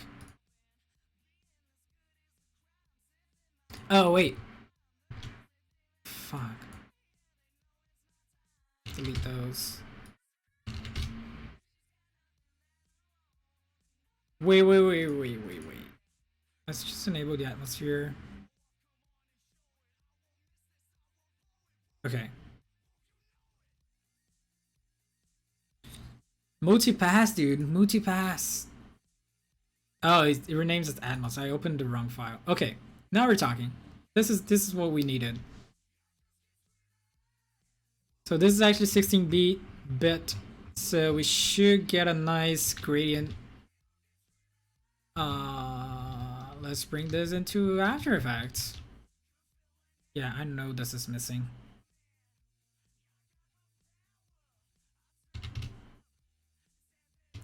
Wait, I deleted the wrong one, didn't I?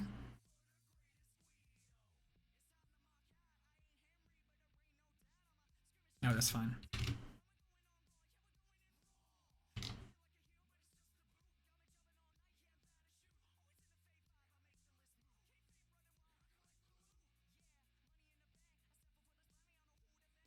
So this should be a 16-bit project. Add this in. Dude. Look at that. That's not too bad.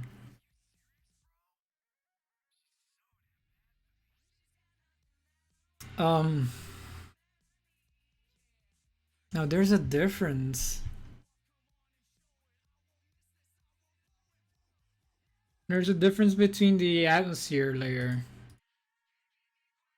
and the actual Lucia render.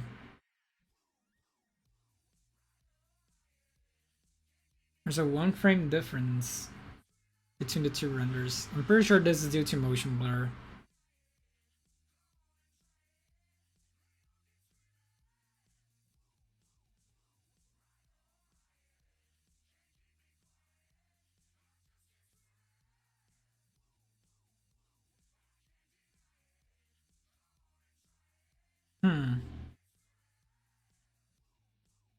If I rendered this with motion blur.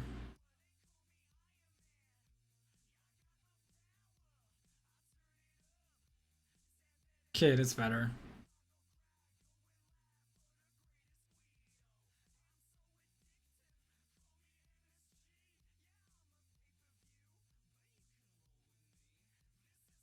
Okay, problem solved.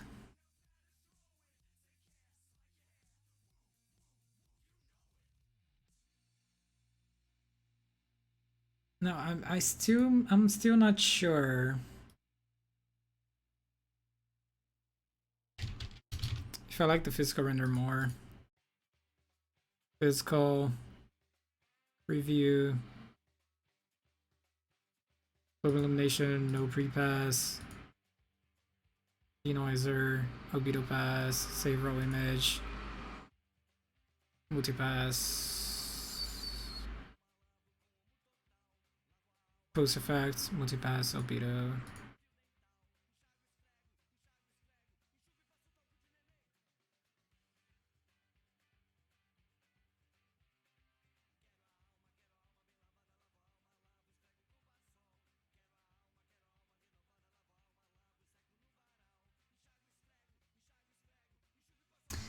Yeah. So this is giving us 10 seconds per frame, which is lower than we were getting with the Pro render.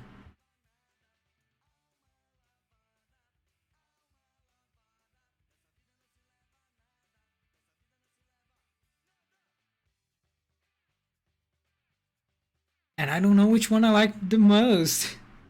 Right? It's like definitely a different render.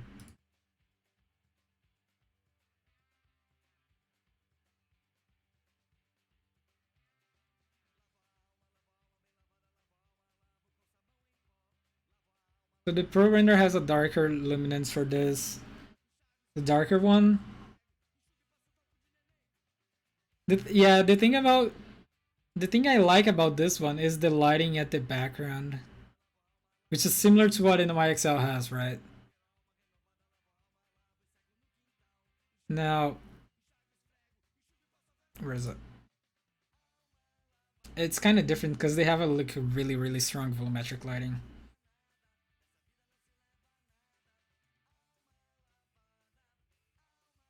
But yeah, the darker one looks good, honestly.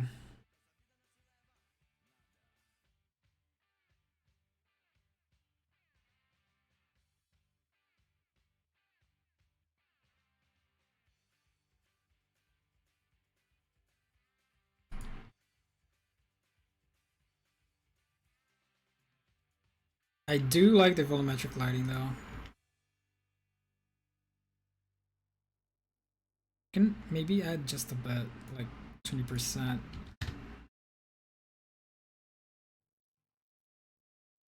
So we can then get this, add a adjustment layer on top of it.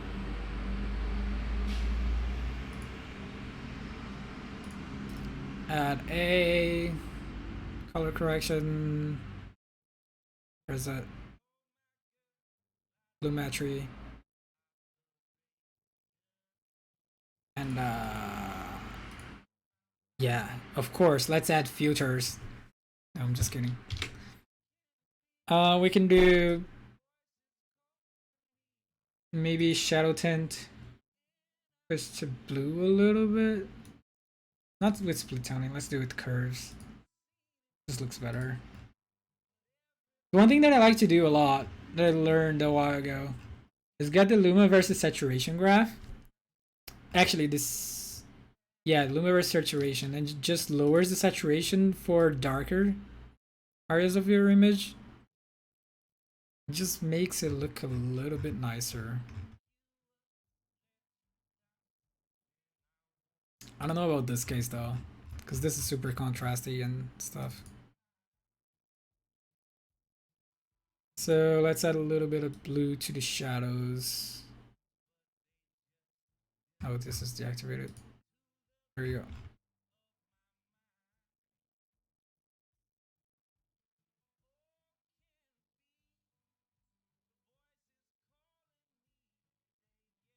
And the opposite for the brighter parts.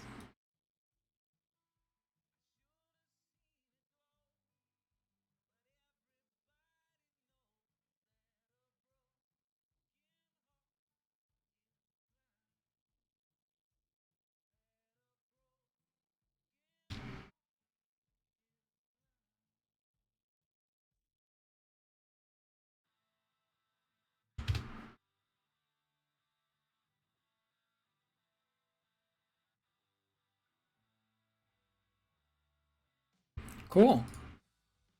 So that's the compositing part of it. Now, I think I'm happy with this look.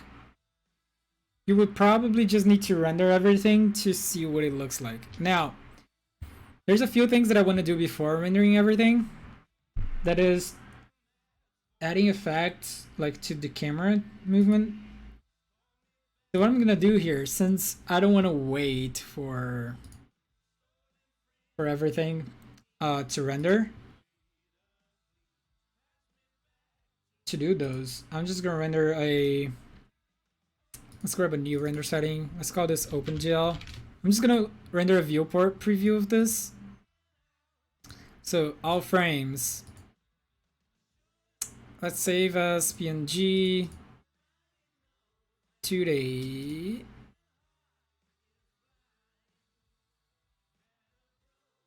Render OpenGL project name 720p hardware OpenGL. So on enhance OpenGL, I want reflections. Actually, transparency should be fine. That should be it. Save again. Let's render this. So this is gonna just generate a quick preview that we can import into After Effects, that we can work with camera movement, and other things.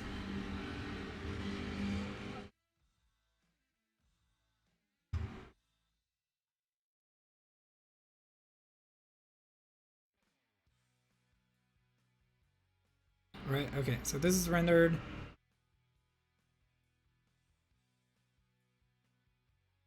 Let's bring this into After Effects. It's PNG sequence. What is the frame rate we were working with? 30, okay.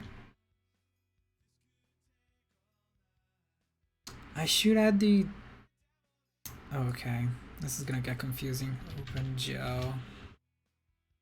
Do it under here, just go under render. Right.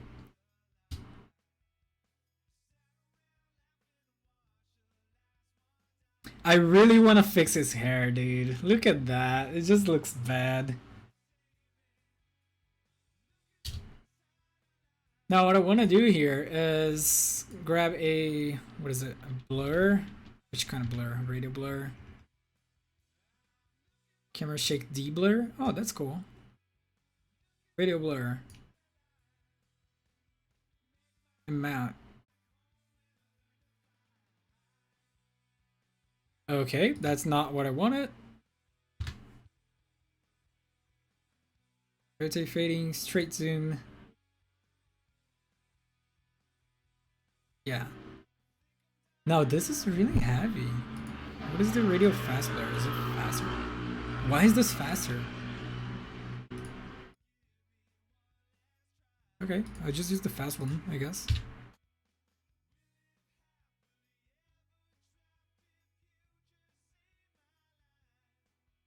Okay, that's weird. Standard. What I want to do is just apply like a quick camera blur when it zooms in. Like really subtle. Should actually apply this to adjustment layer, not to the layer itself. Okay, let's delete this. I just realized you don't see my timeline, right? It's on my second monitor. Let's fix that. There we go.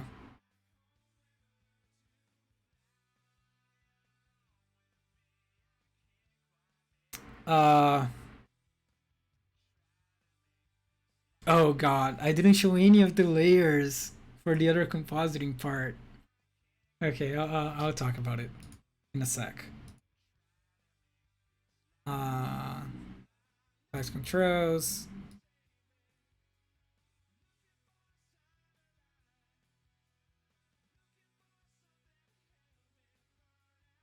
So this should be 0.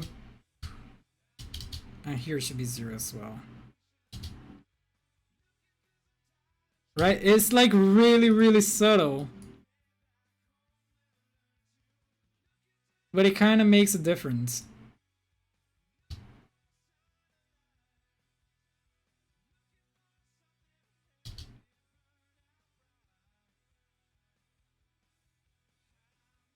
right? I don't know if you can see it well on the stream, but yeah. Is it fit? Just a quick blur. All right, great. Thanks for being here. It's actually good to have you here. Have fun with your stream.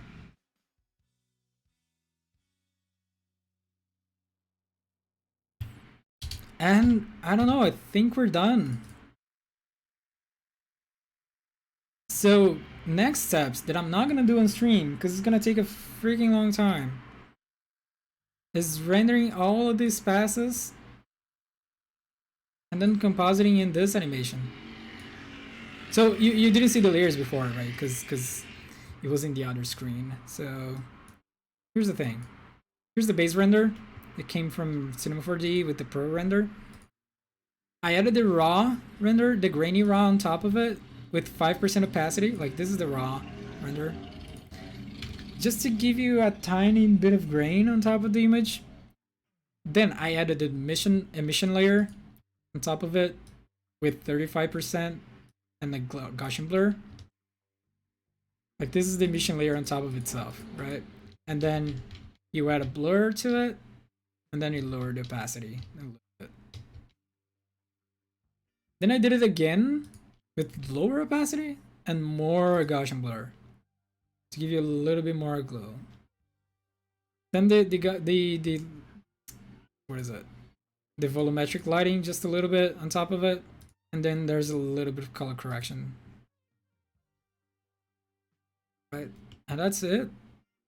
We can maybe apply some vignetting here, because vignetting is cool. To darken the edges a little bit.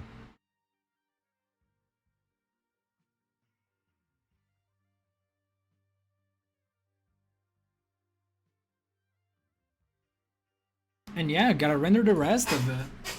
And just composite everything.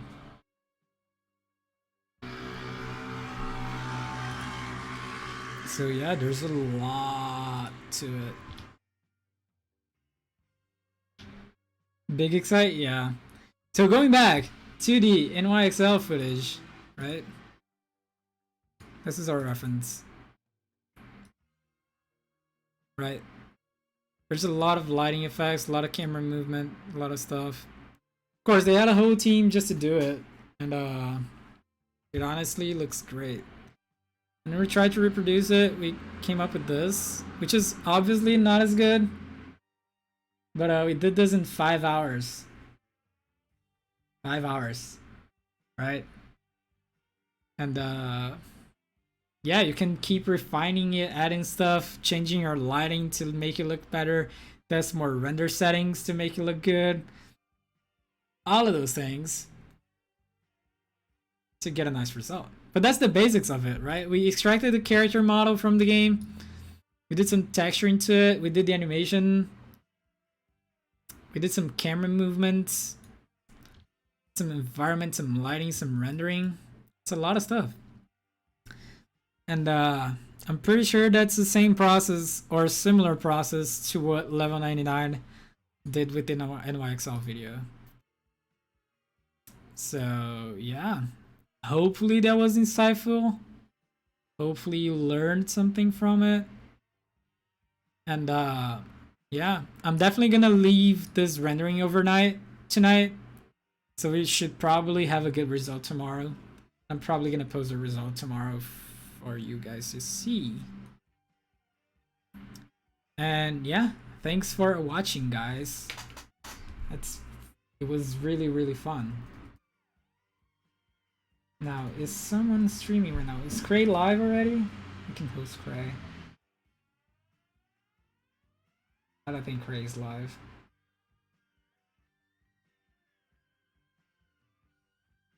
Cray, come on, go live.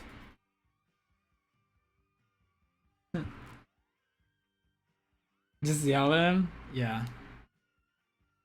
Anyway, I'm gonna end the stream. Go watch Cray's stream when he goes live. Cause yeah, he's a cool dude. And thanks for watching, guys. It was really fun.